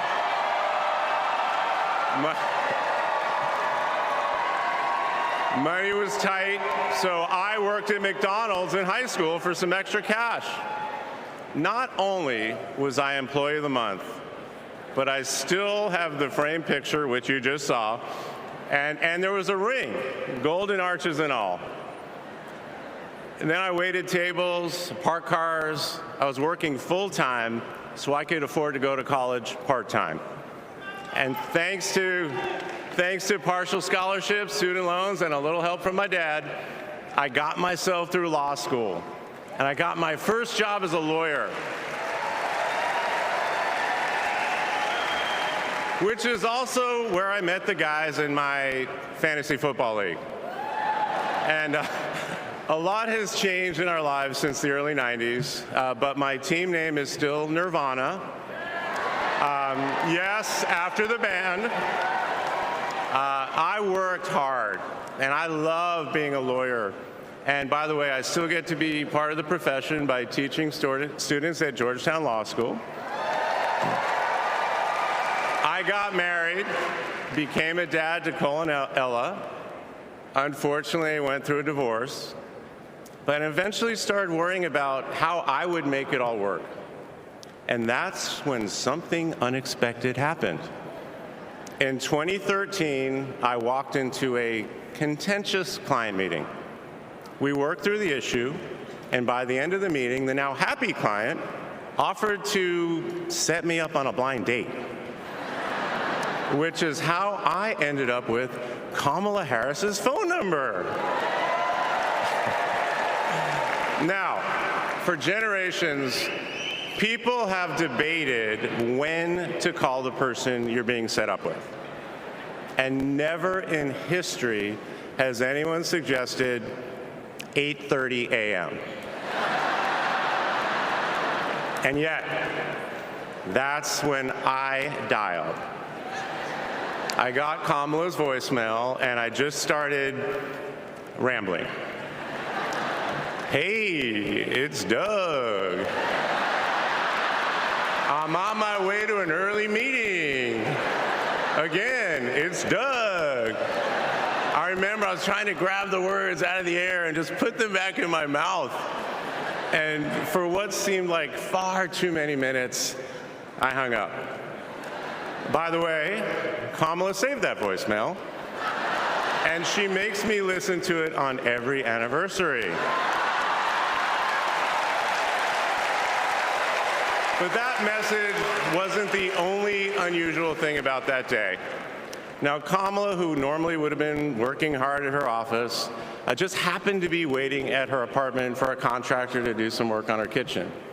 I was eating at my desk, which was not a regular occurrence for a busy lawyer like me who appreciated a good business lunch.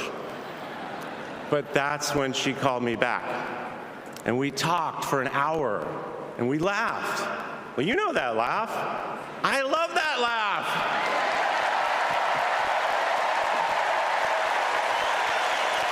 And maybe that counted as our first date. Or maybe it was that Saturday night when I picked her up and told her, buckle up, I'm a really bad driver. Because you can't hide anything from Kamala Harris, so you might as well own it. And as I got to know her better and just fell in love fast, I learned what drives Kamala. And it's what you've seen over these past 4 years, and especially these past 4 weeks. She finds joy in pursuing justice. She stands up to bullies just like my parents taught me to. And she likes to see people do well, but hates when they're treated unfairly. She believes this work requires a basic curiosity in just how people are doing. Her empathy is her strength. Over the past decade, Kamala has connected me more deeply to my faith, even though it's not the same as hers. She comes to synagogue with me for high holiday services, and I go to church with her for Easter. I get to enjoy her mom's chili relleno recipe every Christmas, and she makes a mean brisket for Passover. It brings me right back to my grandmother's apartment in Brooklyn, you know, the one with the plastic-covered couches. But Kamala has fought against anti-Semitism and all forms of hate her whole career. She's the one who encouraged me as second gentleman to take up that fight, which is so personal to me. And those of you who belong to blended families know that they can be a little complicated.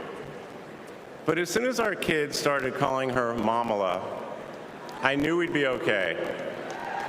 Ella calls us a three-headed parenting machine. Kamala and Kirsten, thank you both. Thank you both for always putting your family and the kids first. Now, Cole and Ella's friends knew that when they'd come over for Sunday dinner with Mamala, it was going to be real talk. In between taking cooking instructions, they'd have to answer questions about what problem they wanted to solve in the world.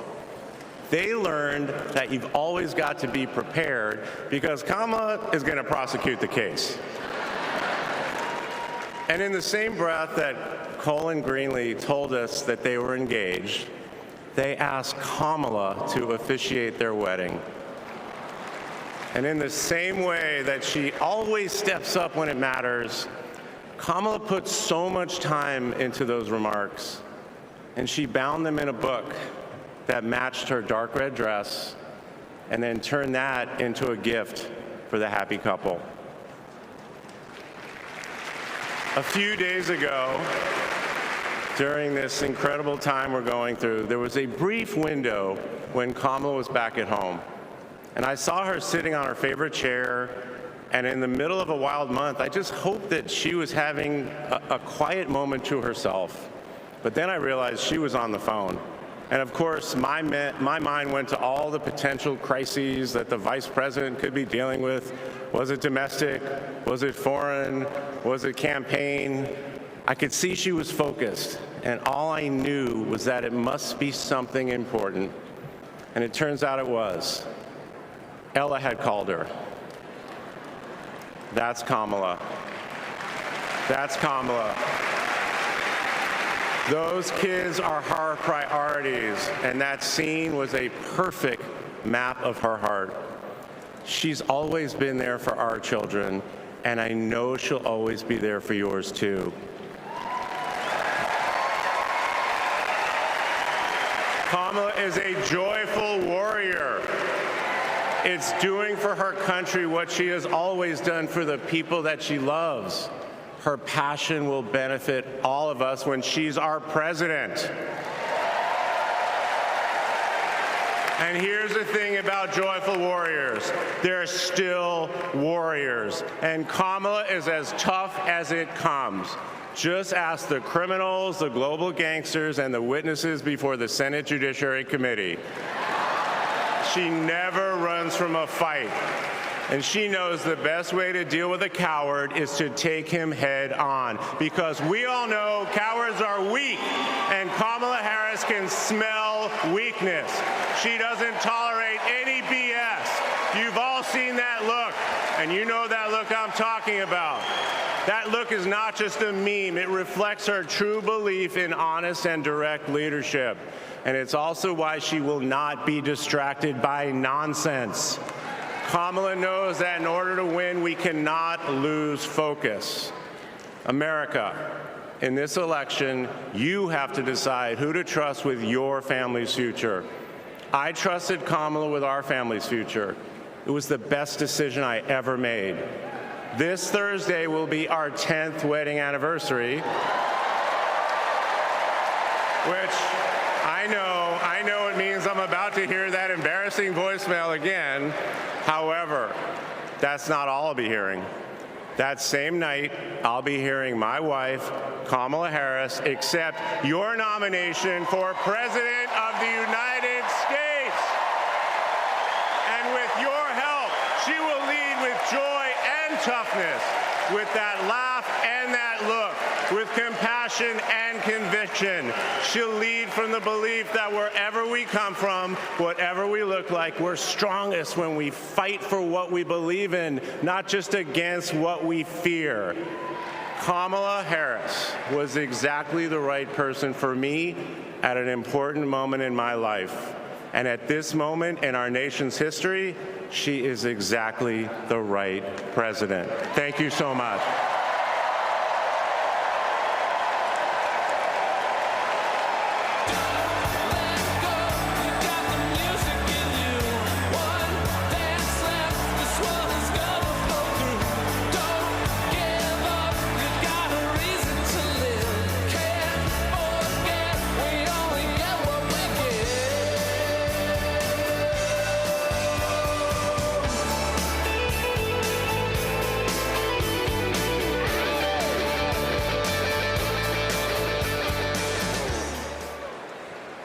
Please welcome former First Lady Michelle Obama.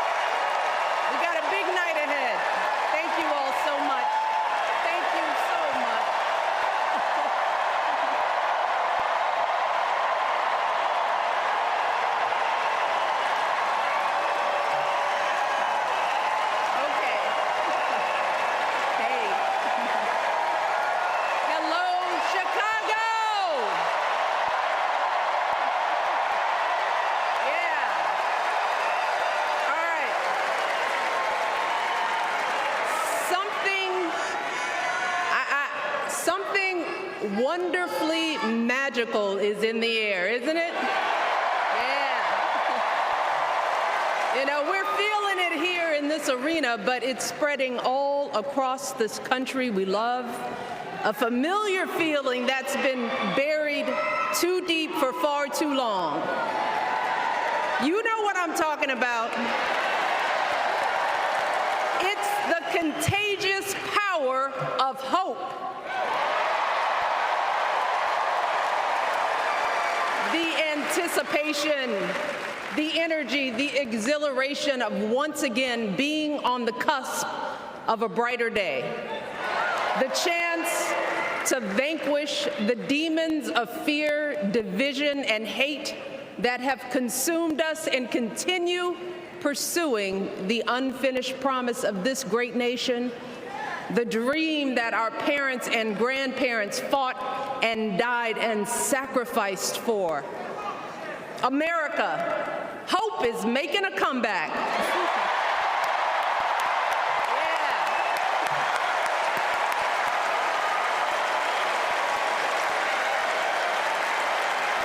But to be honest, I am realizing that until recently, I have mourned the dimming of that hope. And maybe you've experienced the same feelings. Is that deep pit in my stomach, a palpable sense of dread about the future. And for me, that mourning has also been mixed with my own personal grief. The last time I was here in my hometown was to memorialize my mother, the woman who showed me the meaning of hard work and humility and decency, the woman who set my moral compass high, and showed me the power of my own voice. Folks,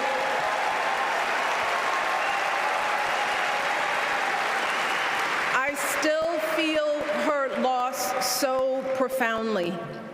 I wasn't even sure if I'd be steady enough to stand before you tonight, but my heart compelled me to be here because of the sense of duty that I feel to honor her memory and to remind us all not to squander the sacrifices our elders made to give us a better future. You see, my mom, in her steady, quiet way, lived out that striving sense of hope every single day of her life. She believed that all children, all people have value, that anyone can succeed if given the opportunity. She and my father didn't aspire to be wealthy. In fact, they were suspicious of folks who took more than they needed. They understood that it wasn't enough for their kids to thrive if everyone else around us was drowning. So my mother volunteered at the local school. She always looked out for the other kids on the block. She was glad to do the thankless, unglamorous work that for generations has strengthened the fabric of this nation. The belief that if you do unto others, if you love thy neighbor, if you work and scrape and sacrifice, it will pay off. If not for you, then maybe for your children or your grandchildren. You see, those values have been passed on through family farms and factory towns, through tree-lined streets and crowded tenements, through prayer groups and National Guard units and social studies classrooms. Those were the values my mother poured into me until her very last breath. Kamala Harris and I built our lives on those same foundational values. Even though our mothers grew up an ocean apart, they shared the same belief in the promise of this country. That's why her mother moved here from India at 19. It's why she taught Kamala about justice, about the obligation to lift others up, about our responsibility to give more than we take. She'd often tell her daughter, "Don't sit around and complain about things, do something." So, with that voice in her head, Kamala went out and she worked hard in school, graduating from an HBCU, earning her law degree at a state school. And then she went on to work for the people, fighting to hold lawbreakers accountable, strengthening the rule of law, fighting to get folks better wages, cheaper prescription drugs, a good education, decent health care, child care, elder care. From a middle-class household, Kamala worked her way up to become Vice President of the United States of America. My girl, Kamala Harris, is more than ready for this moment. She is one of the most qualified people ever to seek the office of the presidency. And she is one of the most dignified. A tribute to her mother, to my mother, and to your mother too. The embodiment of the stories we tell ourselves about this country. Her story is your story. It's my story. It's the story of the vast majority of Americans trying to build a better life. Look, Kamala knows, like we do, that regardless of where you come from, what you look like, who you love, how you worship, or what's in your bank account, we all deserve the opportunity to build a decent life. All of our contributions deserve to be accepted and valued.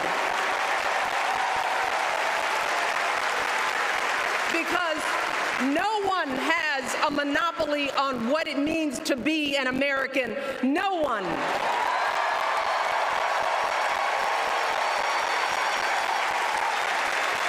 Kamala has shown her allegiance to this nation, not by spewing anger and bitterness, but by living a life of service and always pushing the doors of opportunity open to others.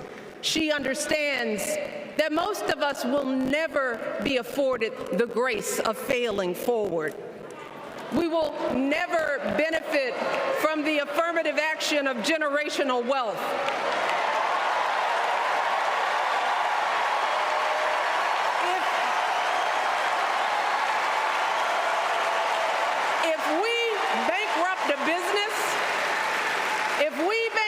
Business or choke in a crisis, we don't get a second, third, or fourth chance. If things don't go our way, we don't have the luxury of whining or cheating others to get further ahead. No. We don't get to change the rules so we always win. If we see a mountain in front of us, we don't expect there to be an escalator waiting to take us to the top.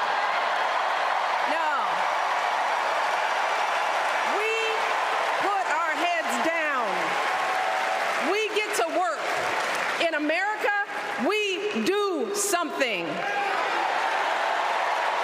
throughout her entire life, that's what we've seen from Kamala Harris.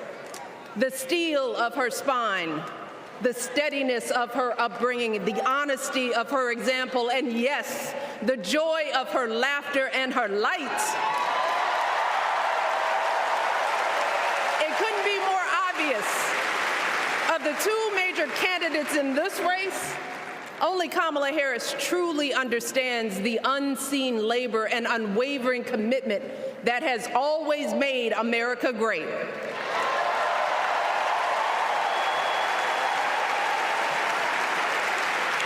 Now, unfortunately, we know what comes next. We know folks are going to do everything they can to distort her truth. My husband and I sadly know a little something about this. For years, Donald Trump did everything in his power to try to make people fear us. See, his limited, narrow view of the world made him feel threatened by the existence of two hard-working, highly educated, successful people who happen to be black.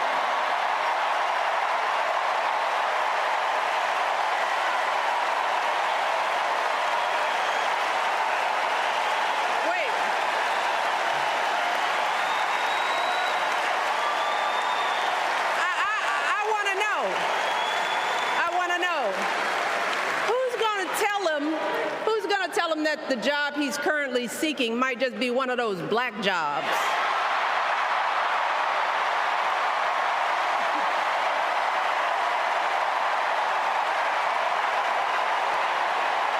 Look, it's his same old con. His same old con, doubling down on ugly, misogynistic, racist lies as a substitute for real ideas and solutions that will actually make people's lives better. Look, because cutting our health care, taking away our freedom to control our bodies, the freedom to become a mother through IVF like I did, those things are not going to improve the health outcomes of our wives, mothers, and daughters. Shutting down the Department of Education, banning our books, none of that will prepare our kids for the future. Demonizing our children for being who they are and loving who they love, look, that doesn't make anybody's life better.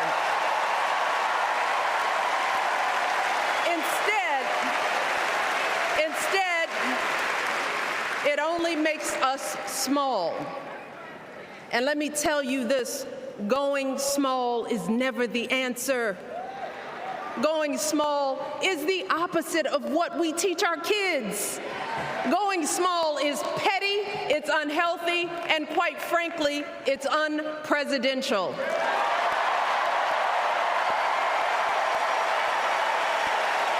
So, why would any of us accept this from anyone seeking our highest office? Why would we normalize that type of backward leadership?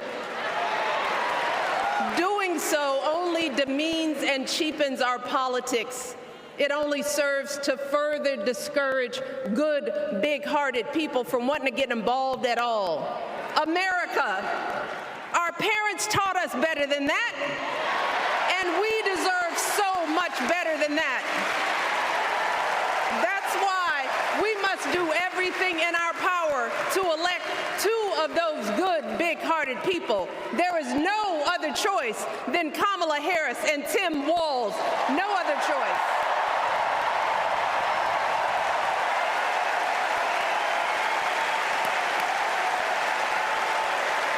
But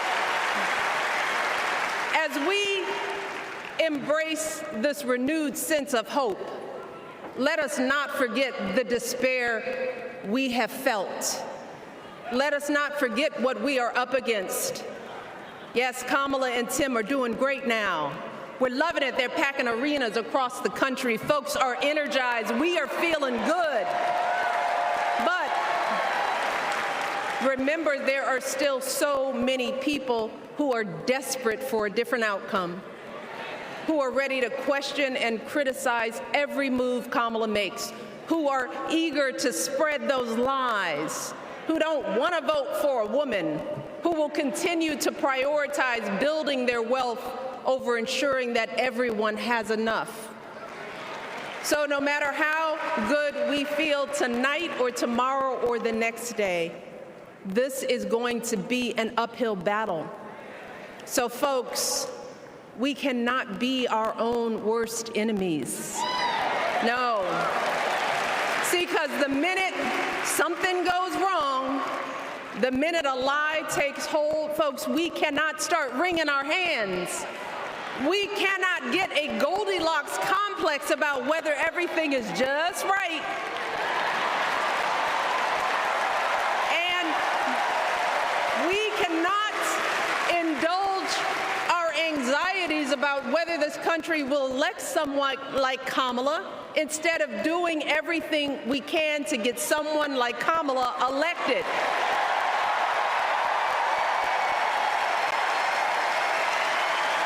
Kamala and Tim, they have lived amazing lives, and I am confident that they will lead with compassion, inclusion, and grace.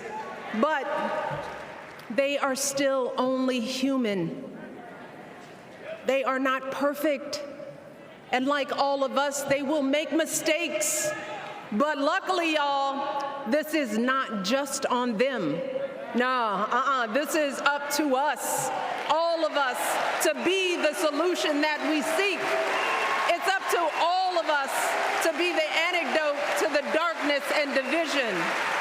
Look, I don't care how you identify politically, whether you're Democrat, Republican, Independent, or none of the above. This is our time to stand up for what we know in our hearts is right.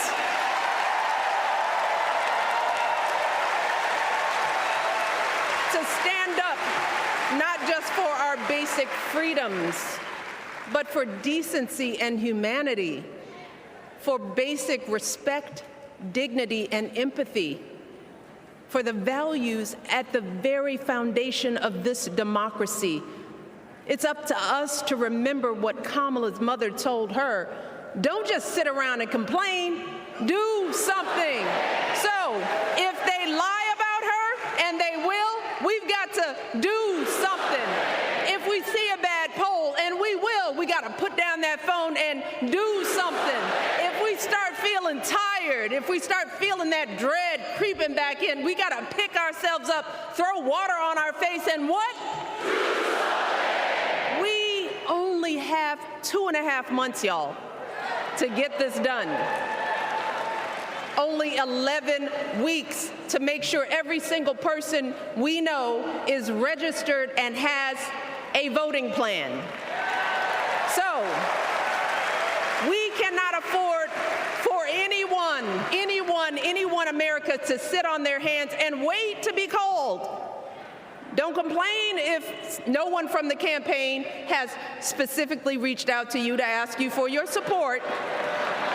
There is simply no time for that kind of foolishness. You know what you need to do. So, consider this to be your official ask. Michelle Obama is asking you, no, I'm telling y'all to do something.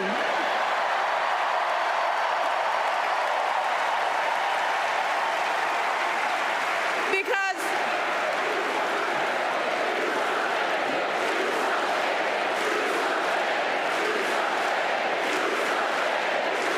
you all,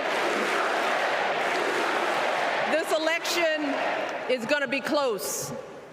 In some states, just a handful, listen to me, a handful of votes in every precinct could decide the winner. So we need to vote in numbers that erase any doubt. We need to overwhelm any effort to suppress us. Our fate is in our hands. In 77 days, we have the power to turn our country away from the fear, division, and smallness of the past. We have the power to marry our hope with our action. We have the power to pay forward the love, sweat, and sacrifice of our mothers and fathers and all those who came before us. We did it before, y'all, and we sure can do it again. Let us work like our lives depend on it. And let us keep moving our country forward and go higher, yes, always higher than we've ever gone before as we elect the next President and Vice President of the United States, Kamala Harris and Tim Walz. Thank you all. God bless.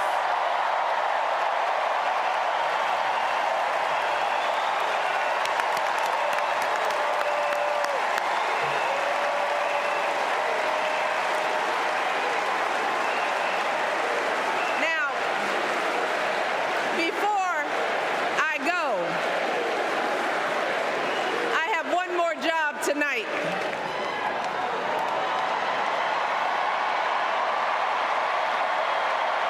Yeah. One more job. You all, thank you for all the love, but it is now my honor to introduce somebody who knows a whole lot about hope. Someone who has spent his life strengthening our democracy, and let me tell you, as someone who lives with him, he wakes up every day, and thinks about what's best for this country. Please welcome America's 44th President and the love of my life, Barack Obama.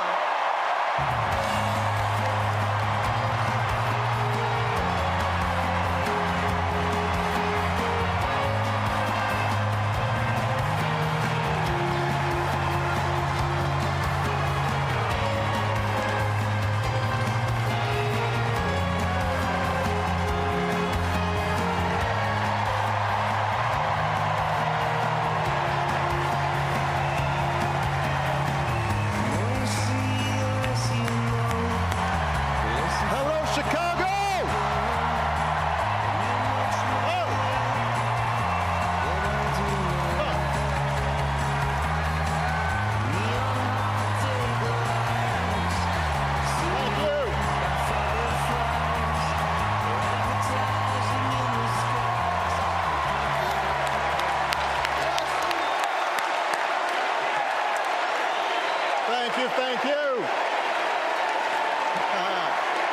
you, everybody. Thank you.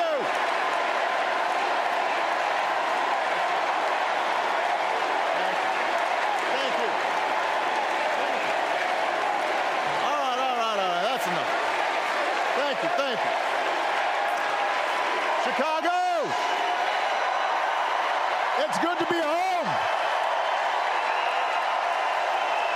It is good to be home, and I don't know about you, but I'm feeling fired up.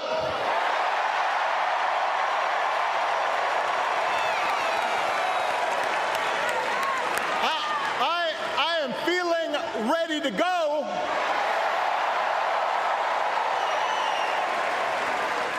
Even if I am the only person stupid enough to speak after Michelle Obama.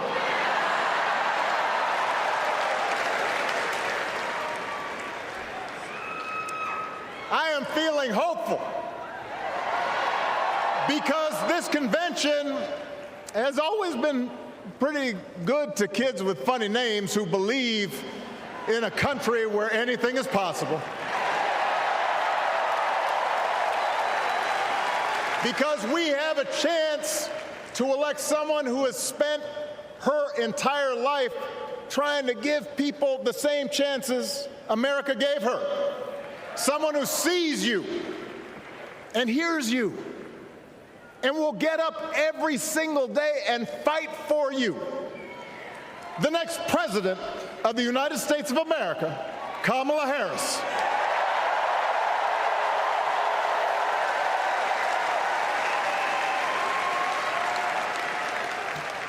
It's been 16 years since I had the honor of accepting this party's nomination for president.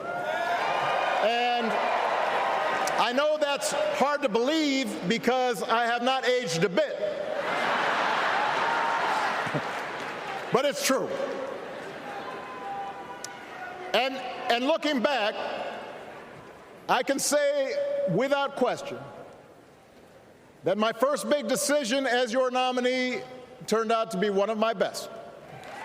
And that was asking Joe Biden to serve by my side as vice president.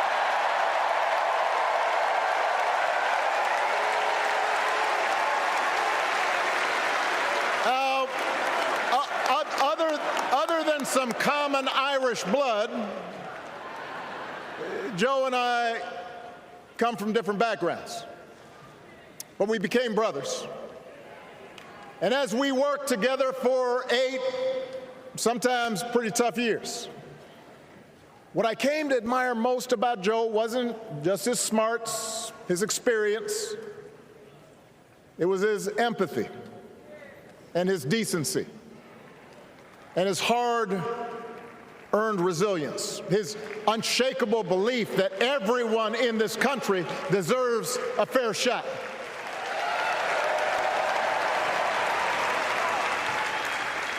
And over the last 4 years, those are the values America has needed most. At a time when millions of our fellow citizens were sick and dying, we needed a leader with the character to put politics aside and do what was right. At a time when our economy was reeling, we needed a leader with the determination to drive what would become the world's strongest recovery. 15 million jobs, higher wages, lower health care costs. At a time when the other party had turned into a cult of personality, we needed a leader who was steady and brought people together and was selfless enough to do the rarest thing there is in politics, putting his own ambition aside for the sake of the country.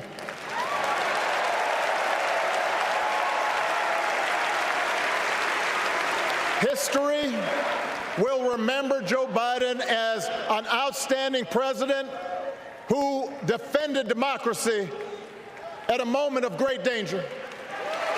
And I am proud to call him my president, but I am even prouder to call him my friend.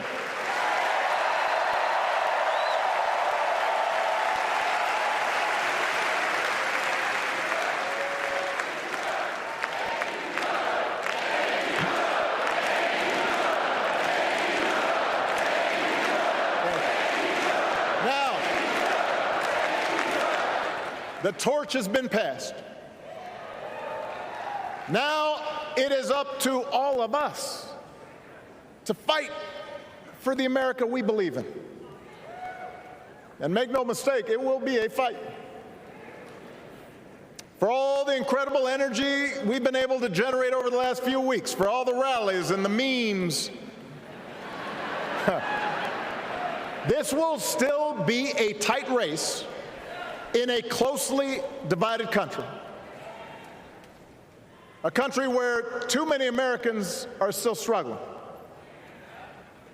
Where a lot of Americans don't believe government can help.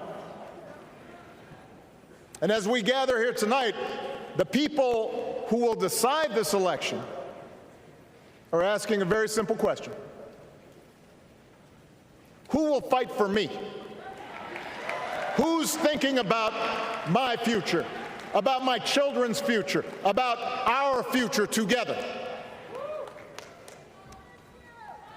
One thing is for certain, Donald Trump is not losing sleep over that question.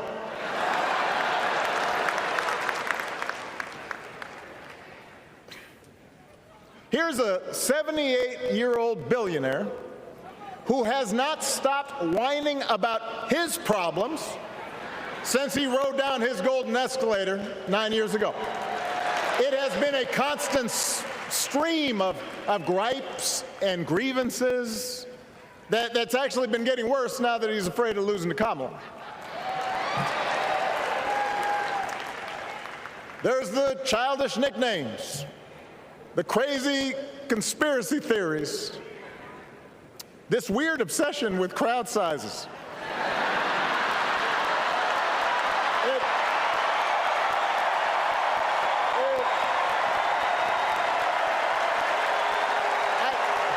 It just goes on and on and on. The other day I heard someone compare Trump to the neighbor who keeps running his leaf blower outside your window every minute of every day.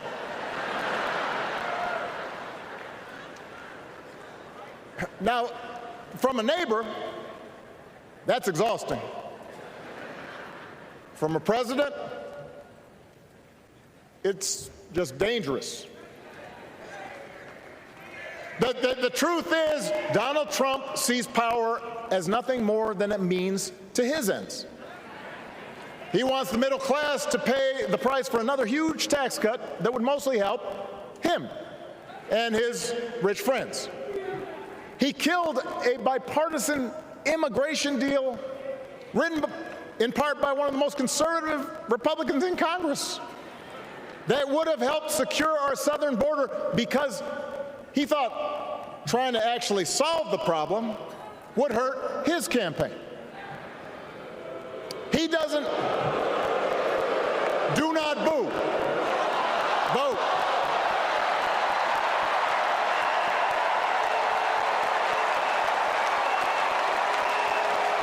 He doesn't seem to care if more women lose their reproductive freedom since it won't affect his life.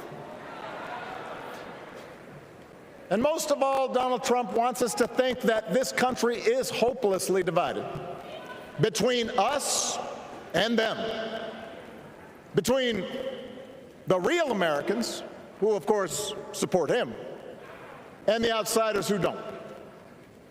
And he wants you to think that you'll be richer and safer if you will just give him the power to put those other people back in their place. It is one of the oldest tricks in politics from a guy whose act has, let's face it, gotten pretty stale.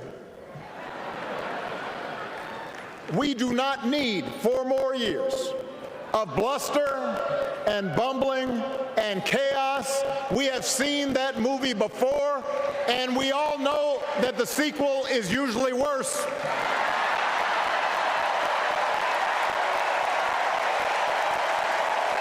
America's ready for a new chapter. America's ready for a better story. We are ready for a President Kamala Harris.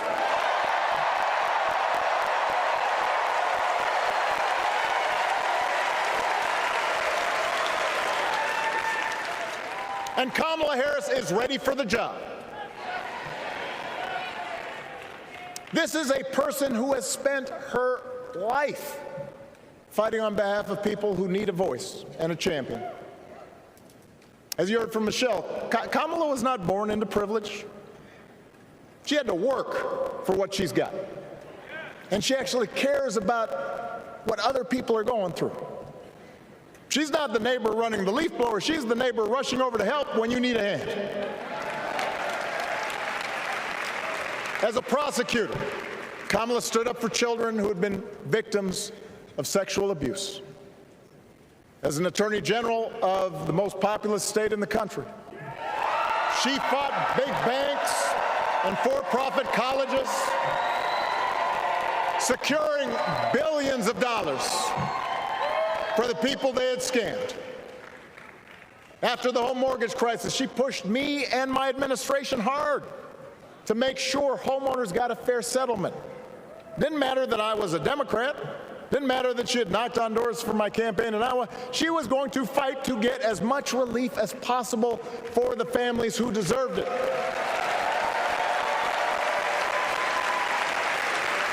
As vice president, she helped take on the drug companies to cap the cost of insulin, lower the cost of health care, give families with kids a tax cut.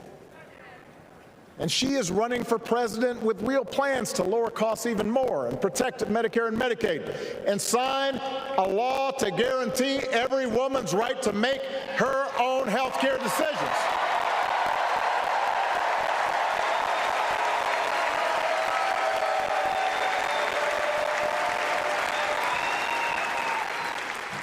In other words, Kamala Harris won't be focused on her problems. She'll be focused on yours. As president, she won't just cater to her own supporters and punish those who refuse to kiss the ring or bend the knee. She'll work on behalf of every American. That's who Kamala is. And in the White House, she will have an outstanding partner in Governor Tim Walz.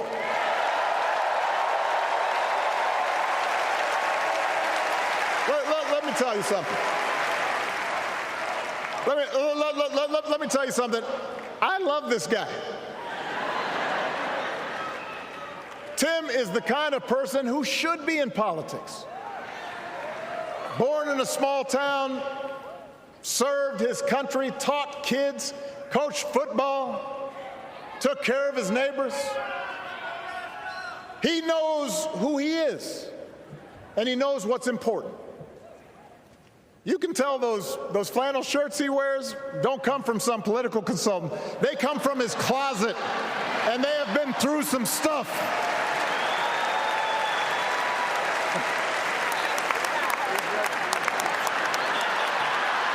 They have been through some stuff. That's right.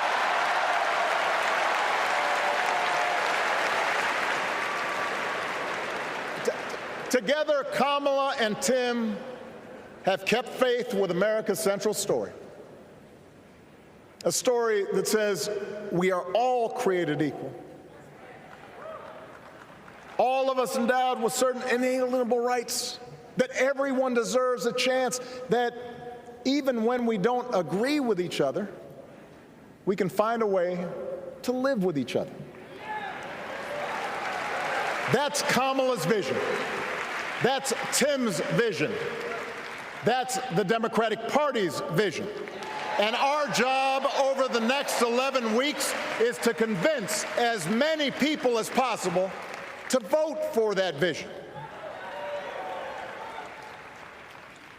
Now, it won't be easy. The other side knows it's easier to play on people's fears and cynicism, always has been. They will tell you that government is inherently corrupt, that sacrifice and generosity are for suckers. And since the game is rigged, it's okay to take what you want and just look after your own. That's the easy path. We have a different task. Our job is to convince people that democracy can actually deliver. And in doing that, we can't just point to what we've already accomplished. We can't just rely on the ideas of the past. We need to chart a new way forward to meet the challenges of today. And Kamala understands this. She knows, for example, that if we want to make it easier for more young people to buy a home, we need to build more units and clear away some of the outdated laws and regulations that made it harder to build homes for working people in this country. That is a priority, and she's put out a bold new plan to do just that.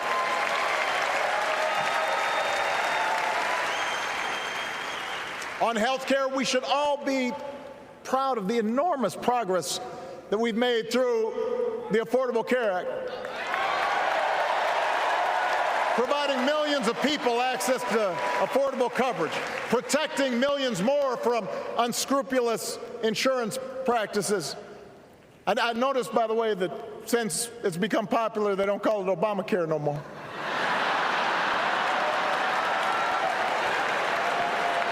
But Kamala knows we can't stop there, which is why she'll keep working to limit out-of-pocket costs. Kamala knows that if we want to help people get ahead, we need to put a college degree within reach of more Americans. But she also knows college shouldn't be the only ticket to the middle class. We need to follow the lead of governors like Tim Walz, who said, if you've got the skills and the drive, you shouldn't need a degree to work for state government. And in this new economy, we need a president who actually cares about the millions of people all across this country who wake up every single day to do the essential, often thankless work, to care for our sick, to clean our streets, to deliver our packages. We need a president who will stand up for their right to bargain for better wages and working conditions. And Kamala will be that president.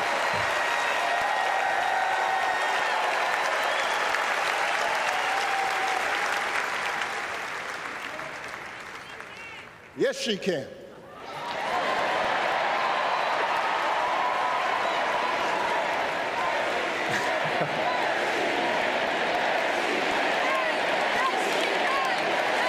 Yes, she can. A Harris-Walz administration can help us move past some of the tired old debates that keep stifling progress. Because at their core, Kamala and Tim understand that when everybody gets a fair shot, we are all better off. They understand that when every child gets a good education, the whole economy gets stronger.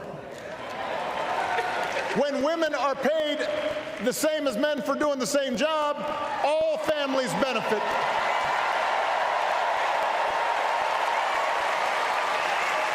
They understand that we can secure our borders without tearing kids away from their parents, just like we can keep our streets safe while also building trust between law enforcement and the communities they serve and eliminating bias. That will make it better for everybody.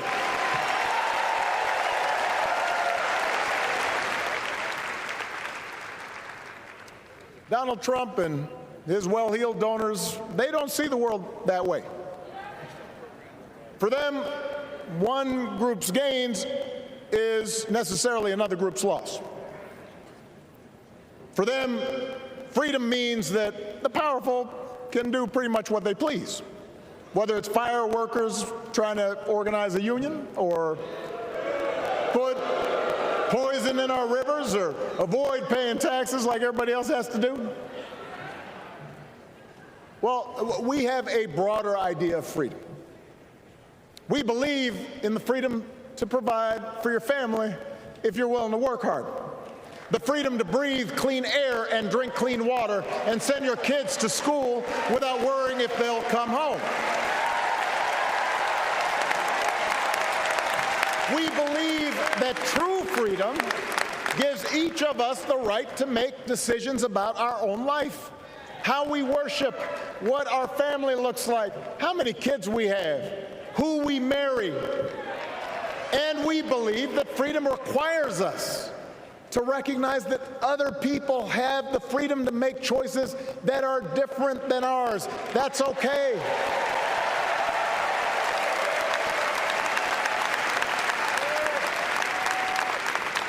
That's the America Kamala Harris and Tim Walz believe in.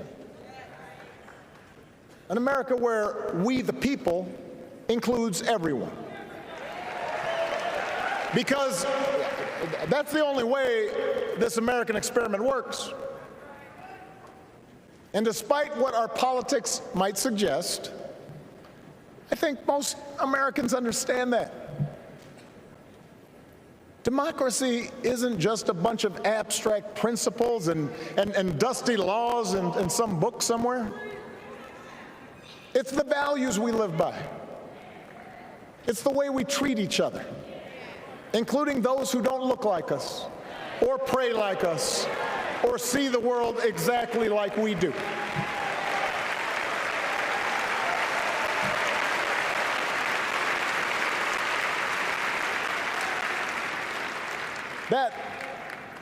That sense of mutual respect has to be part of our message.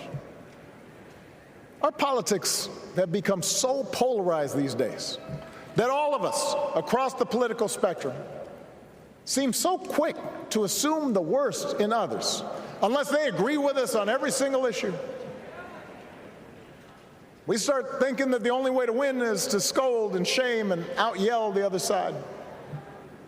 And after a while, regular folks just tune out, or they don't bother to vote. Now, that approach may work for the politicians who just want attention and thrive on division, but it won't work for us. To make progress on the things we care about, the things that really affect people's lives, we need to remember that we've all got our blind spots and contradictions and prejudices, and that if we want to win over those who aren't yet ready to support our candidates, we need to listen to their concerns and maybe learn something in the process. After all, if a parent or grandparent occasionally says something that makes us cringe, we don't automatically assume they're bad people. We recognize that the world is moving fast, that they need time and maybe a little encouragement to catch up. Our fellow citizens deserve the same grace we hope they'll extend to us.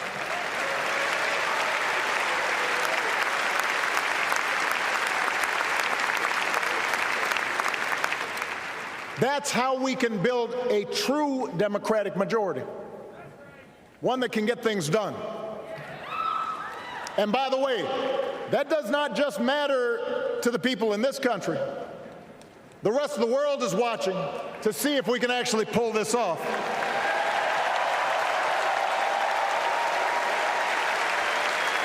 No nation, no society has ever tried to build a democracy as big and as diverse as ours before. One that includes people that over decades have come from every corner of the globe. One where our allegiances and our community are defined not by race or blood, but by a common creed. And that's why when we uphold our values, the world's a little brighter. When we don't, the world's a little dimmer, and dictators and autocrats feel emboldened. And over time, we become less safe. We shouldn't be the world's policemen, and we can't eradicate every cruelty and injustice in the world. But America can be and must be a force for good, discouraging conflict, fighting disease, promoting human rights, protecting the planet from climate change, defending freedom, brokering peace. That's what Kamala Harris believes, and so do most Americans.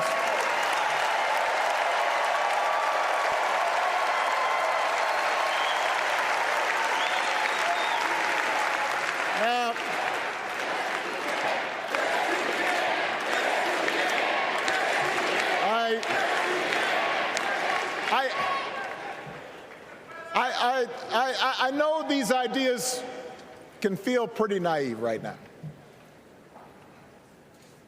We live in a time of such confusion and rancor, with a culture that puts a premium on things that don't last. Money, fame, status, likes. We chase the approval of strangers on our phones. We build all manner of walls and fences around ourselves, and then we wonder why we feel so alone. We don't trust each other as much because we don't take the time to know each other.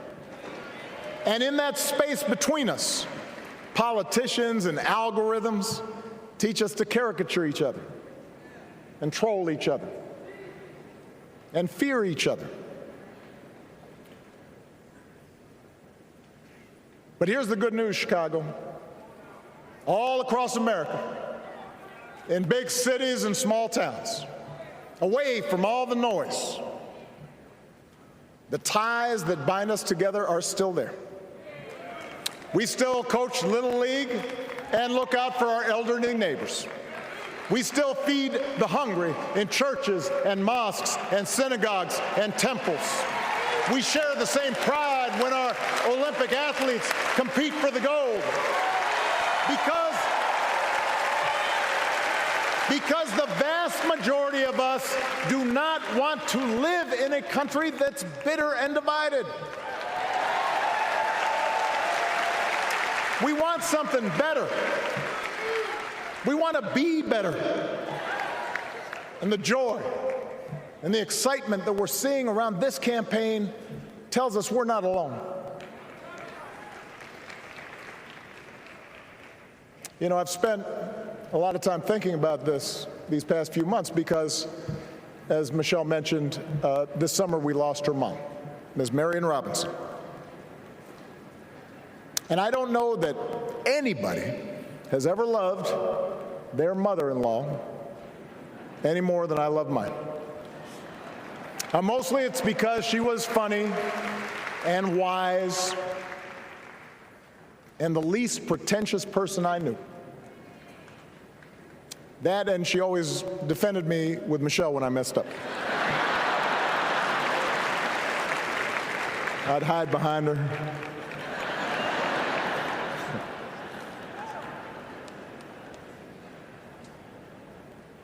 But I also think one of the reasons Mary and I became so close was she reminded me of my grandmother, the woman who helped raise me as a child. And on the surface, the two of them did not have a lot in common. One was a black woman from right here, south side of Chicago, right down the way. Went to Englewood High School. The other was a little old white lady born in a tiny town called Peru, Kansas. Now, I know there aren't that many people from Peru.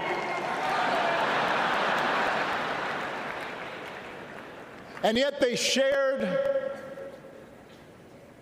a basic outlook on life. They were strong, smart, resourceful women, full of common sense, who, regardless of the barriers they encountered, and women growing up in the 40s and 50s and 60s, they encountered barriers.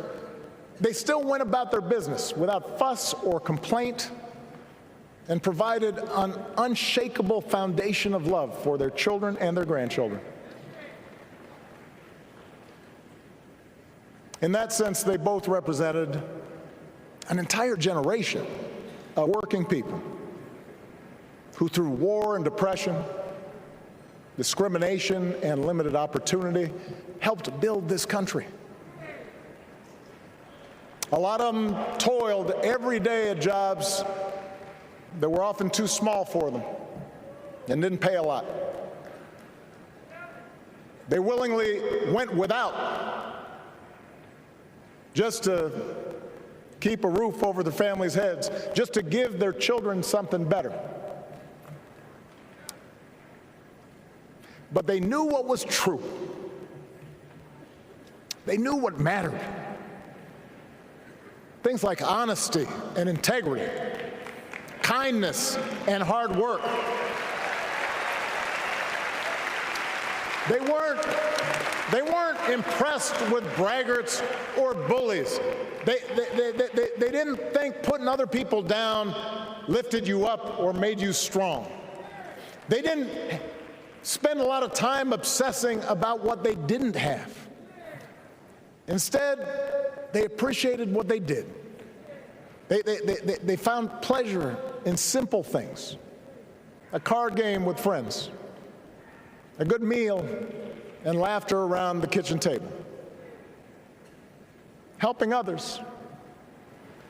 And most of all, seeing their children do things and go places that they would have never imagined for themselves.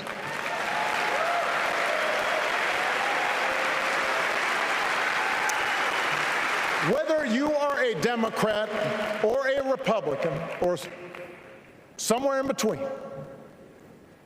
we have all had people like that in our lives. People like Kamala's parents, who crossed oceans because they believed in the promise of America. People like Tim's parents, who taught him about the importance of service. Good, hard-working people who weren't famous or powerful, but who managed in countless ways to lead this country just a little bit better than they found it. As much as any policy or program, I believe that's what we yearn for. A return to an America where we work together and look out for each other. A restoration of what Lincoln called, on the eve of Civil War, our bonds of affection. An America that taps what he called the better angels of our nature. That is what this election is about.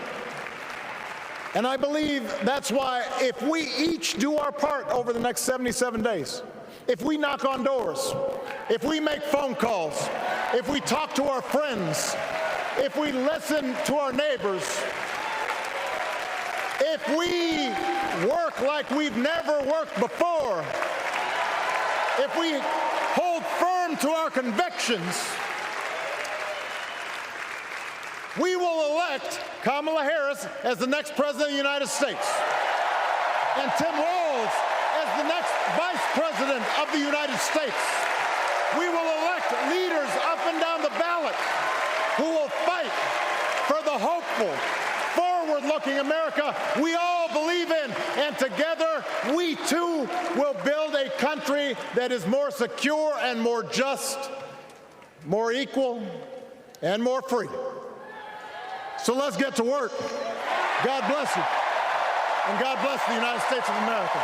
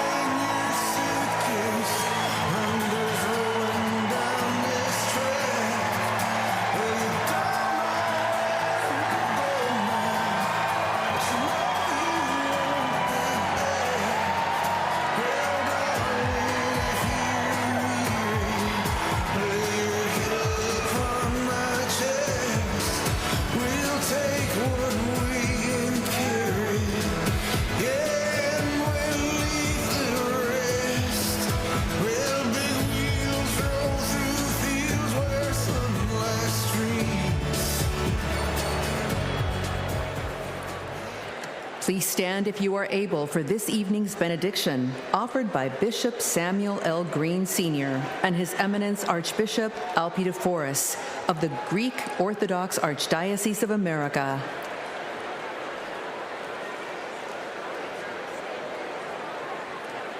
God of our weary years, God of our silent tears, Thou who hast brought us thus far, along the way.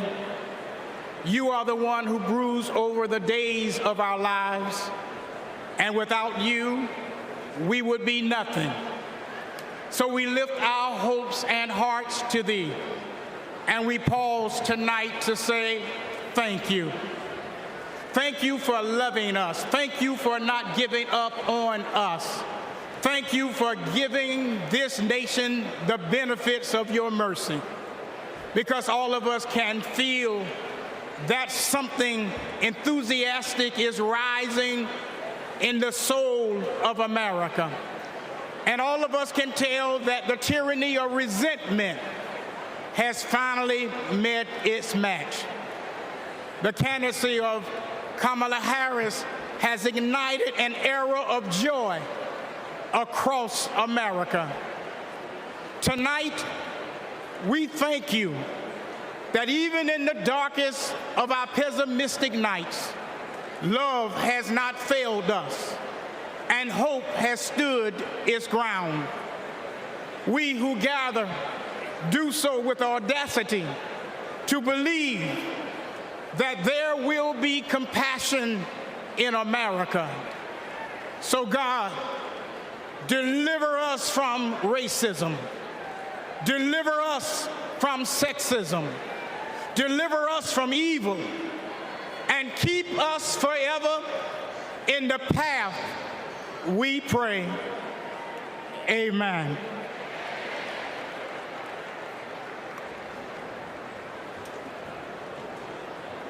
It is now time to pray to the Lord. Let us pray to the Lord.